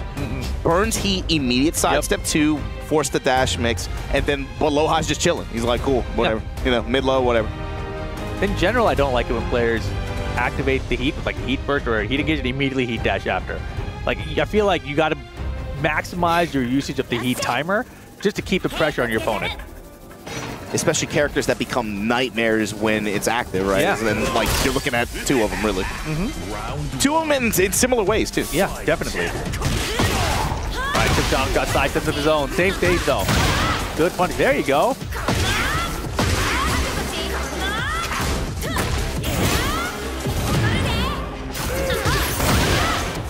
Yo, Tibetano unleashing the beat right now. He seems way more aggro in this game. The whip. Over the high. The whip punish has really got him in the position there, but Low-High with this orbital, let's see where it goes. After the activation, high splat. Oh boy. Now what though? Dumped. Okay. The overhead smash there, working out for Tibetano. Give him some life here in the second game. But you know where you could already see where Low-High's going with this, man. We going to the right. Yep, sidewalk right all day. Yeah, step this way this time. I don't think so. Take it back now, yo. Let's go. Uppercuts. Jet uppers all day. Hey. Viking funeral. And the heat, but give me this floor. I forgot tornado and a full combo and a wall over there. You're hella dead. Unfazed, looking like a man. Looking like this is just all going according to plan. Definitely. Dashing back and forth. Activate. Sidestepping again. Touch the sky. I mean, the perfect thing about that was like, you're doing these slow homing attacks. I'm going to step and then have time to duck, son. He added both preps. Oh my goodness, Tibetano is getting destroyed right now. Oh, Low-High with the timing is crazy right now, bro. After the stutter, after the delay, dash up 4-3 counter hit, Low-High on set point to drop Tibetano down into the cage with King Ray Jr. My goodness, hatchet counter into the socket, another hatchet. Low parry for Tibetano, he's still in it. It's not over just yet, he's already got 1 round of this game. And this is the start here. Gonna do overhead smash to break the floor here. Down to the base. Hey. A little bit of heat left to work with. Gets the Minazuki kick. Yeah, he's stacking up a lot of great Low-High side. Low-High had the step in the block on the down roll +2. Oh my gosh, he's gonna make up so much great health with just this combo here. Here's the heat burst, get even more back. And that's the crazy thing. Oh, the wall's there too. He walks.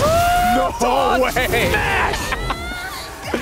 Low high 2-0 in dominant fashion over Tivitano. Tivitano gonna still be in this thing. He's gonna have to go up against King Ray Jr. Oh boy. I mean, the thing about this group too, you had Low High and CBM. They knew they had the two Oscar players there in their path. They knew they had to do the homework on that character specifically. Very unlikely to get another character out of them. So they did their homework and they were so prepared for the character. They probably worked together on it. They worked together on it. Yeah. Today, DN Freaks and DRX, we are one. You know? Well, you know what? Let's just make sure one of us, you know, it's us to get out of here. But there you saw, man. This was all Low High from. And what was cool was it's not only did he have the sidewalks on the whiffs, he had sidewalk duck as well, just in case. Okay, fine, you're doing one of the slower homing attacks. If it's a, you know, yeah, you can scout the high. Fine, I'll come up with the launch punch. Oh, I wasn't deep enough on my step, and you went low. You're still getting launched, kid. That orbital was so good too. It was like just before the high was there. Yeah, he liked it too. That man in the crowd, he liked it too. Come on, and the triple taunt for the heat smash to close it out and seal the deal. Low High moving one step closer. DRX boys are happy. That's nice, man. They flew the fanboys out. Yeah. They flew the CEO out. Tivitano, looking a little crestfallen, but you gotta recover, man. You got one set to get back in there. It's gonna be him and King Ray Jr. fighting for survival in this group. But first, CBM versus Low High, and that brother can dance. He can't. You know, I haven't seen the video yet. I'll tell you, he can dance. He can dance.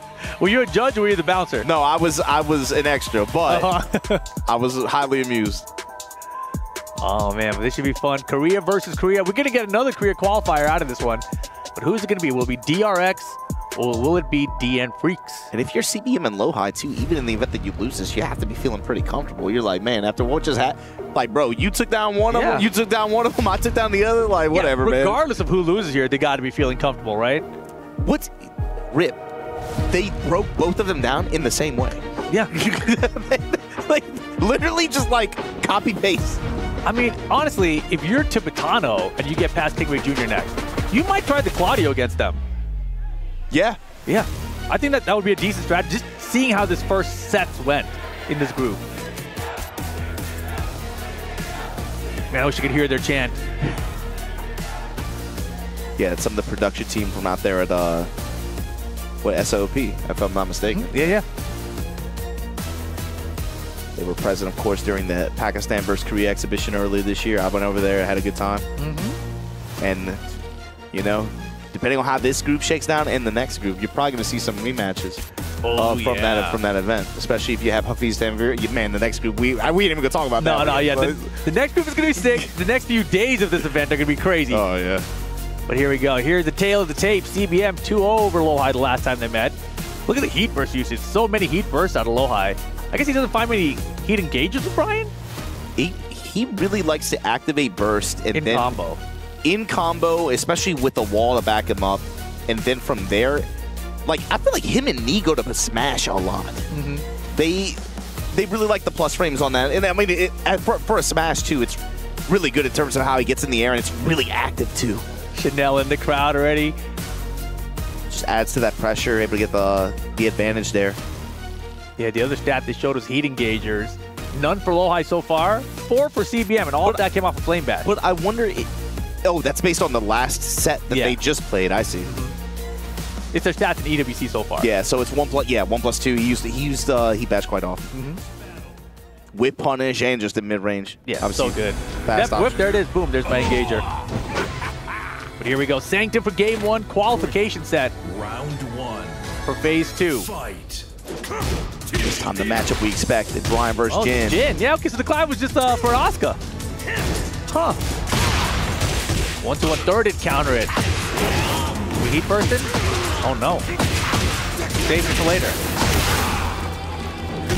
Ouch, that's gonna hurt. Yeah, with the splat, with the wall break. That did so much damage too. Parallel to the wall here as well. Rondo. Perfect. Lift with the back 2, and then here. Hey. Savage Sword. Oh my gosh, tripping him down now. Low High stuck, but finds the back 4, no follow. Dance pressure and then dive kick. Vulcan punches now. Low high trying to buy himself some real estate. Hatchet gets walked. And CBM able to take the round on the whip punish. Yeah, 2-1 to the late skipper. Nicely done there. First round CBM. And we're going down to the bottom floor already.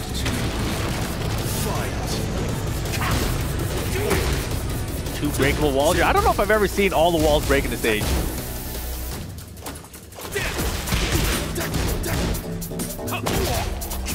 That forward point counter doesn't get it, but man, both of them fish the counter it right now. Yeah, it's been building up towards this the first few seconds. Here we go. That Requiem.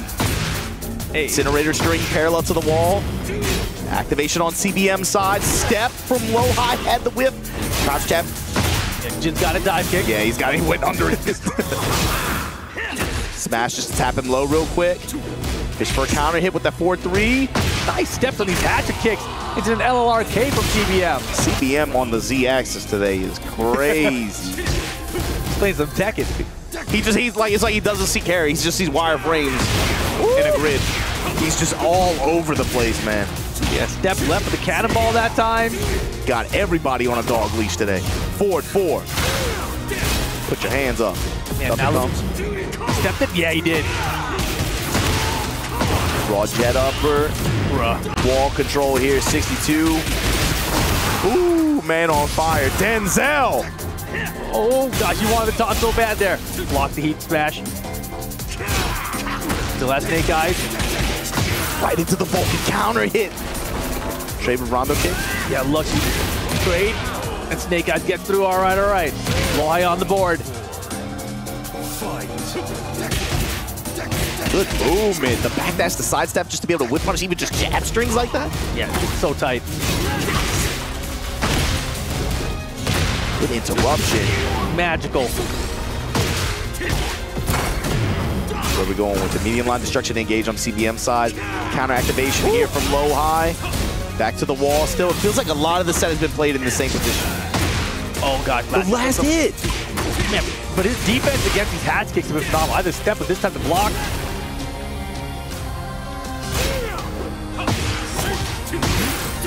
Hey. The low chop. It's a homing attack. Just a little bit too late on the 4-3 whip. Right. Still gotta be careful with that rage art. Oh no! Not the right option at all there. Should have been a mock punch. Went for jet upper, and CBM gets game 1. I like what you said too, though, man. CBM's defense. His movement incredible, but then even when the movement isn't deep enough, here's the blocks. And the thing is too, he was going side step left for the cannonball straight, but he's also calling out with hard ducks.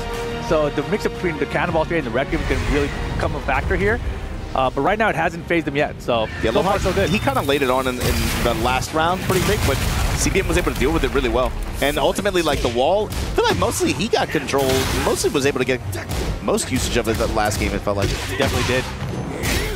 And the 2-1s, 2-4s, laser scrapers. Everything's been well played for CBM. Again, now going to the right, not just the left. And now the counter hits, man. Down 2. Going with the big kick. No, sir. That was not a great orbital. Man, Low-High looks shook right now. Round 2. He nodded his head after that. He's like, I don't know, man. Yeah, back 2 in mid-range. Good call out in the hook fish. You know where you're going to. Wall. Call the bird.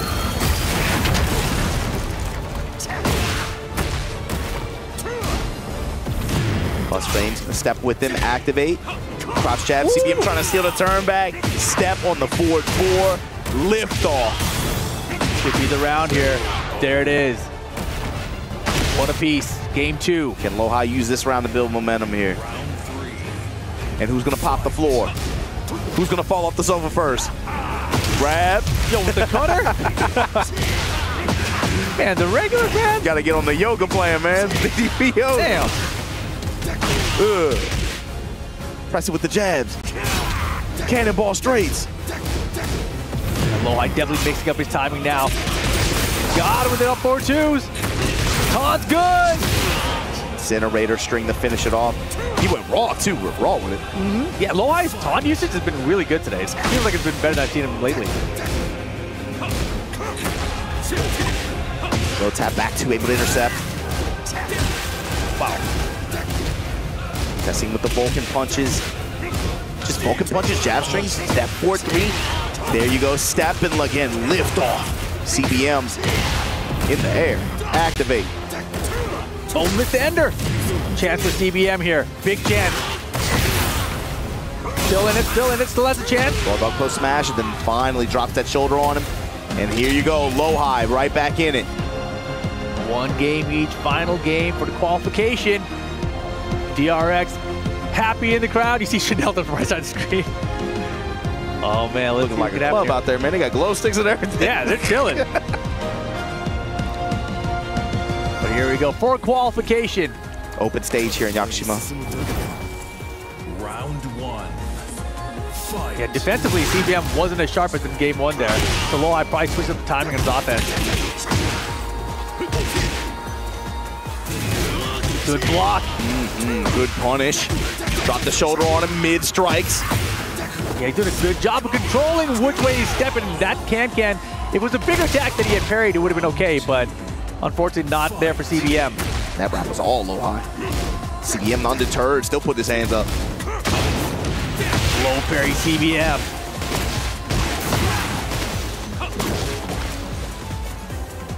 Post slide. Feels like that's the first hatchet we've seen make connect the whole time. Down forward, 1 forward, 4 part got him. Stepping, but not deep enough. Counter it, hatchet. Good block and punish. Even running out of heat, depends on the dash. Is Loa even gonna get activated here? Not gonna even get a chance to. Dod kicking mid pressure after. Locked him down. Hold the lows, counter hit launch here from CBM. Hold on. It's a back and forth one, man. Yeah, it's close. It can really go either way right now. What you'd expect from two players who have played as much as each other as much as they have. Yeah, back to 1. He's with the jabs, strings here, low high. A lot of stagger down forward 1 just to catch CBM stepping. Nice, good react, counter activate. Counter activation for CBM. Straights. Oh my goodness. Incinerator. Taunt into smash again, being clutched for low high. Set point for low high. You called it. His taunt usage has been super effective so far. And the step jet was just a little bit late. 2-4 for the punish though. Good block. Punishment on the low chop. The duck, the check on the parry. CBM very behind right now. Still has heat though. Here's the activation. No sir. Punishment just outside of rage here. Pick up the combo here off the heat dash. Medium line destruction gonna likely plant low high just outside of rage. Or just inside it. Just inside it. And low high has a chance to activate heat. CBM went for the throw because he thought he was gonna get the heat first. Hatchet. Punish. Oh my. Brother, it's too close. 4-2. The pixel. Oh my gosh. Final round. Low high CBM to qualify out into phase 2. Poke for poke right now. CBM the one pressing here. Low high punches to interrupt. Block the hatchet. Block the down back 4. Caught the step. Stepped it. Forward crusher. Is it enough damage? He still has heat. No, it's the activating thing. It's gonna be real close. Guess for game. Heat dash. The snake eyes comes through for low high. And low high in an intense set. 2-1 over CBM. CBM still in this. Gonna have to deal with whichever silverback emerges from North America and Europe. As this Oscar mirror match is gonna dictate who earns the right to face off against him to move on in phase 2 of EWC 2025 Tekken 8 here. But low high emerges from this group top side and played. He played this set out. This was, I think, both of them had really, really good defensive sequences and and it was low high too. I think you got a really good sense of CBM's defensive habits, especially with regards to step, how he was trying to press back in some of these situations, and ultimately, like, it went to final round too. It was a close one. We looked at this group and we saw, like, if these two had to play against each other, this is kind of the set you'd expect. I think. Exactly. But I mean, yeah, in regards to just the defense, it was so solid on both sides. Yeah. Game 1, CBM had all the answers, but then Lo-Hai definitely adapted. He made the right adjustments throughout, and then CBM adjusted back for Game 2. That's why he's so close down to the wire at the end. But the taunts were on point for Lo-Hai today. Back-to-back, every set we've seen in him so far. He's landed multiple taunts and heat smashes here. Taunt smashes. He had some taunt action at the wall in the previous game as well. But like you said, the block punishment on both sides was really, really solid. Yeah, very, very good defense from both players there. So Lo-Hai qualifying out into phase 2 with that one. But as you mentioned, that does mean CBM still has one more chance. He gets to try to be the zookeeper for Tibetano versus King Ray Jr. King Ray Jr., of course, one of the younger qualified players in this event. However, not the least experienced by a long shot. He has years of experience way beyond what you would think in this event. I think like him, Ilias, Mogul, they probably likely make up the youngest players in this event. Yeah, that sounds about right to me. We're going up against the Spanish phenom Tibetano, who has had an incredible year as well. Oh, that's King Ray Jr. right there on his phone. Yeah, that's the throwback. The baby version. When he's only up to Chanel's waist. Oh, man. All right, all right. That's the thing, man. And that's what's cool about it, too. You can remember even not that long ago, man. I guess by now it's been like, what, 7 or 8 years ago. I can remember watching him in tournaments, watching him in 7 early on. And just the way he would talk about the game, you could tell he was in the thick of it. It's so cool to see him mature over the course of the past like 10 years or so into the competitor that he is on this stage right now. Yeah, he had a tweet that went out today just talking about how grateful he is for all the experience he's having at this event. You know, being part of these interviews even, you know, getting the little gift packages that the players get, and now getting to play on this sort of a stage. It's going to be the Oscar mirror match, North America versus EU. Oscar v. Oscar, King Ray Jr. versus Tibetano. This might not be the NA versus EU they asked for, that Spag wanted, but it's the one you got. Which one do they want? You said. This is our top, bro. Both sides. Hey, Tibetano, the one cooking here at the wall. Oh, booted. Good start for Tibetano there. Who do you like in this one? Well, I mean, what you guys were saying, and especially what they were saying on the analyst desk too, right? King Ray Jr. feels like he's been pushing Oscar pretty much since jump. Like a lot of optimization. I feel like he saw season 2 and was licking his chops, man, when he's looking at some of the tools, the way Nani Wagusta works. Tibetano, though, I feel like he kind of just plays with his heart. He gets in there and he's not afraid to get violent, and he kind of just imposes his will and just plays well in tournament.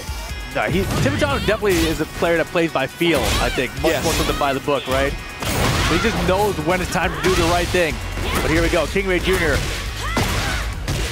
little combo conversion here. Spins the rest of each. No, doesn't get a chance. Back 3 from Tibetano, though. Hey, 2 rounds up to none. Right now, Tibetano the one steering this thing. It's the opening. Look at the engager. Just ducking in his face.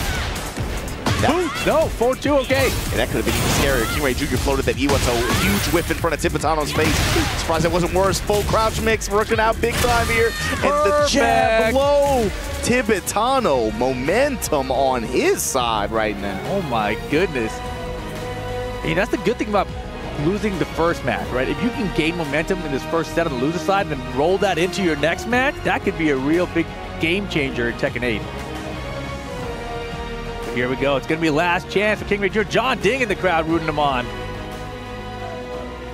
Teammates, of course, here. Yeah, and speaking of which, you know, Spag was talking a little bit about the club championship, Team Vitality still in this, and especially for Team Falcons and Twisted Minds, they're looking at the players that they have on this roster that are still in this event with extreme levels of enthusiasm and interest, right? Because if they're able to make it into the top 8 and secure some points for their team, that'll really help them be able to try to jump the leaderboard. And some of those teams are do not have active competitors in the other titles that are left in the EWC event. So the value of the players in this Tekken tournament is exponentially higher now. No pressure. No pressure. Yeah, no pressure. Let's go. Game 2. Your boss is in the crowd with your dad and stuff. Just like, no pressure at all. King Ray Jr., you got to be able to play through it. Sidestep 2. Yeah, you can see King Ray Jr. like just trying to slow his breathing out of there, but he got the blocks. Here's the full launch punish. Heat burst activation. Wall carry at the wild 10 and 1-3. Hey, get smashed. No 3-ring circuit for the pickup. Side step 2 with the dash behind it. Oh! And good adjustment off the walls here. Yo, both walls and the combo. And there you go. Full crouch down for 2 gets King Ray Jr. on the board here. Don't count the kid out. Oh my God. Tibatano has his step. He has the side to right, just like we've seen into while standing 3. Minazuki kick this time. The trade after Tibatano, but the sidestep 2, reversal sidestep 2 from King Ray Jr. Yeah, that got him a lot of his gray health back. That's important. Finding though, you have a lot of gray. You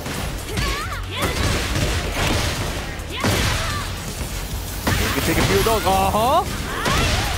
And look at this, King Ray Jr. answering back. Especially when she has that glowing green orb under her health bar, man. The threat of Tenjin Smash, the threat of Aizen, those homing in mid-range, in mid-attacks at that range. But just like that, what, wheel kick? And Tibatano now, trying to cook this 3rd round. Overhead smash, push towards the wall. Whiff on the sidestep 2. Not a good whip there either. Down on his own, but here's some armor. Dash up, down, forward to Tibatano on the board here in game 2. This is how they communicate, Rip. They just throw armor. They just beat on their chest and throw armor at each other. All right, King Ray Jr.'s got down for 2 of his own. And a well-placed uppercut there. Gonna try to create some wall offense here. Looking for the full crouch mix of his own. Tibatano doesn't give it to him, but he gives him a whip. And off the wall again? Yes. Yo, he is off the wall. Y'all called it out. King Ray Jr. That's just good adjustment. That's just fantastic. Yeah. Awareness. And now for the win here. What's the mix? Smash goes mid-ender. The smash, you'll trade on it. King Ray Jr. ties it up. Oh my goodness. NAEU couldn't be closer. One apiece. Bruh, they made Congo, what, 30 years ago? I feel like I'm watching the sequel. I've been waiting all this time for a remake. Oh my goodness.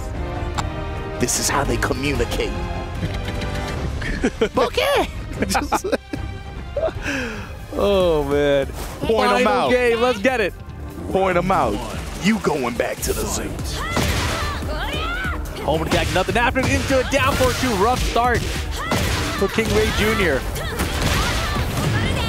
And the activation from Tibatano, familiar territory here. Gonna blow her up with the fire extinguisher. I don't know how that works. That's how they kill. That's how they kill Jaws, bro. Kicking him while she's down. Lows the smash. The mid, yeah, solid choice. It's a mix-up. 1-1 or 1-3.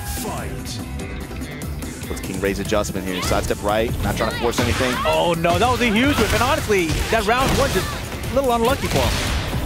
The way it started, but then the momentum stacked up. Oof. Yosh with the flying chop. It's the smash. With the perfect set point Tibatano to eliminate King Ray Jr. Yeah, King Ray, you got to be able to slow it down, man, because Tibatano is making this a fast game 3. Oh, I got those too. Good punish.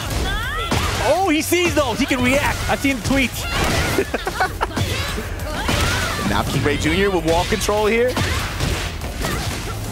Glowing green. Sidestep 2, somehow able to wrap around there. The pressure's on right now. The Aizen smashes. Locking him down. Can't get misses. That might be enough. Last chance, King Ray Jr. What a block. Ducks the high, though, and Tibatano eliminates King Ray Jr. In dramatic fashion there. No. That was perfectly timed. Perfectly timed. Tibatano still in it. Gonna have to play up against CBM, though, to try to qualify out into phase 2. Yeah, you're gonna have to run it back, man. This is gonna be tough. How do you set that aside after you just got dog walked like that on the top side? I mean, honestly, I feel like that's just knowledge for him, right? He saw the way that King Ray Jr. lost, right? He knows himself how he lost, so I feel like he just sees what's available. Now he's going to use other moves. He's going to use up 4-2-1 probably. And if that doesn't work, I can see the Claudio becoming an option. Yeah, I was going to say, or if, like you said, I could see a different character pick. And this is how they communicate. You called it, man. They were just throwing armor and launches at each other. It was awesome. Just banging on engagers, armor, heat smashes, everything. Oh, man. And trading on heat smashes even. Whatever it takes. Even some of those hard reads, like King Ray, I said, like, he's not trying to force anything. He does uppercut into, immediately does overhand. I'm like, oh, it's like, I need to land this now. So I'm trying to force it. Oh, the can slightly off axis. He was just being so pressured right there, right? He felt like he had a can. And this is a clutch block here, but then went for the high homing attack, and Tibetano, just with the hard duck that called him out at it. It's just like Tibetano in some of those moments, especially at some ranges, had just better reads. Slightly better reads, you know, like even just the read at the end there on the eyes and smash, just knowing that the homing attack was coming. And now I'm curious, you know, Rukang said that Tibetano is someone that he thinks could go all the way. And so will this be one of the hearts that he keeps for the trophy later? I don't like Tibetano's smile when he was crushing America's soul like that. I didn't like that. It was like he was trying to hide it a little bit, but not really. And then he just walked away. He just walked away. It's just like, oh. Whatever. Not the one I want anyway.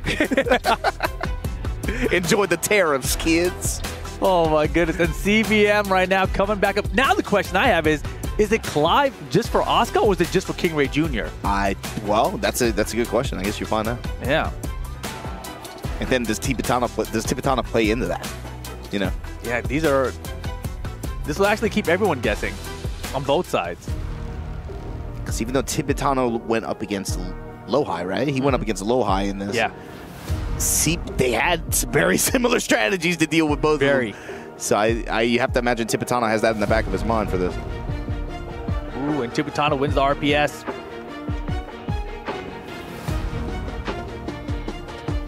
What characters will we get? Qualification match inbound for Esports World Cup. And if I'm not, is this the last remaining European player? This is the last remaining European player. Yeah. We started the day, I believe, with only 3 players left who were not from Japan, Pakistan, or Korea. And I think we're down now to 2 or 1. Yeah, I think we're down to like our last one. I feel like I'm forgetting someone, but I think you're right. 2 or 1. Tibetano. Somebody correct. Yeah, it's just Tibetano. Because it's Mongol, Chikrin, and 2 Pakistan in the next group. Yeah, you're right. Yeah, this is the last non-Japanese, Pakistani, or Korean player. All right, Tibetano, try to qualify out. Good luck. Gonna need it here against CBM. Let's see if that momentum carries through for him here on the lower side of the bracket. It's been Oscar all day, but it was a rough match against Low-High, so maybe, potentially, could be a Claudio pick. I don't think so, though. I think it's gonna be Oscar. Yeah, I mean, I'm thinking if you're... Yeah, I mean, you came into this with Oscar on her back, really. He has Claudio is an option, but it's like, man, against CBM, you got to see who CBM picks too. Yeah, that's the big question mark. Like, what if you pick Claudio and then he doesn't even play Claude, you know? Or yeah, what? Exactly. And you can see that the last stat to me, that's the one that stands out. Step and punishes. CBM has been all about it today. That was crazy, man. Like, literally, CBM is walking around with leashes and just putting them on players. That was... Go this way. I go this way. Nice. The engagers, like you said, majority of them felt like just the flame blast, right? Just that 1+2, just a quick, okay, got my step. If I'm not launching you, cool, 1+2. Or if I'm in heat, 1+2, dash. But will it be the Clive again? I was actually surprised to see him go to Jin versus Low-High. I thought it was going to be a Clive kind of day.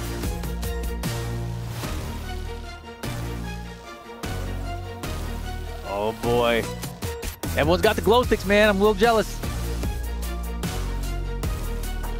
You want glow sticks in here? You want them in this room? I want them right here, right now. We don't got cameras in us. Let me have fun. Okay, here we go on the Final Fantasy stage.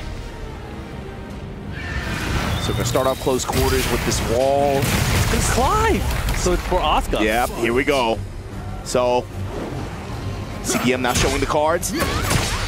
Chop at Tibetano up in mid-range. Yeah, I'm seeing a little hesitation on CBM's side right now as well, though.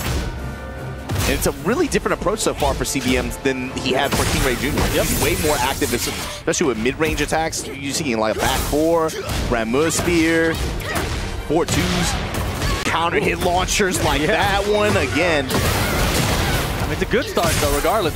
And he got home court advantage and everything too. Hardly fair. Got the Zukin meter building. Hey. This is big for Tibetano here. Still has heat too. Here it comes. Activation.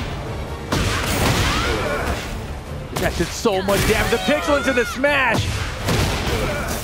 Rip, some of the characters within this game, like I'm like, the life bar does not matter. It just doesn't, yeah.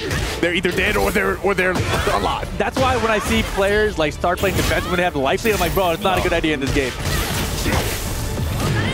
Step Had good? the step, No. not deep enough. What? How deep do you have to get? Somehow not deep enough. Aaron Orbital, CBM. Tibetano's guard holding up pretty well this round so far. Just like that, the side step 2 with the dash behind. They're gonna get the tornado at the wall. Hey. Tibetano. No full crouch mix yet. What the heck? Oh my gosh, that was so unfortunate. But there's the wall blast. Joshua coming into play. Just slapped on the back of the head and got this bomb blast. So here you go. Wall to wall. Oh my goodness. Clive. That's not fair. He got a sword. But the rage art, I was just mentioning, we haven't seen a Tibetano rage art so far. And there it comes. With 13 seconds left on the clock. That's important. Even things out a bit. Likely going to be even health. Good interrupt from CBM. 7 seconds. Good block.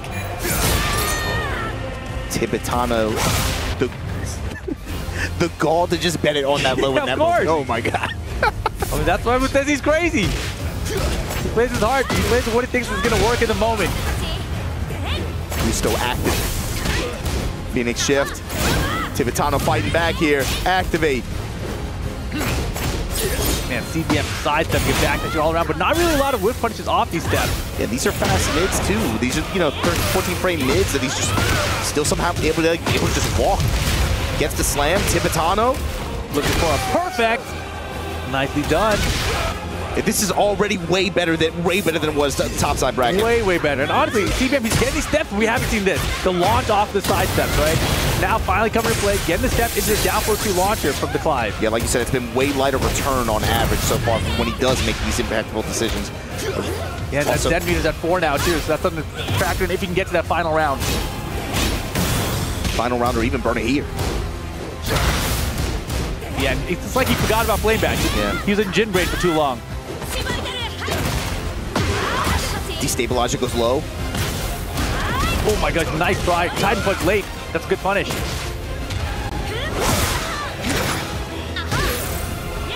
Oh boy, bad situation for CBM, and Tibetano gonna capitalize on it.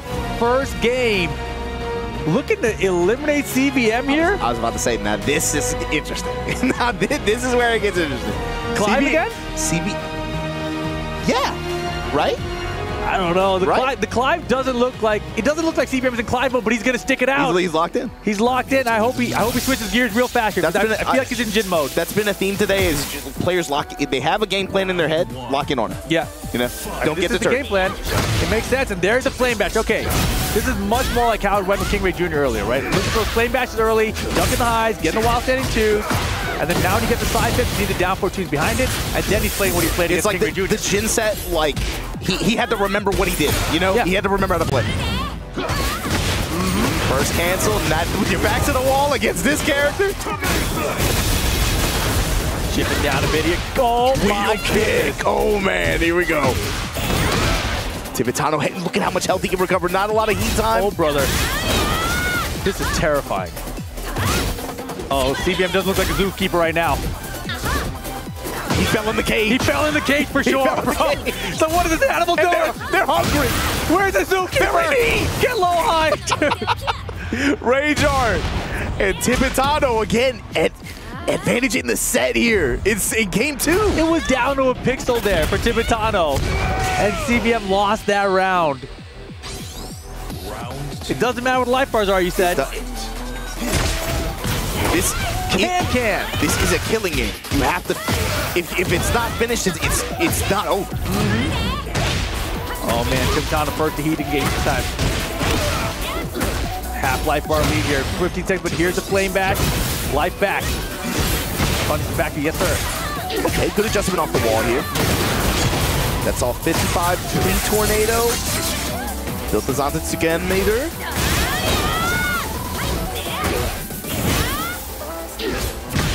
Wow, lucky.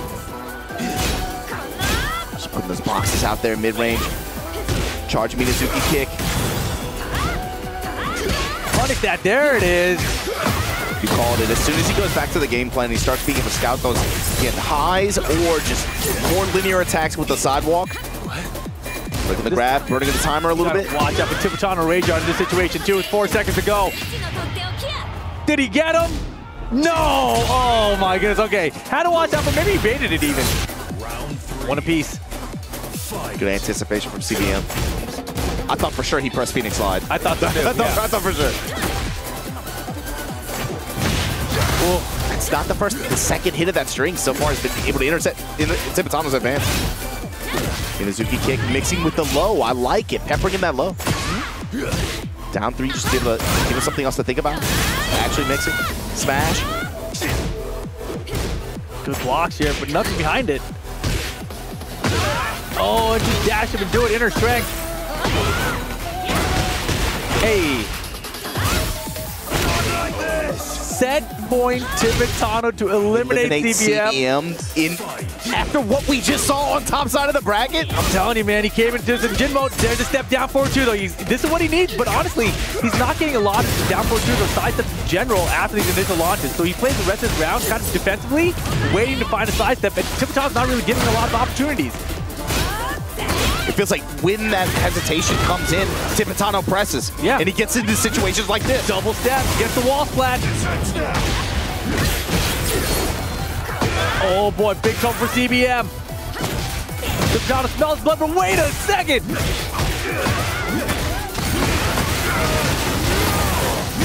Oh, that's a tornado, 92 damage. Not over, heat dash mix. He stepped it. And oh my goodness, final round situation still. Set point for Tippetano to qualify into phase 2. CBM, what a read to close that round out. You got to be able to extend it here. Hey, good patience. Torgo, get her. Take the chip, eats the low. 4-2, Gusto active. What a whip punish. Low conversion as well. See how he extends it, see how he gets the most out of this. Can he get the wall? He does. Now what comes after? Stepping with. Oh my gosh, he's outside. Denmir spilled up as well. Oh boy. Timed out his heat. CBM's in some trouble right now. Finds a triple step. That's it. Didn't get a wall set. Wall conversion was terrible too. Phoenix Slide. 12 seconds, 10. Tippetano in rage though. Goes for the sweep. Can't get rage darted here. The low. 2 secons, 1 second. Low. Is it enough? It's not enough. Oh my God, CBM extends the set. That was 1%, 2% HP. I don't know how that happened that way, but man, you were talking about it, the opportunities that he needed to find and actually seize the moment like that. Oh my gosh. He got so many, it felt like, in that last round. And even if the combo conversion wasn't great, just the fact that he even held on in that situation was able to find the win. That, man. That was wild stuff. Down to the wire, hanging on to our butts indeed. Final game situation here for Group G. Tippetano versus CBM. Back to home territory here. The down ones immediately. CBM trying to represent it, put it in Tippetano's head. Punishment's there though. Minazuki kick. Follows up with just standard attacks after. Burst cancel in his face like that. I think he thought that CBM had the side step that time, but honestly, I think he should let it rock because so many times we thought he had side step, didn't work out that way. And here comes Joshua. They're teaming up on her. Get over here. You get over here. Destabilizer low. Trying to cut her up. Dash leads to nothing. Jab. Oh my God, the mid float. And that might be enough. It is. CBM round 1, game 3. Round 2. All right. Let's get it together, Tibetano. Flame Bash engage.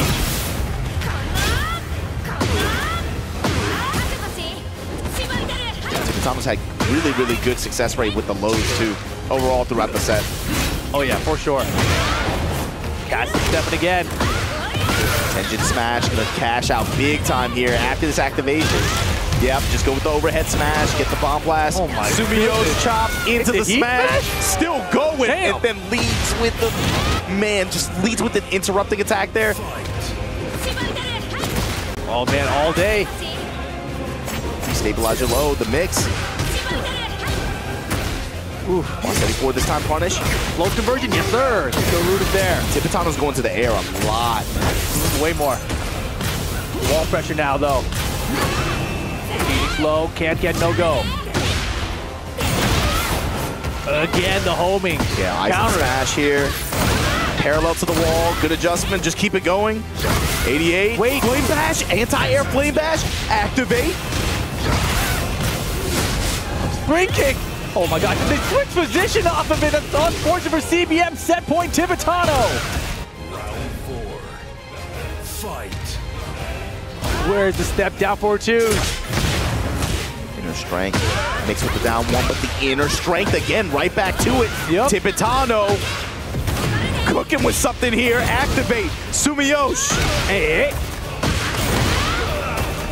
Solid lead here, half a life bar gone, but there's a step down forward too. That's what he's been needing. That's what you're looking for right there. Activate, this time a little bit off axis. Still able to get great return here post-tornado. Meter building, look for him to cash out maybe next time he gets What in. is that? Prominence into the heat dash. Gonna get the magic wall as well. Tornado right in front of it.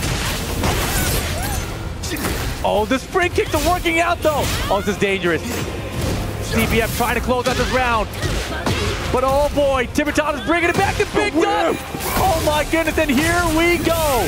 Group G, decider match, final round. Tibetano CBM. Look at the CBM's life bar too. 4 bars built. Oh yeah. Look for him to cash out. If he gets the opportunity, immediately leverage that.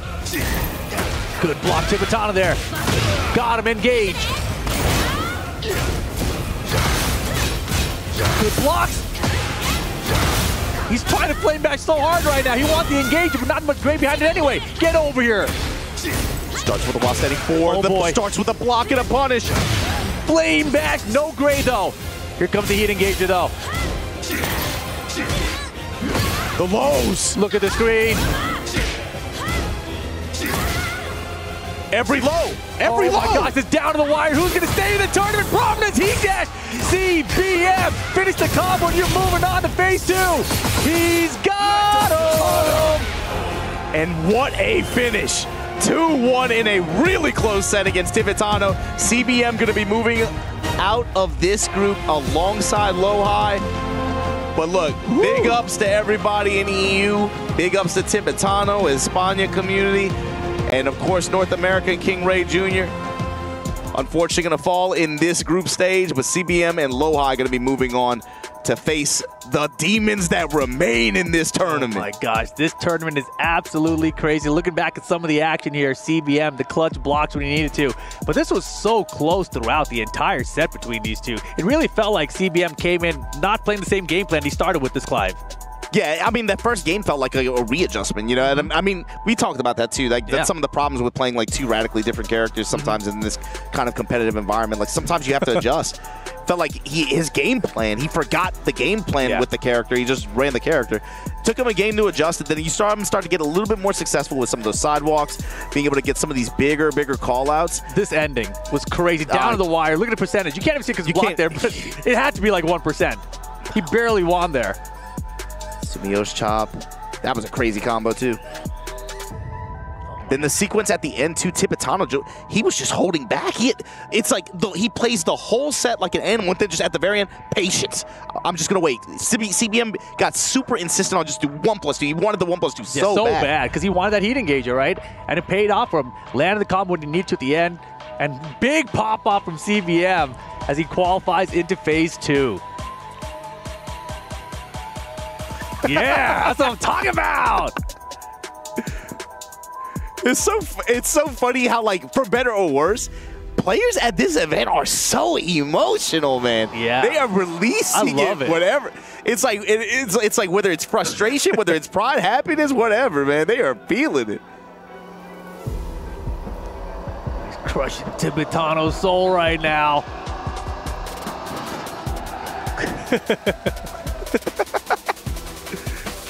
But good stuff to CBM and Low-High, of course, being able to emerge from this group.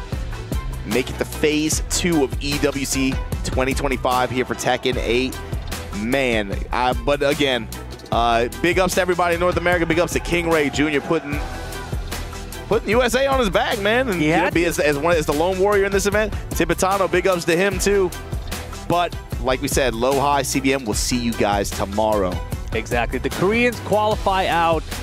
The Oscars do not. That's how it rolls here in Group G, but we still got Group H incoming, guys. Don't go anywhere. Tekken 8 Esports World Cup continues after this break.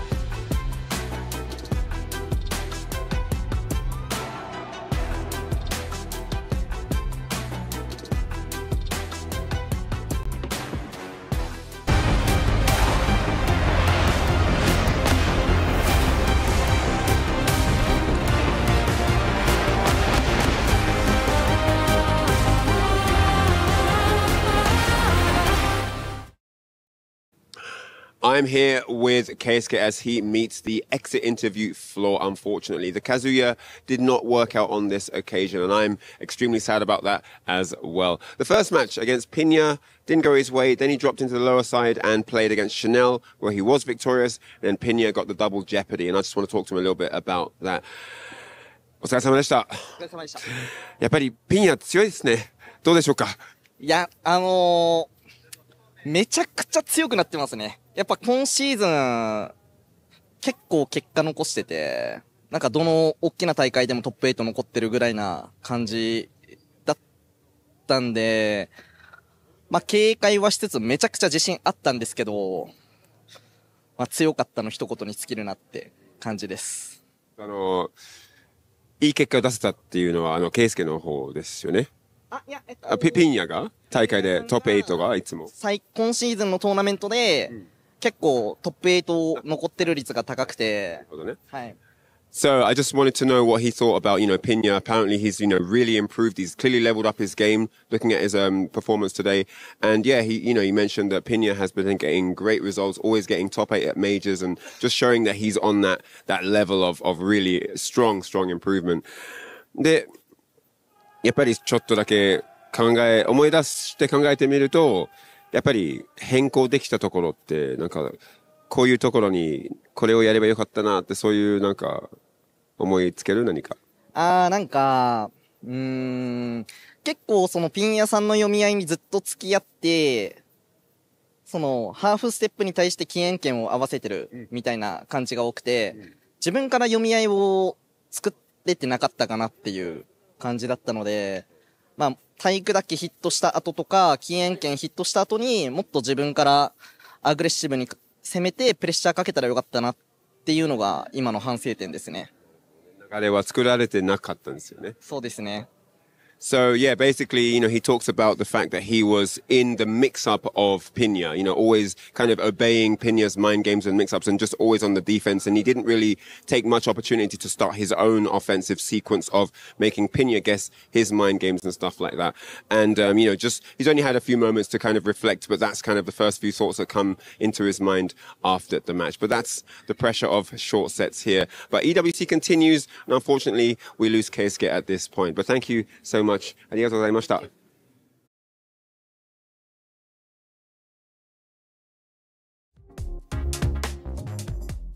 Our training partners CBM and Low-High progress into Phase 2, adding to the Korean tally. And we say goodbye to the final remaining Western players in King Ray Jr. and Tibetano. Tons to talk about here. MYK, let's start with you, man. How you feeling, man? Allow it, bruv. I'll allow it. You guys took it, man. EU outplacing NA.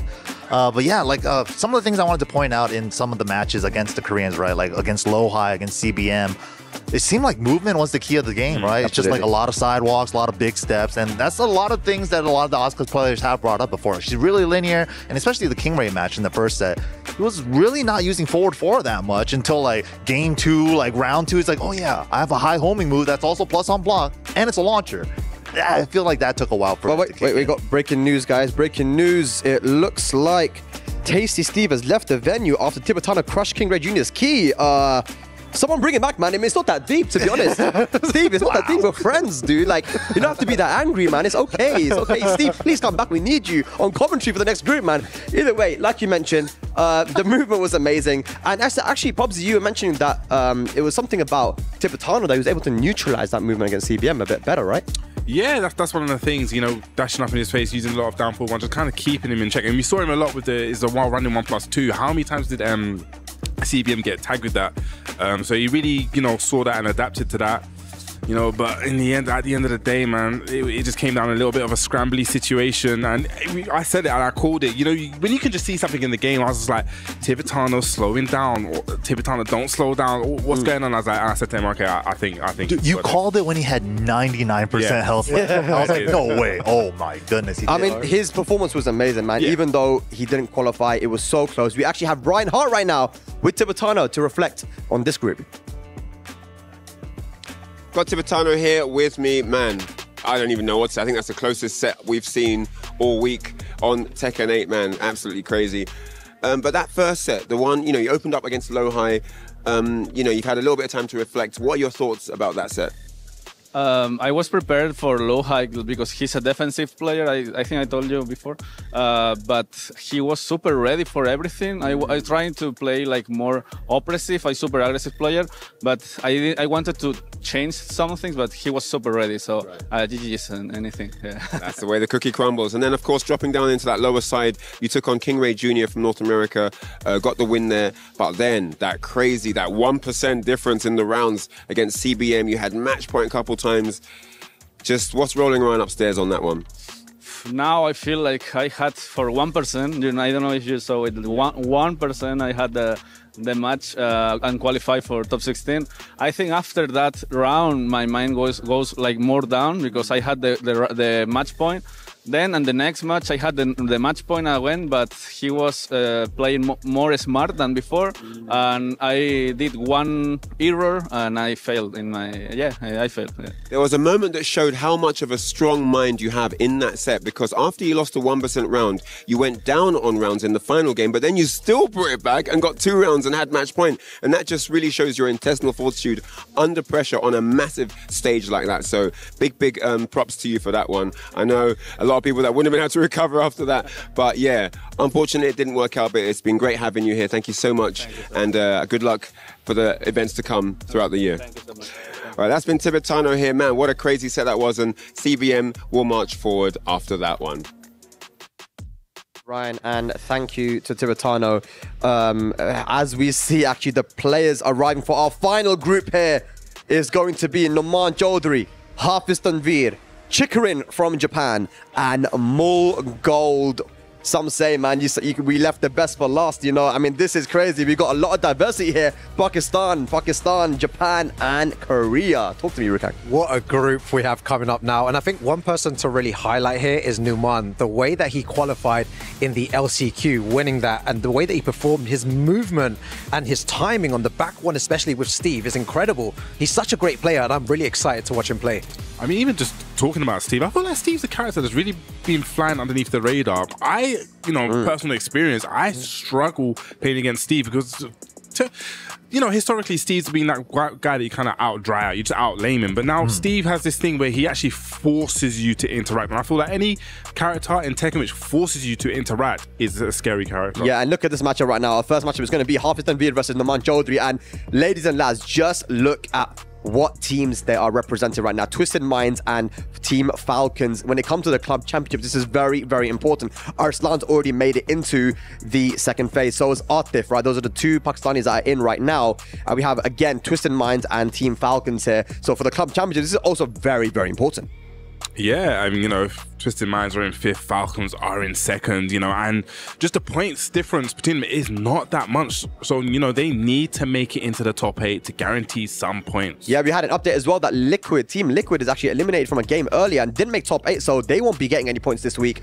So, you know, there's an opportunity now for Team Falcons to potentially jump up into that first position, right? And like you said, there's like $1 million or more I think it's $1 million between them, right? So that's absolutely crazy. So that's our first matchup. But then, of course, our second match is going to be Mulgold versus Chikarin.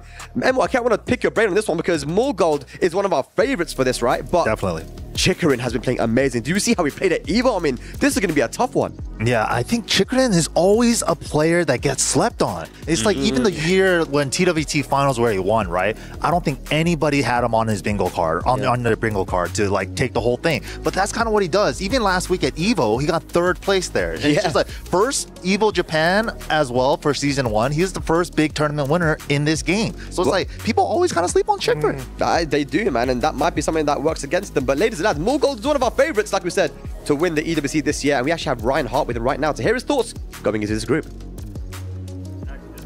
What's up? I've got Mulgold beside me for a few words before his game. Now, your first match is against Chikarin from Japan. I'm sure you've done your prep work. What are your thoughts going into this one? Okay. So how do you feel about the match to come? A little bit nervous, but I practice so much for the matchup against Chikarin, so I think I can beat him. Yes. Do you have experience against? Have you guys played a lot in the past? We met a lot in rank match, but we rarely met at tournament, so this is gonna be very, very fun. And then, of course, the Pakistani contingent above that, Hafiz Tanvir and Nauman, winner of the LCQ. Do you have a preference on who you play if you have to play one of them? I want to make mirror match with Hafiz Tanvir in winners bracket. Yes. All right, interesting, interesting. Lots to look forward to here on day 2. Hope you guys enjoyed that. And yeah, good luck in your match. All right, I'll see you guys a bit later on. Bye-bye. Man, I cannot call who's going to take this group, man. Rukang, you heard the interview there, man. He wants half his number. He wants the mirror match there, man. Yeah. What do you think, man? No, honestly, he looks really calm, and you can see like the energy that he's given off is super, super confident, and like having a smile on his face. It's really good to see. So he wants the mirror match, right? Yeah. Is that a bit of a salty run back from the Pakistan and Korea team? Oh, you might be right. I think that was the last match to close it out. Yeah, Bubsy, knock him out. So that looks like a little bit of a salty one there. Yeah, there's a lot of storylines we could talk about here, man, but right now there's only 2 Pakistanis that have made it into that phase 2, and these are the last remaining Pakistanis here as well. Is it going to be more Korea and Japan making it in? What do you guys think? Emma, I'll start with you. I got to root for Noman, man. Fellow Steve player. There's not a lot of Steve mains in this game. He's one of the few, and he's bringing them out at the highest level. I got to root for Noman. Chikarin for me, you know. Really? Why because he slept on, and I feel like he's due a big performance, definitely. And I feel Clive as well. Are many people ready for Clive? He's a really slept on character as well, Clive. So Chikarin for me. Rukan, quickly. For me, Numan. I said from the beginning, I love his style of play, man. Okay, well, it was a rough day for Pakistan yesterday, but can they redeem themselves in this final group of phase 1? We'll find out after this. Group H coming up.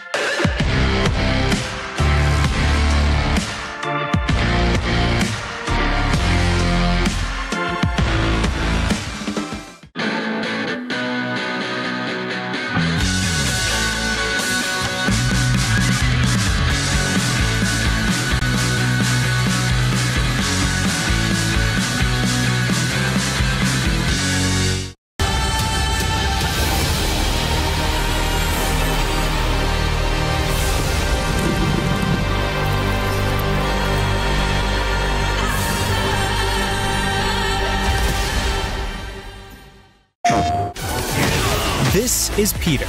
He plays Tekken 8 on PlayStation tournaments. Peter wins hundreds of avatars easily. But how? On his PS5, Peter launched Tekken 8, found PlayStation tournaments, and registered.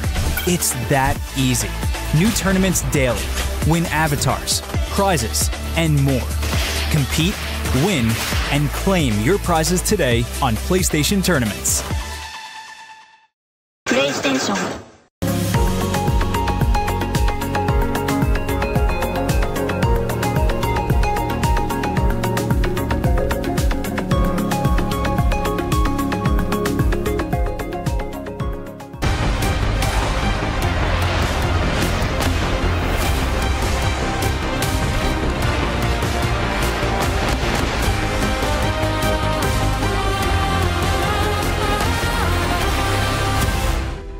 Welcome back to the Esports World Cup. We just got done with Group G, and oh my goodness, did it live up to the hype. There is a little bit of pain, a little bit of shakiness. You might be hearing my voice right now, because my little homie, King Ray Jr. did get eliminated. I'm sorry, Rob. Bro, you know it's painful. That's it for us. That's it for NA. But CBM was looking absolutely insane. CBM 2-0 over King Ray Jr. And then the match versus Loha. That was so freaking close. But in the end of the day, of course, Loha got it done. And on the loser side, probably the best set we've seen so far is CBM versus Tibetano. Yeah, regardless, when you were looking at Group G in this case, you're thinking, oh, CBM and Loha are playing in there. They should be out of it. And that's indeed what happened. It got close, as you mentioned, in the lower part of the bracket in the competition Group G.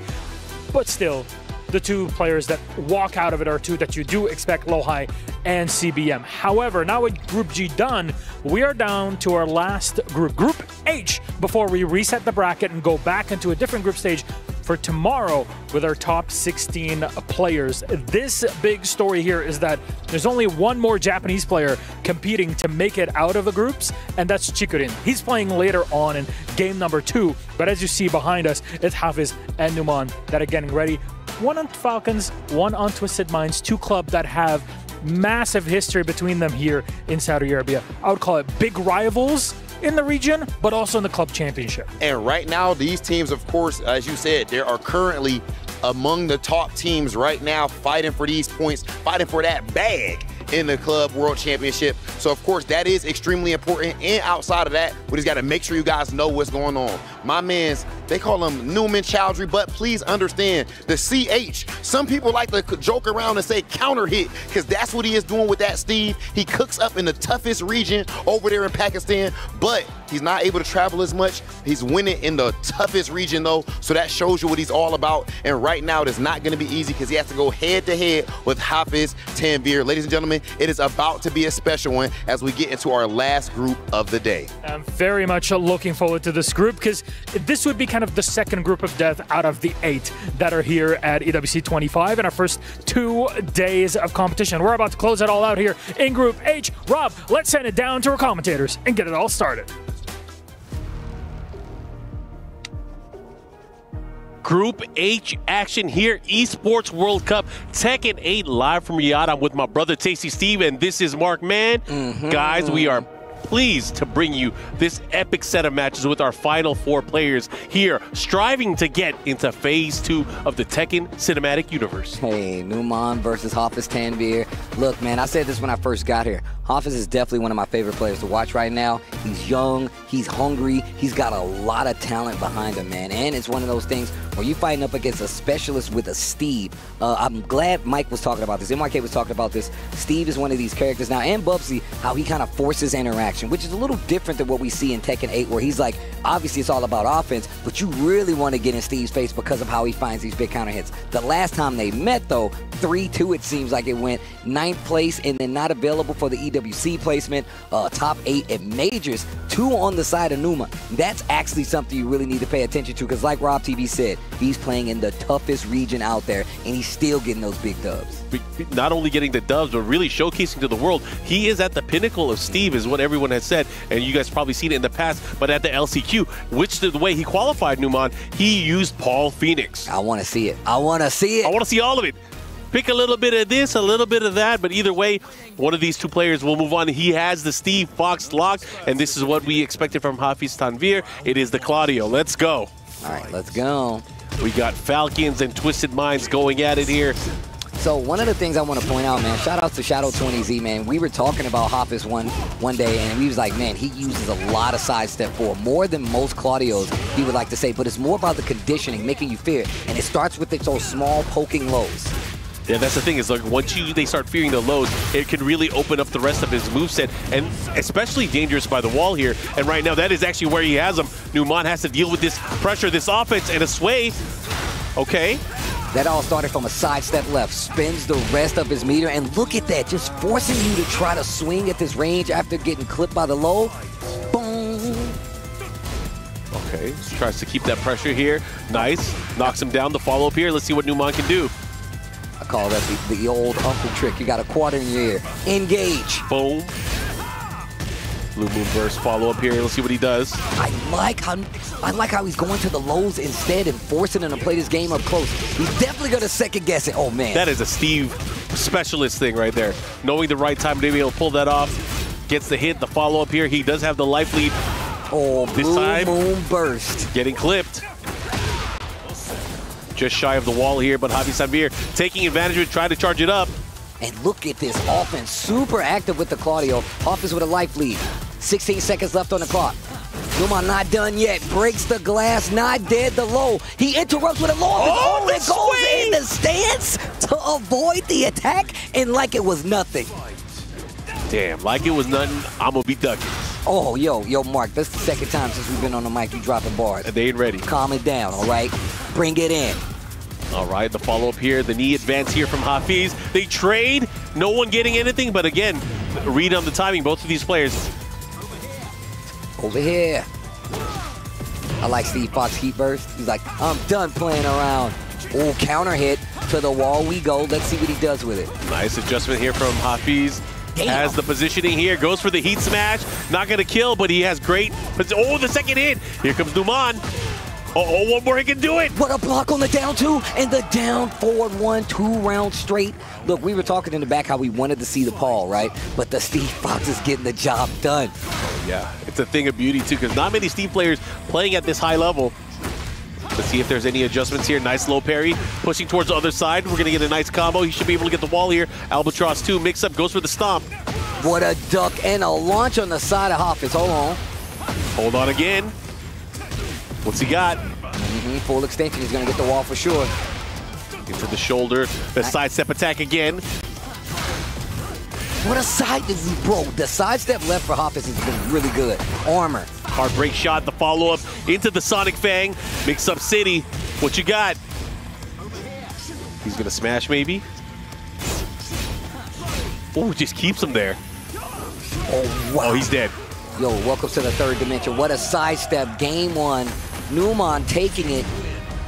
Man, he's looking ridiculous with the Steve, though, I gotta say. Yeah, again, a pure specialist. We saw so many sequences there where he got additional damage, able to really capitalize in that ending sequence there, getting to his side, getting the launch there with the peekaboo up forward too.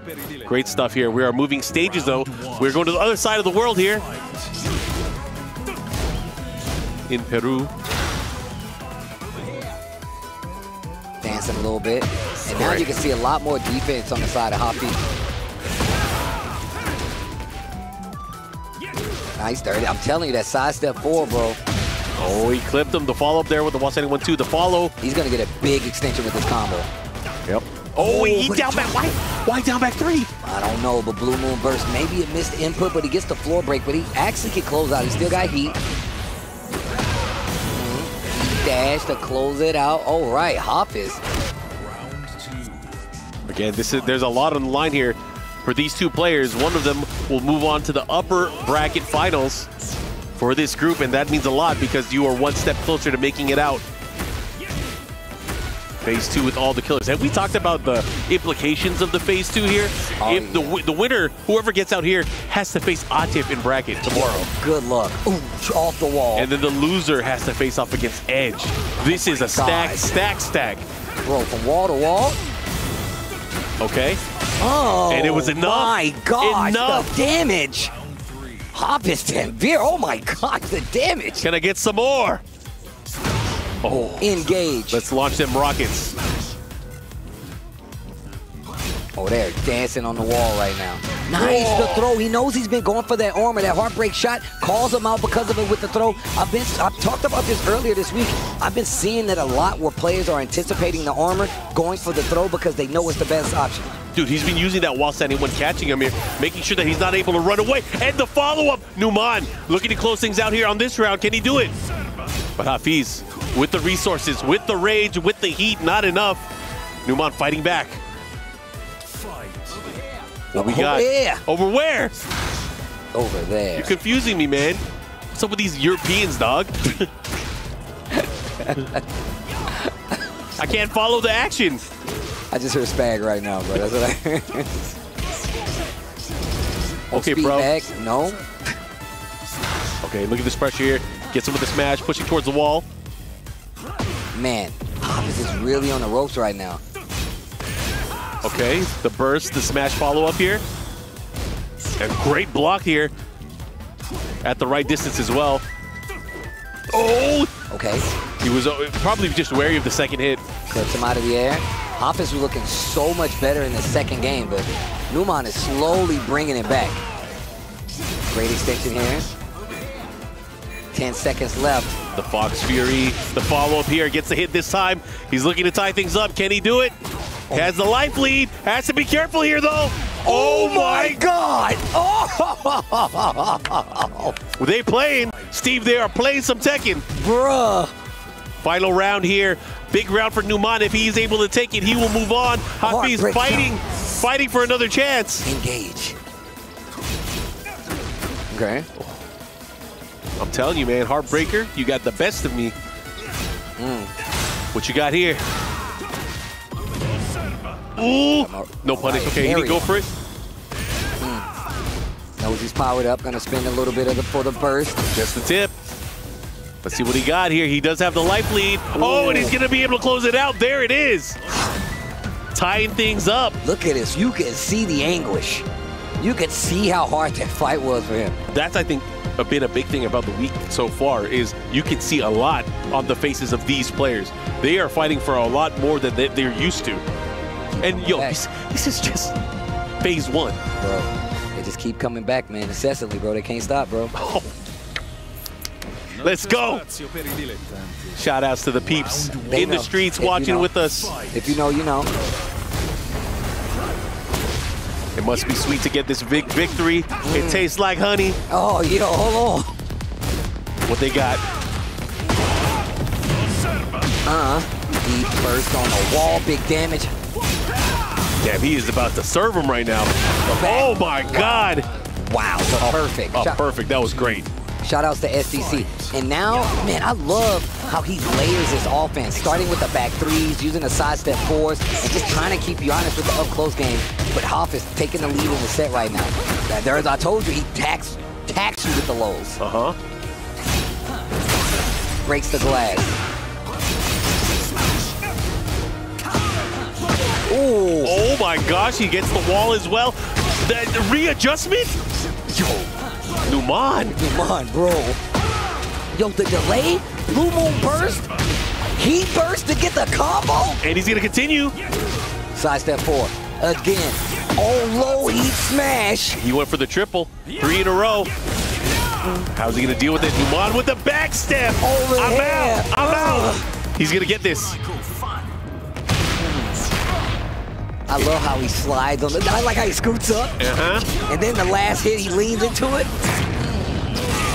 Great stuff there from Numan, able to take it. Again, this is the final game between these two. Winner will move on and sit pretty in our finals for Group H. Engage. The fury of the Fox pushing towards the wall here. Nice block. He's starting to get a win on these lows. Numan spends it all. No resources except for rage, and he's not there yet on the life bar. Okay. Oh, the tension, man. You can feel it. It's starting to get thicker, Steve. One round apiece in this final game, and this might be the end. What an adjustment. Bro, that's the name of this game. The way these two have been adjusting on every set for the combos, everything. The floor, you ready for it? The floor is lava, bro. Down back 3. First time we've seen it. Outside of that drop combo in that first game. Engage. Okay, good block here. Keeping the pressure at the wall. Let's see if Numan's able to do some things here. What? Duck. Duck into smash. Oh my gosh. Make it count. Keeping him there. Let's see what he does. Again. In trouble right now. The low. The hop kick not gonna do it. Numan going further into this group. Gonna stay on the upper bracket side of things. And that means he's gonna wait the winner of this next match with the potential to make it. Wow, that was wild. Both of these players obviously showing that they came here to play. They deserve every moment to be able to get here at EWC. Hafiz Tanvir moving to the lower bracket now, where he's going to face off a little bit later on against the winner of Mulgold and Chikrin coming up next. Now let's look back at this, man, and really you have to point out how Numan just absolutely kept himself in this game, whether it be just not letting Hafiz completely run his offense or just interrupting some of the instances where he was running these low series with it down 4-1 or just with using that line step to get back and then going for these big launches on the back end. We didn't even see any like back one counter hits. It was really just him in the mix going for these big observant and being just disrupting the offense that Hafiz wanted to get into. I talked about the fact that he really put stacks on the lows and makes it really hard for you to move around. And it's like Numan didn't even care. That's the thing, is like, you were talking about stacking things up. One of the things that Numan kept doing so successfully is something that you could only do as a specialist of that character. He was using the duck, the sway, the sidestep at the right moments to be able to create opportunities for Steve. And again, like you said, he didn't even have to play back and hold back one. He didn't have to do any of that. Again, he found a lot of key moments there where he did the Fox backdash over here, gets the launch to follow up here. And again, as he pushed towards that final game, it was just a little bit too much offense here against the wall. Numan taking it. And you could see how he switched up the offense in that last game. Hafiz knows that he's going to have to fight it out on the other side. Little sly, wry smile on his face. He knows what he's going to have to do if he really wants to make it. Speaking of if they want to make it, Chikrin coming up as the next player, holding his controller of choice. And look, on the other side of the stage is going to be somebody that absolutely wants to send him down to that lower bracket. Mulgold. It's gonna be Japan versus Korea, a tale as old as time, and I'm not talking about Beauty or a Beast. It's about to get crazy. And the winner of this, of course, is going to go up against Numan. Got to call it out for Numan, representing that Team Falcons. He is the first Falcons player to stay on the upper bracket out of the group phase so far. So that is obviously a good thing. However, we got Mulgold, as you mentioned. We got Chikrin, a former Tekken World Tour champion. But Mulgold, man, he has been tearing it up this year for Tekken 8. His name is Mulgold. It's not silver, it's not bronze. He is going for the crown. Look, I gotta say though, I will say Mulgold, ever since I really got to see him play in person over in Korea last year, I've just been impressed. He's been on a steady climb, and now one of the heavy hitters when it not only just in Korean Tekken, but just worldwide Tekken overall. And he's currently just constantly climbing. He said he wanted to run back with Hafiz Tanvir. He said he wanted the mirror match. I think that's disgusting. I hate mirror matches. He said, no, give it to me. It's going to be a lot harder, though, unless he loses here, for him to get that mirror match. And I'm sure he won't mind if it means he gets out on the winner's side. I was going to say, you got to be careful what you wish for. You got to be careful. But last time these guys played, we had Chikrin coming out the victor here, 2-0 last time. And again, just from the majors, you can see Mulgold, again, had a stellar year. We were talking about that. And you look at these two players just last week, one of the biggest Tekken tournaments we've ever had, EVO 2025, these guys were in the upper echelon, placing in the top 4. And that, look, respectfully, 3rd and 4th place. Chikrin taking the lead here. Mulgold right behind him. And literally, I mean right behind him. 3rd, 4th, respectively, like Mark Man just said. And look, this is first to 2 to see who's going to get the opportunity to make it out without a scratch on them. But you still got 2 games to play if you want to do so. Starting right here. Mulgold, Chikrin, next match, EWC 2025, Japan versus Korea.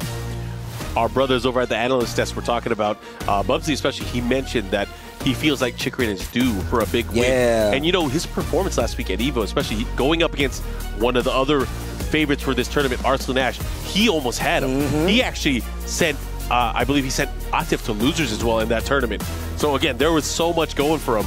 And he has already proven time and again that he can play with the best players. Doesn't matter which region you're from. Korea, Japan, Pakistan. He is able to win against all of them. But he's going up against this young gun, Mulgold. Can he prove that experience will still prevail? I think the Mulgold is just so hungry, bro. Hungry like the wolf. Hungry like the wolf. But my man is really out here playing some great Tekken 8, man. I got to say, because it's not many people that, one, has stick to a character like Claudio and made him as successful. So, and then even still, if things get out of his control, he definitely has a fang.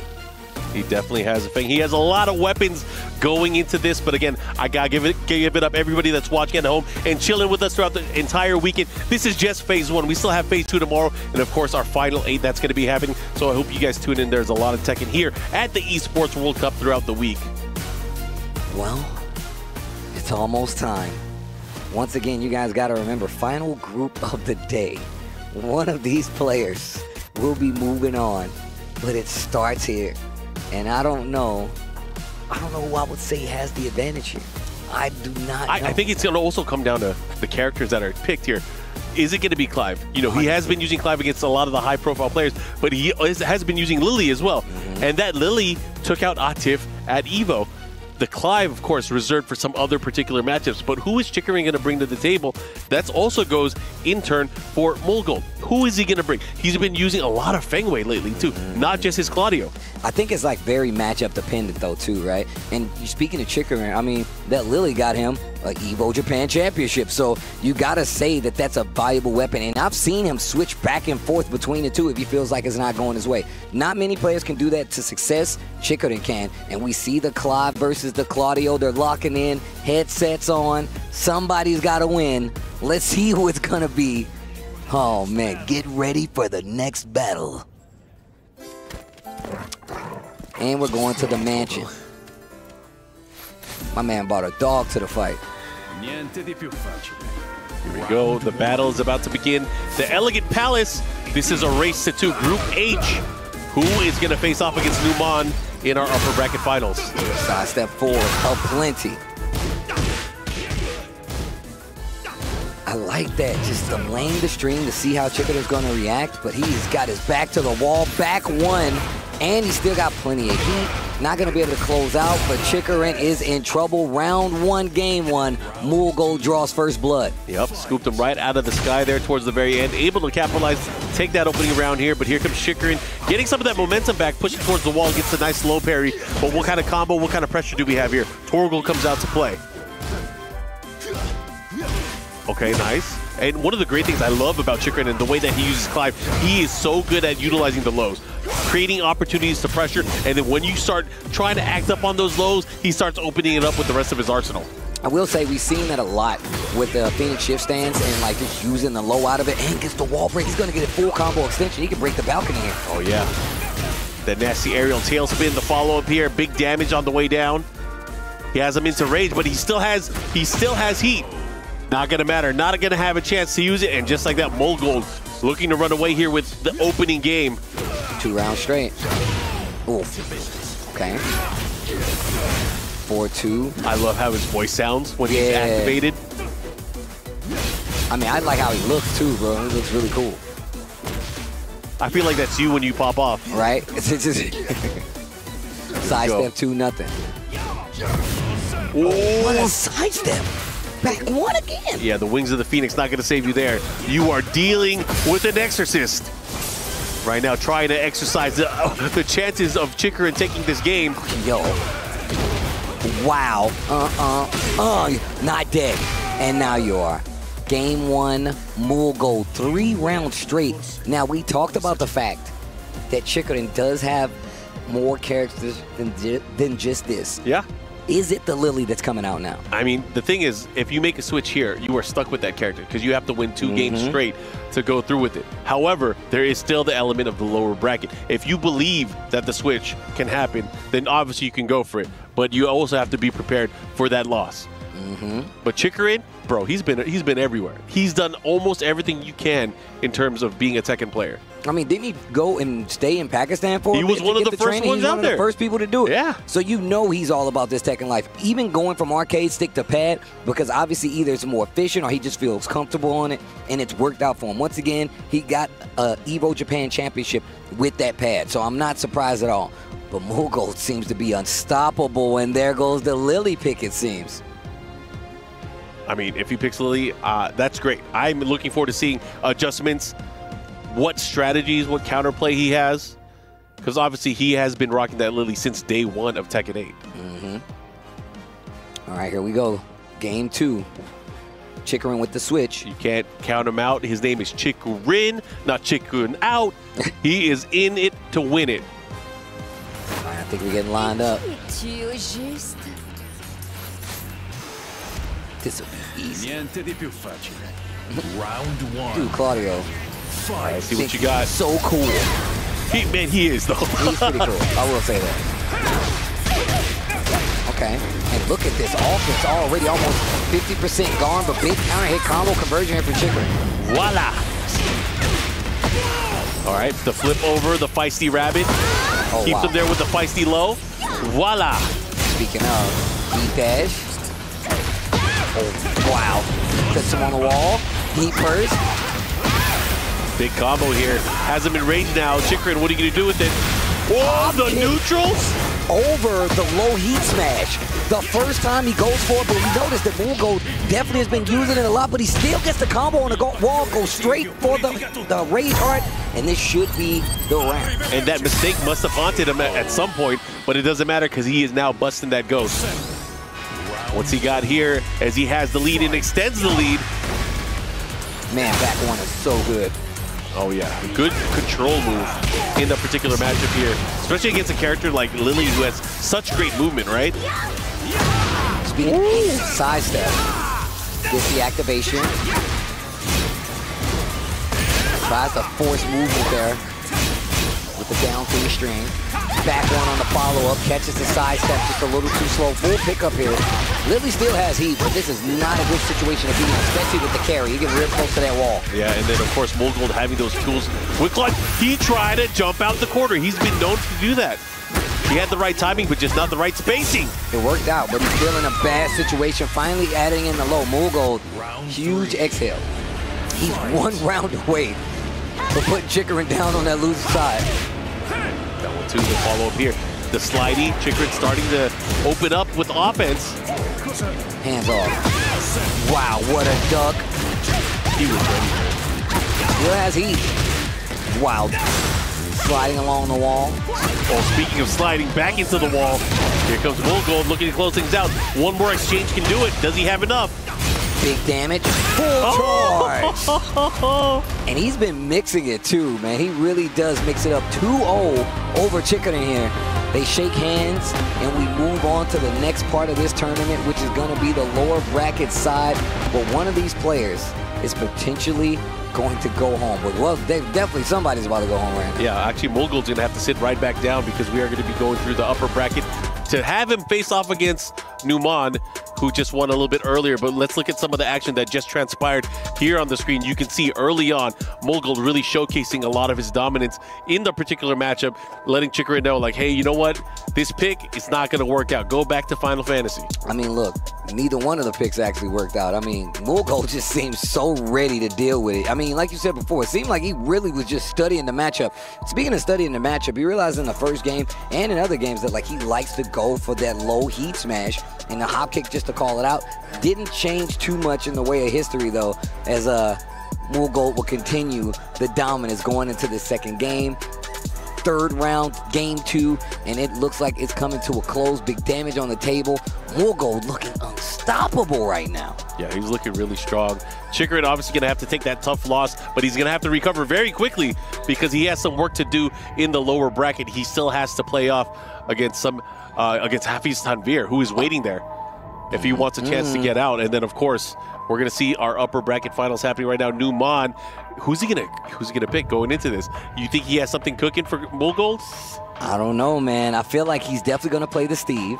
Okay. But give it a shot, right? I think he has to give it a shot, you know. But who knows, man? What do I know? I'm just a talker here, all right? Yeah. I mean, I'd like to say our talking skills are up there. We got this. Okay. We know we have. Okay, this is important because this is the first field, the fight before the fight. Got off to a rocky start. Oh, what are they doing? Is it 1, 2, 3 shoot or Yeah, 1, right. 2 step to the game? What you gonna do? Ah, okay. One more. And it's Mulgold who takes it. He says he wants P1 side. Okay. That usually is the choice pick, unless it's a Mishima player. Oh, actually, yeah, now that you just said that. Usually they pick the 1P. Anyways, this is going to be fun.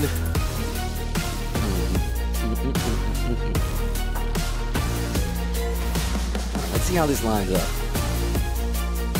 Curious to see. Once again, I know that Mulgold will switch it over if he needs to, if he feels like the matchup is not in his favor.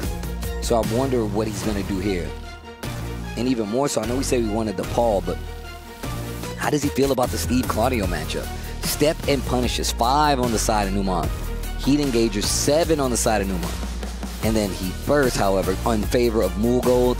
Last time they met, I don't think they've ever played before, but I could be wrong. I mean, Numan hasn't gone to that many international events where he would have had chances to play against a lot of these players. So I believe that's that. Anyways, we're going to go into this action. As you can see, this is the upper bracket finals here in our last group stage, Group H of the day. One of these players will move on from this particular set, but who will it be? Is it Korea? Is it Pakistan? Definitely two of the strongest regions. The 2 strongest regions in Tekken right here on the stage. Yep, the 2 most represented here at the Esports World Cup as well.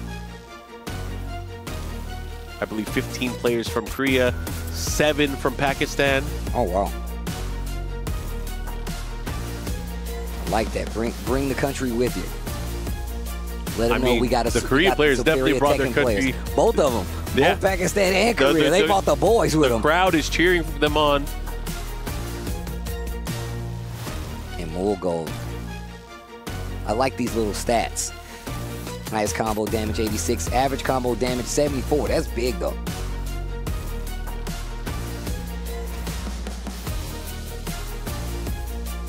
Okay, Mulgold. I think they are locked in. This is, I think, very, very important for Numan. Not only for Numan, but also for the Pakistani players. As mentioned before, only 2 of them have qualified into Phase 2 so far. We have Atif and we have Arslan. Both of them qualifying on the out of the loser side of their particular groups. Here we go. Excited to see this.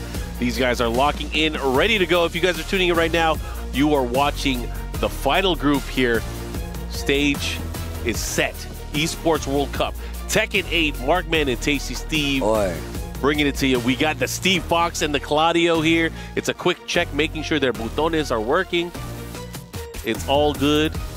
Full combo for the button check. Yeah, you got to put some coins in for that, man. Right? Come on, man. Right? You got to switch a whole mode. Oh, but he got some nice kicks on. I respect it. I had to wear mine today too, man, just to let him know. It's cool. Like, I've been watching, and there's a little icon on the screen that shows when the players are playing, shows what type of device they're using. A lot of players have started using the VM6R. Shout outs to ASI, providing quality controllers to a lot of these top players. Who's been using it? Do you remember anybody else? There's at least 10 players here in competition using the VM6R. Esports World Cup, of course. Ulsan was using it as well. Who else qualified out with Ulsan earlier today? I know Pina uses it.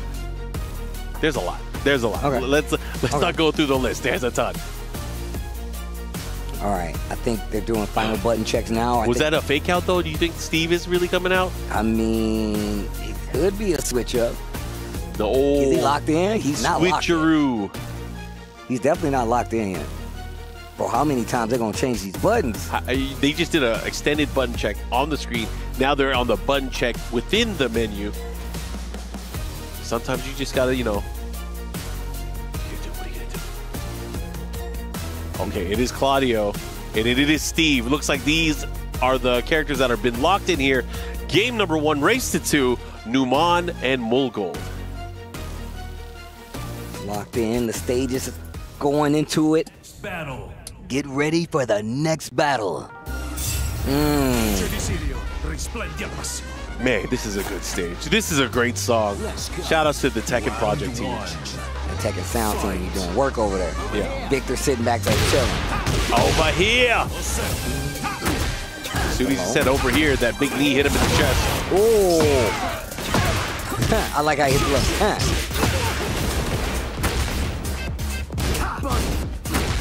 Oh, nice confirmation. Smoking away. You guys getting a good feel for each other. Full charge. Guaranteed follow-up. Tried to sidestep on the wall just a little too late. Mulgold. Big light feed. No break on the throw, though, and that's going to switch sides. See what he does here. He has to be careful how he approaches here. Numan with the pressure by the wall. Already healing a ton of his life here. Smash. Bro, the defense, 10 seconds left on the clock, finally finds an opening. Numan relentless with the offense. Round 1, game 1, Numan. He tested him so much there at the wall. He did the full 1-2, 1-2 string. Mulgold wasn't ready for it, got hit and got splatted at the wall here. Oh, again with the knee. Jose. Ooh, burst under whatever you're doing. It looked like a back 1. Yeah, that was huge. Right underneath, able to crush. Good heat burst there. Fight back on the offense. Okay, able to take his turn back. This is the test. This is like how he likes to place them early on. Able to get that heat smash, the follow-up here, tying it up. Man, Steve is grooving. I love it. Oh, okay. No break. Bro, throws are throwing. Oh, heartbreak shot blocked.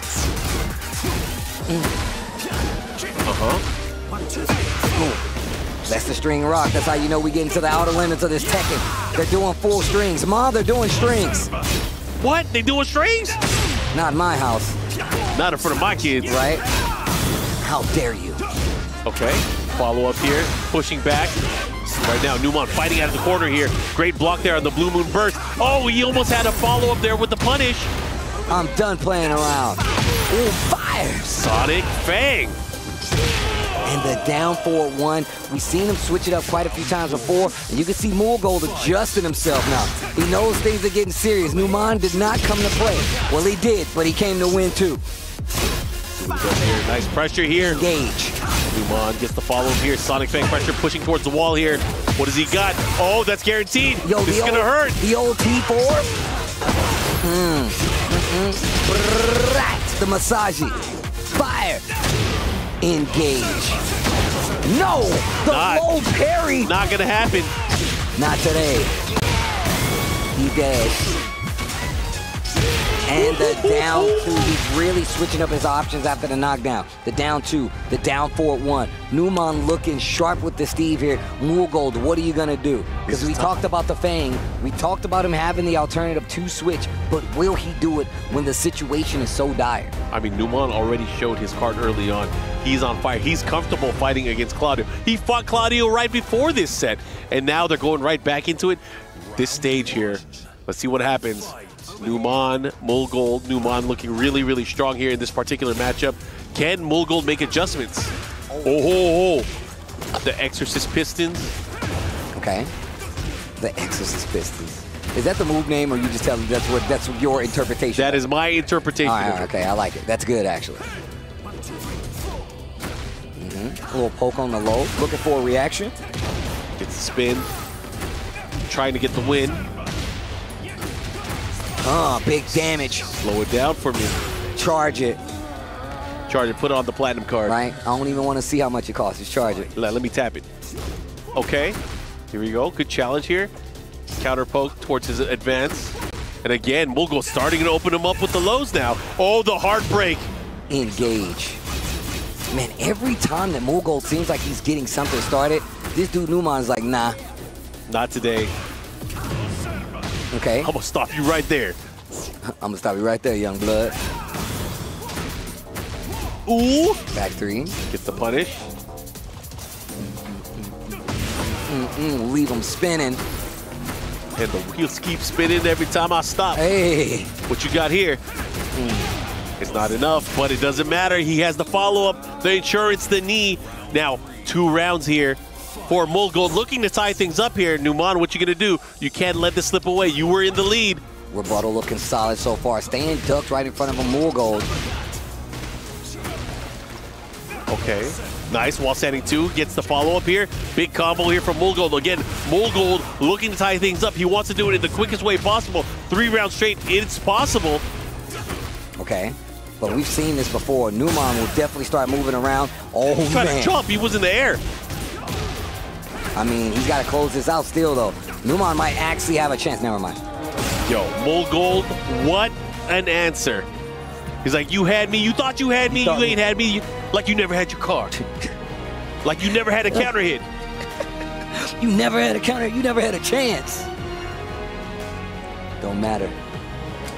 Just by a pixel or a full life bar. Wins who wins. 1, 2. I owe you a 10-second round. Let's go. Oh, what a duck. Remember, this is the final round to decide it all. Upper bracket match is somebody trying to stay alive. Oh, man, they're swinging. Here we go, Numan, placing these nice hits here. The strategery, but as soon as he brandished out the high attack, Mulgold ready with the wall standing 2. He knew it was only a matter of time here, not pressuring me. Oh, he's trying to get to the wall. Yo, those smash, are they coming out? Side step forward. You know he likes to use it, but we also know Numan's been looking for it, and he ducked clean into it. Must have did something, but the blue moon burst enhanced by the heat. Heat dash to close it out. Will he? No! Oh, he almost had the last hit. He's going to have to be careful, but it was enough. Here we go, Mulgold with the lead now, starting to crack a smile. He's like, we're back in the lead. We're back in the lead. No. Okay, nice. Gets the punish, gets the knockdown there. Not going to be able to get a launch. Steve does not have a normal hop kick. I was literally just about to say, not the worst punish in the world, because Steve Fox cannot launch in some of those situations. Not some of the most conventional situations anyway. Running 2, heartbreak shot, blocked. Mulgold starting to get wind of it. The first back 1 counter hit, put him to sleep, standing up. You can hear him snoring. Go. Oh, he missed the follow-up. Has to be careful. Doesn't matter. Floats him out of the sky. Let's see what he got. How is he going to get the wall here? Just shy of it. Wow, engage. And he got a huge chunk of life back because of that. Yeah, he woke up right into it here. Back 3. He dash cancel. Gets the follow-up guaranteed. Gets the splat. He should be able to close things out here. Oh, it's not enough. And the down 2. He's been doing such a good job of mixing up his options after the wake-up. The Oki has been so nice. Oh, he was ready. Over where? Over there? Good combo, good pressure here. Goes for the rocket launcher. Has to be careful for that side wall stun wall push. Doesn't want to get knocked into that combo again. What a duck. And now you see Numan playing a little bit more defensively. Calls out the running 2, ducks it, full launch, and now he's got Heat Burst active with great wall positioning. Observa.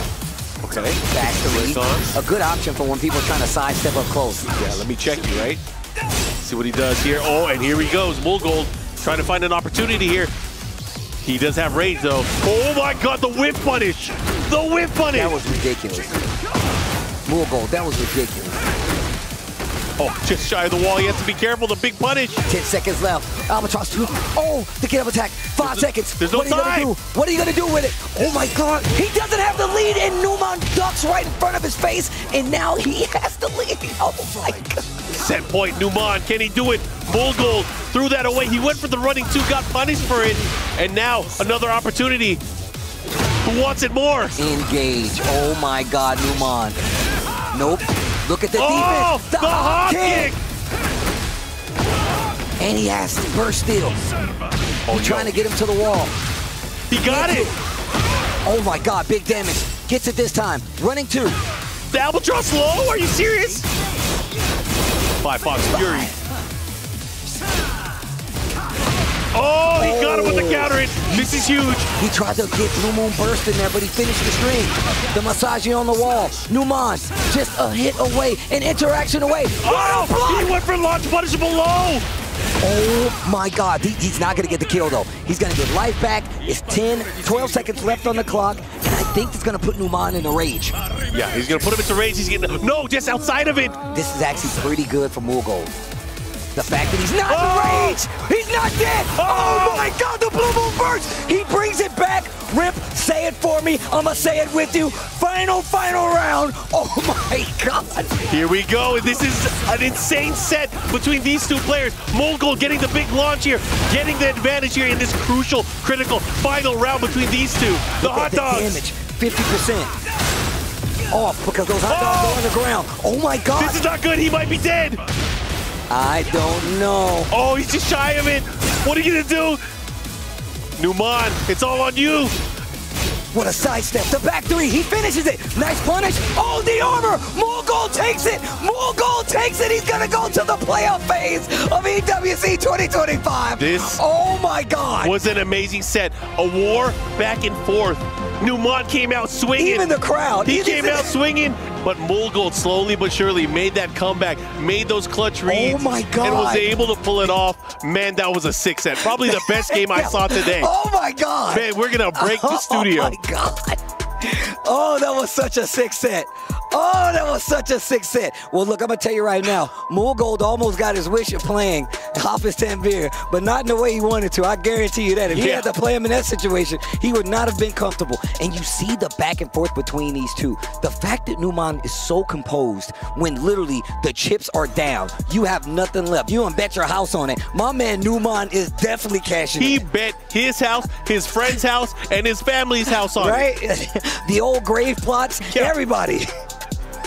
Oh my Man, what an God. amazing set. You guys can see just by watching these clips a summary of what just transpired. These guys were swinging. They were going back and forth, tried every trick in the book, adjusting left and right, and it came down to, of course, these pivotal rounds here. Also, we got to talk about you got to look at this. The running two, he was able to punish? Nah, not today, bro. Not And look at this situation right here. The follow-up, the blue moon, the burst, and this is where you popped off. Dude, he had no life on his bar. If you go back and look at what happened before he got that, it was less. I've never seen a pixel like that. It was nothing on the life bar. There was nothing on the life bar. Like I said, his name is Mulgold. It's not silver. We get it out in first.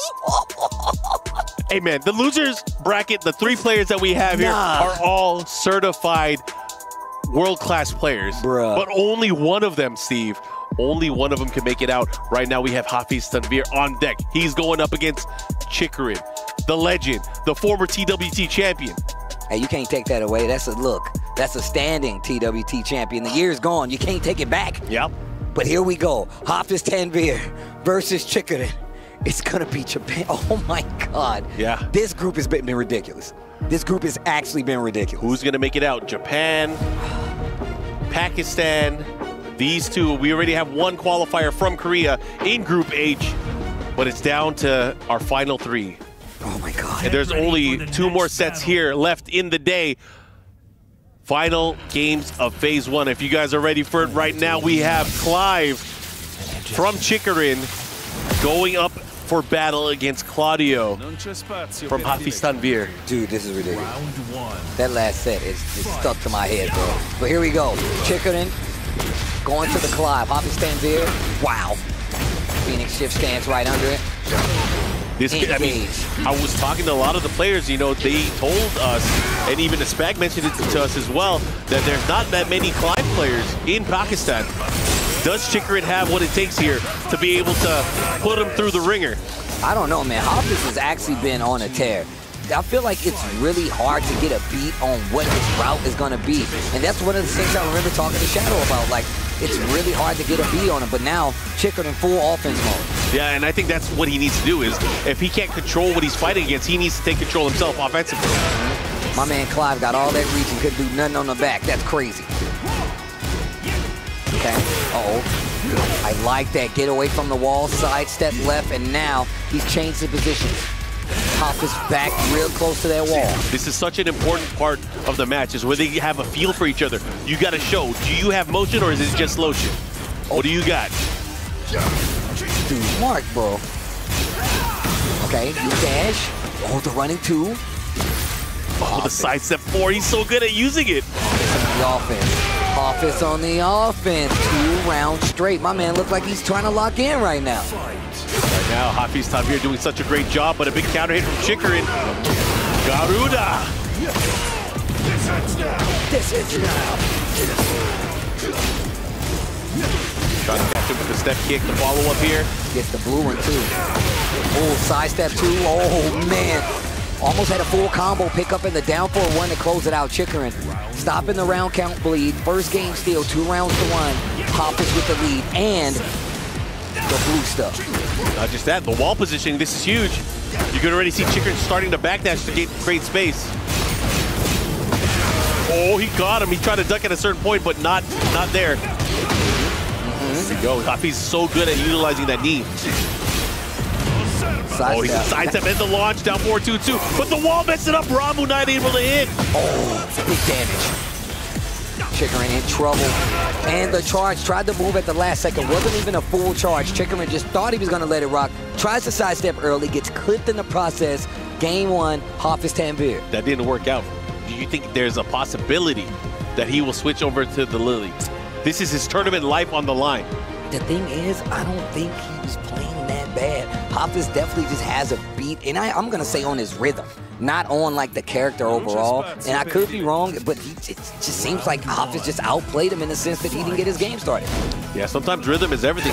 If you have a style that clashes with your opponent and you can't let them play, sometimes you can defeat them just by playing your normal style. Here we go, Hafiz Tanvir already pushing, has Chikarin in the red. Dog, the combo to get to the wall. Back 3 for the Oki. Oh, wow. Tries to reach in, and he's going to pay for it. Hafiz Tanvir. Combo. Lots of scaling, but still should be able to get it, and drops the tail in. Perfect on the tail. All right. And good punish. Ramu. Again, Chikarin still trying to find a way to get some of the momentum going. That's a great way to do it. Get the key dunk, the while standing, gets the stun and the combo. Okay, not a lot of damage, but wow. The spring up actually gets him out of trouble. I love how much more effective they are in some of these situations in the corner when you know it's super impressive in the game offense-wise. Wow, the 4-3 gets completely over the low. Haven't seen it the entire set. To the wall.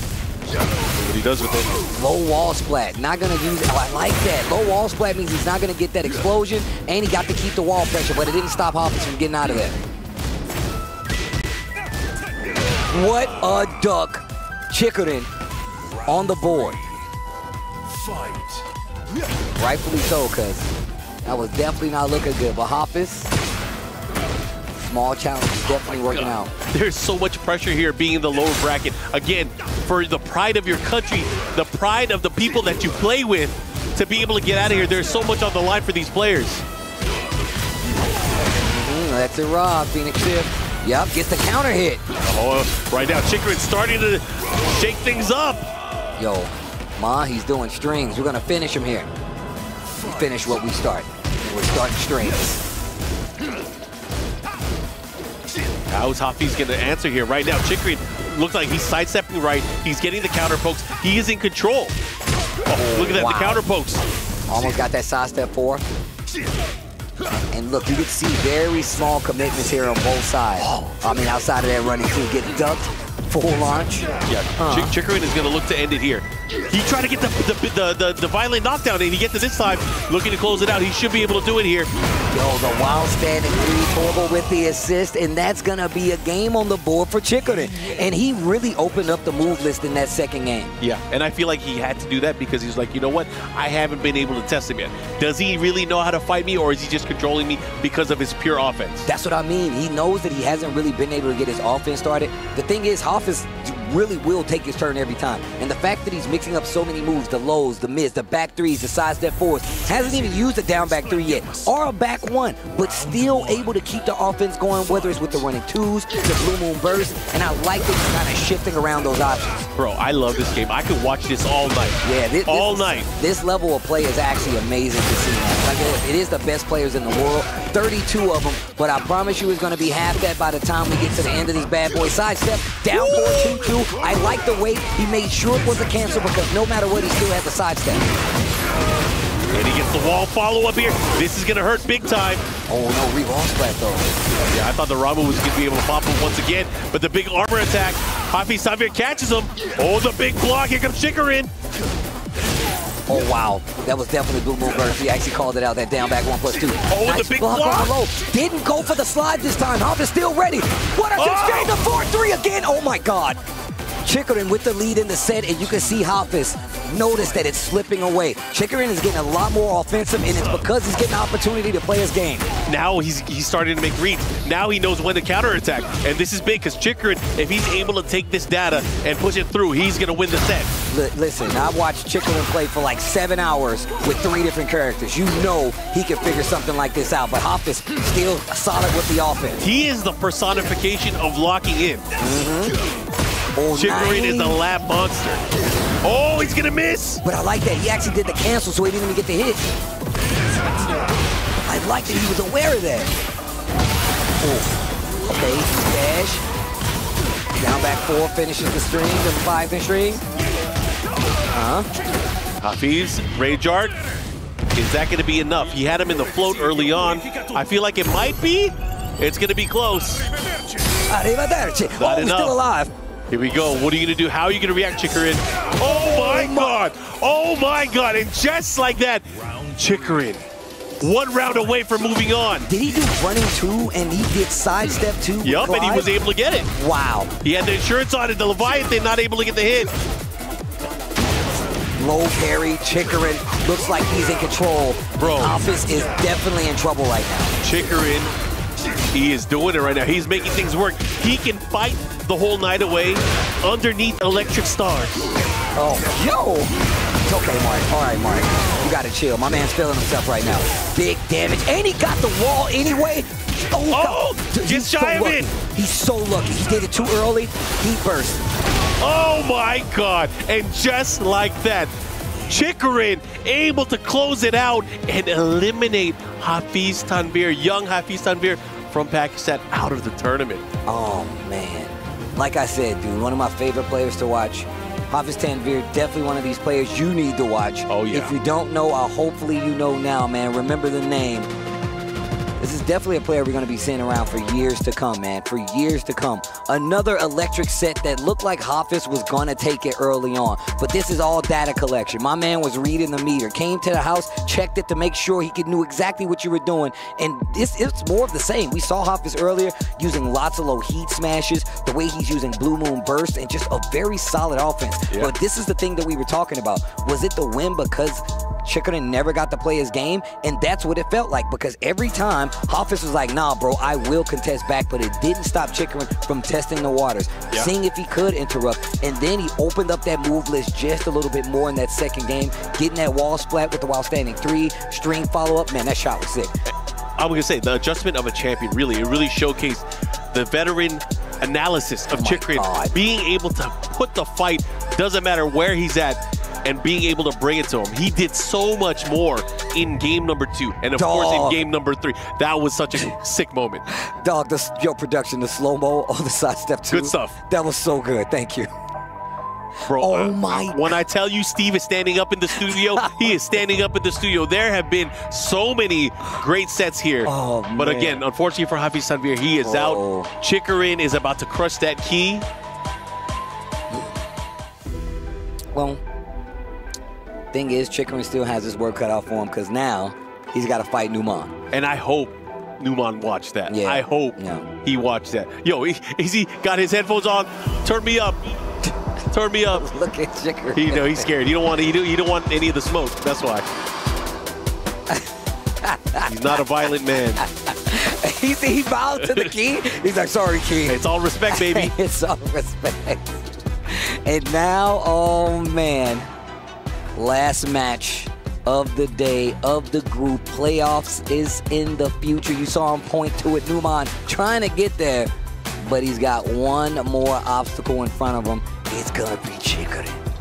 Oh, this is going to be fun, because we think it's going to be Steve, right? We know Numan has other characters, but Steve is his best character. Who is Chikarin going to use in this particular matchup? Because again, the lab monster This is sick. Bro. You could feel the auras. Dog, this song is like the Who Wants to Be a Millionaire song. Yeah. It's like the scary. pressure, man. Do I have a lifeline? What do I got? Do What I are my get to options? call somebody? Do I get a coach right now? I'm going to call someone right now. Hold up. I'll call my mom. Mom, what character should I run? Run the Lily, baby. Okay. Do that thing you do, the rabbit thing. Do the thing, the rabbit. Feisty one. You have fun, sweetie. All right, here we go. So, again, final game, final set of the day. One of these two players will make it out. We already have Mulgold, who has made it out on the winner side of this group. Waiting to be in phase 2 is going to be one of these players. Is it going to be Chikarin from Japan or Numan from Pakistan?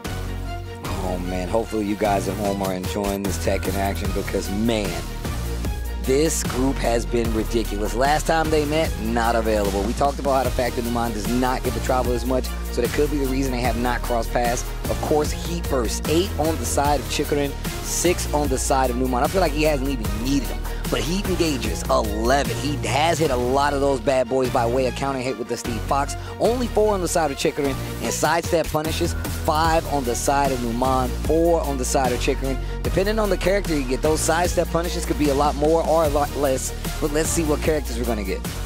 This is what I'm excited for, because I feel like with Chikarin, does he have the confidence to go straight into Clive right away, knowing that maybe the players I hear Lily. Oh my gosh. Do that Lily thing, baby. You're right. Mama ain't never lie. Mama ain't lie, bro. Round 1. All right, here we go. The cider match. You see it at the top of the screen. Trades. Man, if what that's does it decide, indicative- Steve? It decides the destiny. Wow, decide the destiny. Root of Evil, follow up there. Good. Get up kick there from Numan to stop the offense. Engage. Tries to go for a little down jab to stop the offense. I did notice that. And so did Chikarin. He's keeping it in his favor. He chased him down, bro. I don't think he's going to be able to get the kill, though. Into the spike, mix up into the low. Okay, Chikarin drawing first blood here. Taking that opening round here, Numan, how are you going to react? What is the counter? Slide. Yo, Chikarin is testing, but Numan passed that test there. Gets the big launch there with the crouch down forward too. Got flying colors. Good damage here, pushing towards the other side now. Quarter circle forward, one very, or what's he gonna do? Okay. Done playing around. Over. Wow. I feel like if he would have hit that faster, he would have actually got the launch. Just the recovery. Tries to go in the stands, gets clipped by the Heat Burst.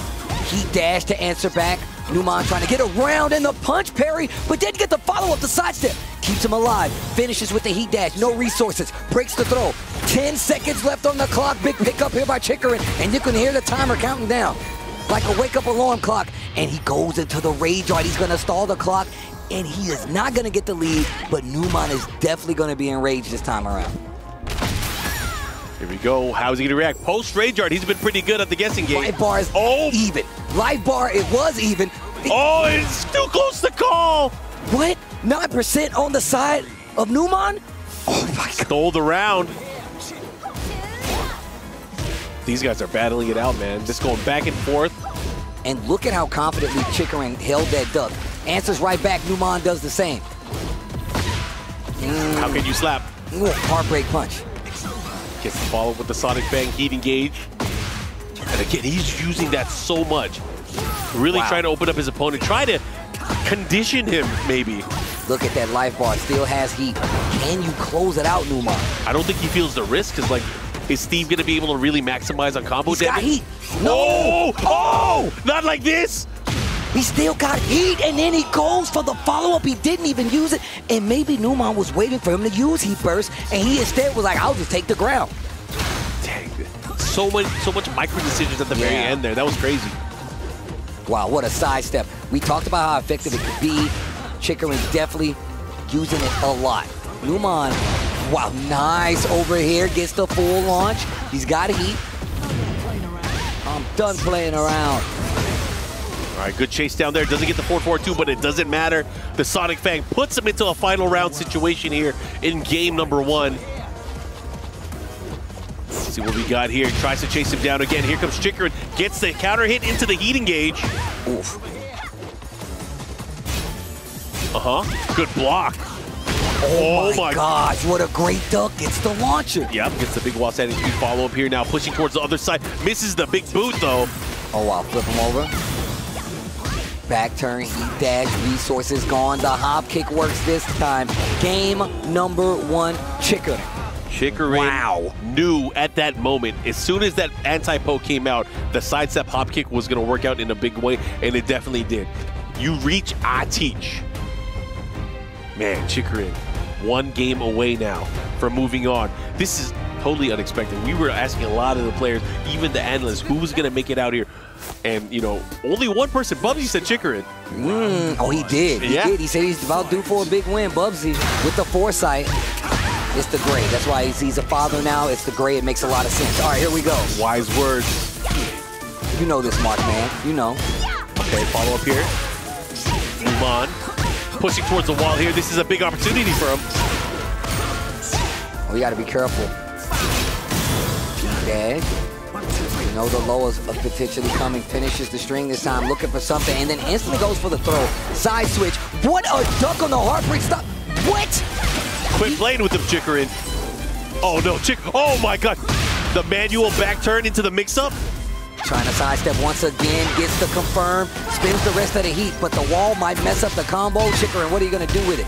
15 seconds left on the clock. This comeback, he's on the verge of making a huge round comeback into the rage art, and it's blocked, and Chikrin closing it out, stealing the round away. Numan, is he cracking? I thought he was going to hit him. I thought he was going to hit him too, but he was ready to block. Here we go, low jab, follow-up combo.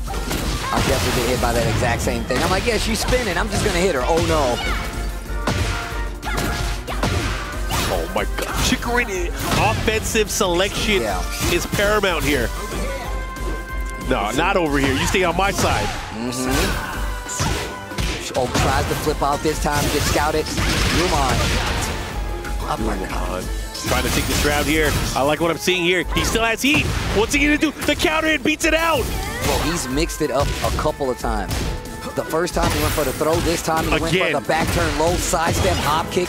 And right now, if he closes out this round, Chikrin is 1 round away from making it to the playoffs. Numan's going to have to make a big run here. He needs a big run. And this is so unlike what we've been seeing from him before. But this is also how we talk about Chikrin being that good. Oh, this is huge. Numan fighting for his tournament life here. Okay. Fighting for more than just him. Of course, it has to do well for Falcons for the Club Championship. That's absolutely facts, man. That's what it's really about some of these teams. Falcons might be in big trouble if Numan goes down here. And you know he's aware of it. The feisty rabbit doing his work. What a sidestep, heat dash, picks it up. I don't think he's going to be able to kill. So Numan, whatever you get after this, you better make it count. This is it. Wall. Tournament on you. What are you going to do? And Chikrin was able to pull it off in such a big way. He took over offensively, and he really dunked it home. Yo, the club championship looking in peril for Falcons. And once again, Chikrin, you can see, and he's a very modest player. He is very low-spoken, but you see the fist? That's the biggest pop-off we get. And you know he really wanted to make it to this main part of the bracket because he's been fighting tooth and nail, especially about how that first part of the match went. The first time they played, it was not in his favor. I know he doesn't like doing it, but he's going to have to crush another key. And again, looking at some of this gameplay, this Lily, this is the best Lily in the world. Oh man, even the crowd getting it. My man was about to pull out his hair. Oh my gosh, man. And look, we always talk about our respective games no matter what it is. But the fact that the club championship is a major part, it's like a double-sided coin when it comes to this. Of course, we're interested in the competitive side of it, but the club championship is something that they need need a lot of. They want as many players as they can in the playoffs, in that top 8. That way they can get that big team prize payout. But right now, Chikrin being the main stopping factor, being a speed bump on the way to victory for Numan, and the way that he turned it around on the lower side of the bracket. You can tell by that picture that that was the most uncomposed we've seen Numan the entire day. Yeah, that wasn't just a speed bump. Chikrin was Mount Fuji at that point. He was unscalable, and it was just way too much. However, I got to give it up for all of the players that we have here. Man, they did so well. Hafiz Tanvir, Numan, I got to give them their props. But unfortunately, they couldn't make it out. Yeah, man. But look, once again, you heard Milosh, Rob TV, and we've all been echoing the same sentiment. 32 of the best players in the world are here. And one of those players came from the LCQ. You know they wanted it, and ain't nobody giving it up for free. Chikrin just having the wits about him to actually collect himself and bring back victory from the jaws of defeat and making it into the playoff bracket. That's good stuff. But again, we have more action. Gonna talk to our buddies over at the desk. Let's go right to them. Another crazy group finishes here with Moorgold and Chikrin making it into phase 2. Heartbreak for Pakistan once again, as the two Pakistanis, Numan and Hafiz Tanvir, bow out in phase 1. Crazy scenes here at the Esports World Cup 2025. Bubsy, MYK, and Rukang to break it all down. I'm going to start with Bubsy on this one. You called it. You said that Chikrin can do this, and he did. I mean, just the way Chikrin played. At the beginning, it didn't actually look promising when he went up against Mogold. Mogold really just mauled him down, but you know, there's just something about Chikrin. We were saying it just before we went live. Like, you know, what does he have to do to be respected? You know, EWC champion, you know, Evo Japan last year champion. Like, what else does he have to do to people to look at him and be like, you know, this guy's a serious contender? That's the thing. I mean, look, he 3rd place as well at Evo this year, right? So the consistency is there, the level is there, right? But let's actually talk about Moorgold for a second. MYK, that Moorgold and Numan Chaudhary matchup. Talk to me about that one, man. Blue Moon Burst. I mean, Blue Moon Burst versus back 1. Pretty reliable counter to back 1. And not even just that. He just has so much control over the match all the time. It's just like, Numan had his moments, but just looked really tough against Mogold. And Rukang, you know, it's the clutch factor for Mogold. We know you to be that kind of player that's always locked in, always able to get those clutch moments as well.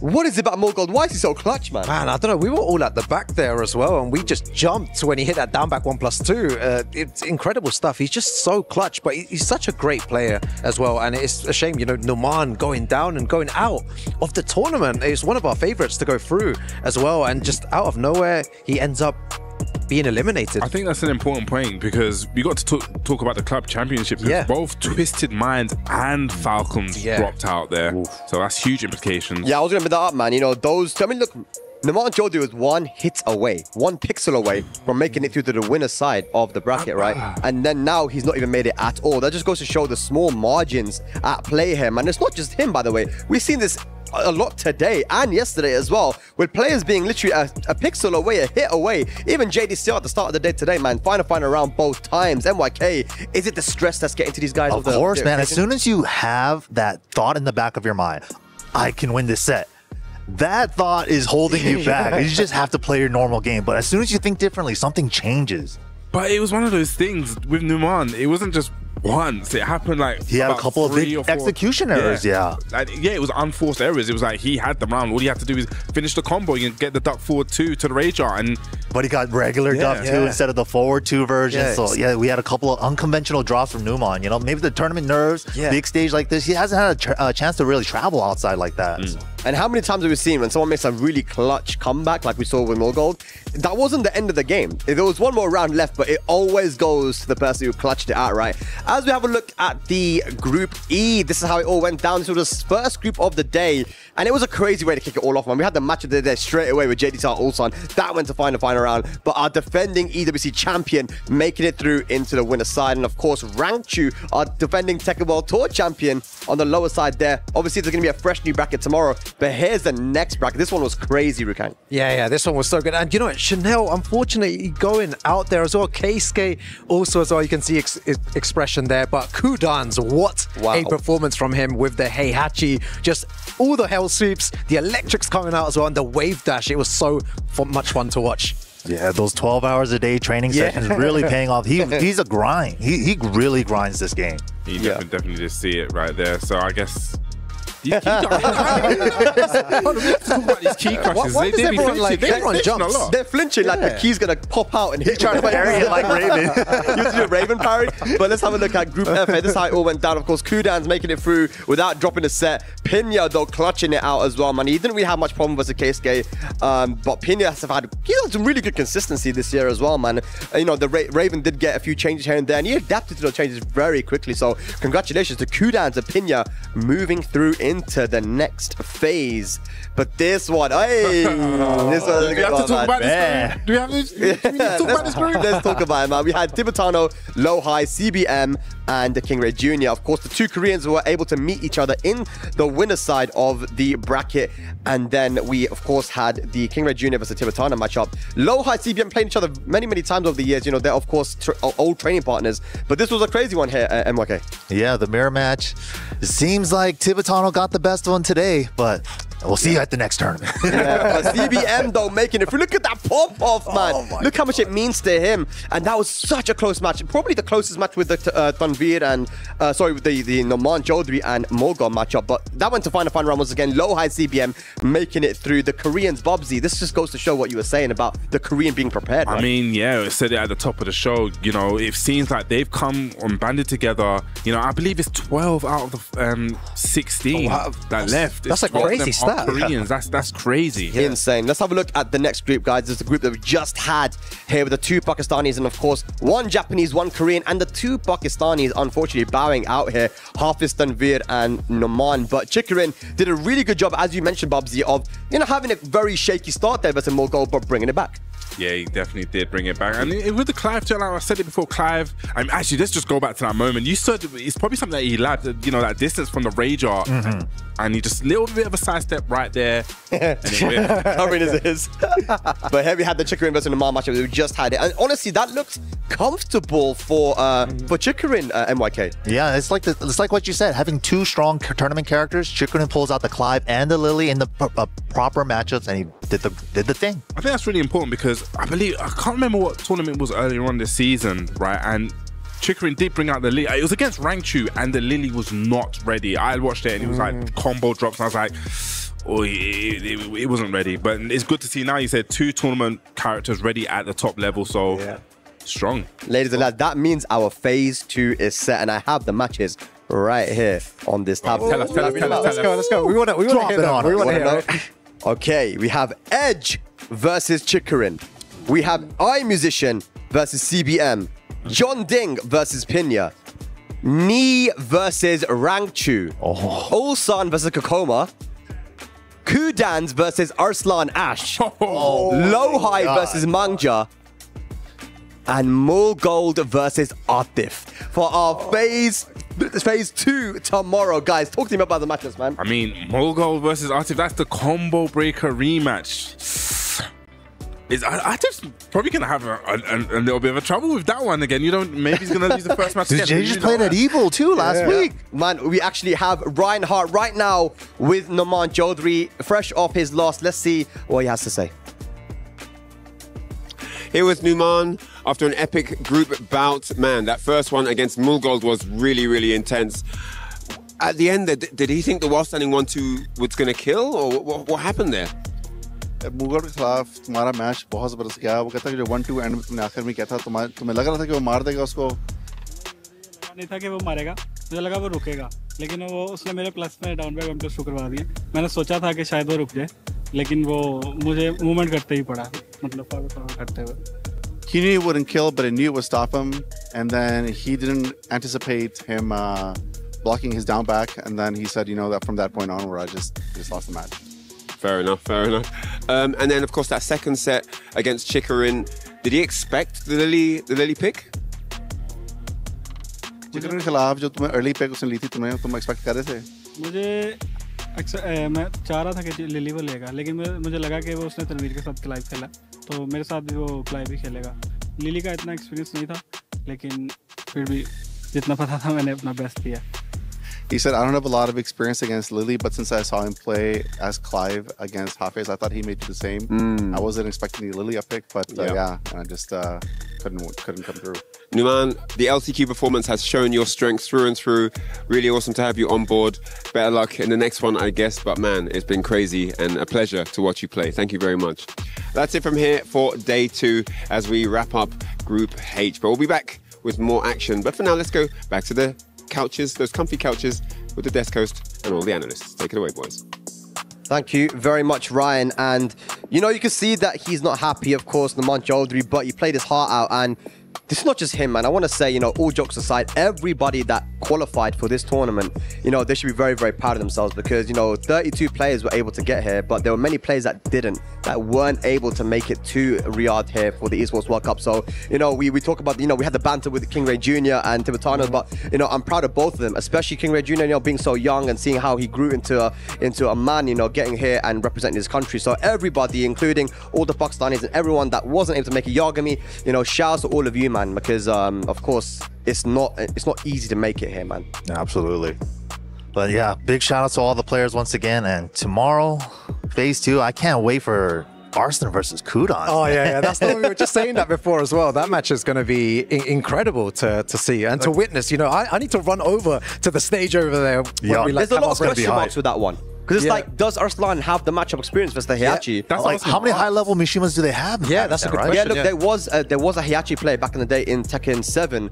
Me and Joker played against him a lot, and he has a very different play style to the way that Kudans played. But now, I don't think he lives in Pakistan anymore, or he doesn't play Heihachi, he plays Reina now. So, I mean, how many Heihachis do they have? I haven't seen many myself, but Arslan's gonna have to do his homework because Kudans is playing very hot. I mean, Kudans, he said 12 hours a day. You know, hard work always pays off. One of my English teachers always said you always get out what you put in, and he's putting in all those hours. It's reaping the rewards today. Yeah, they say fail to prepare, prepare to fail. You know, you got to. Hey. So many good matches. Let me ask you guys, because, you know, I'll start with you because you were right about Chicken. Who do you see making it out? Like, what's one name that you know is going to make it into that phase 3? That is a very, very hard. You put me on the spot. You put me on the spot. You were right today, bro. You're right today. So I was right today, but I'm gonna say Kudans. I'm gonna be the big one and say I think Kudans. We're gonna see him in phase 3. Rukang. I think, honestly, I actually spoke to Nee beforehand, and he said how confident he was. He was playing so well, and in those final few rounds, you saw him attempting the taunt jet uppers and everything else. So my pick definitely has to be Nee to make it into phase 3. Mikey. For me, I gotta go with Atif, man. The runner-up position, time and time again. I've been saying this might be Atif's year, and this could be it. This could be his event. I'm not going to answer the question. No, hold on. No, wait, yeah, come on, man. You can't dodge that one. Who's making it through, Spag? All right, who's making it through? I'm going to say CBM. I trusted my boy. That's my boy. That's the honorary UK player right there, CBM. I got Cherryberry Mango. He's going up against Iron Musician, who he actually lost against Evo. Just this past Evo, but he has a lot of experience against him, so I think he's going to be prepared for that one, and hopefully he'll make it through. But ladies and lads, the stage is set. 32 players started and only 16 remain. The playoffs start tomorrow. Who will make it into the final day? Only time will tell. A pleasure to have you guys with us. We'll see you tomorrow for phase 2 of Tekken 8 here at the Esports World Cup 2025. See you then. Take care.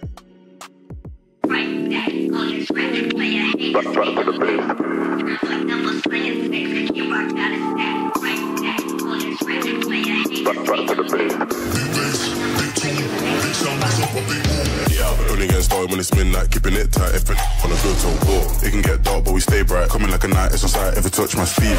Round there, wanna disagree when it's clear that I'm speaking facts. Man like me, you know I'm proactive. Never gonna stop till I see the big man's on flats. Hop on the front door, it's like midnight.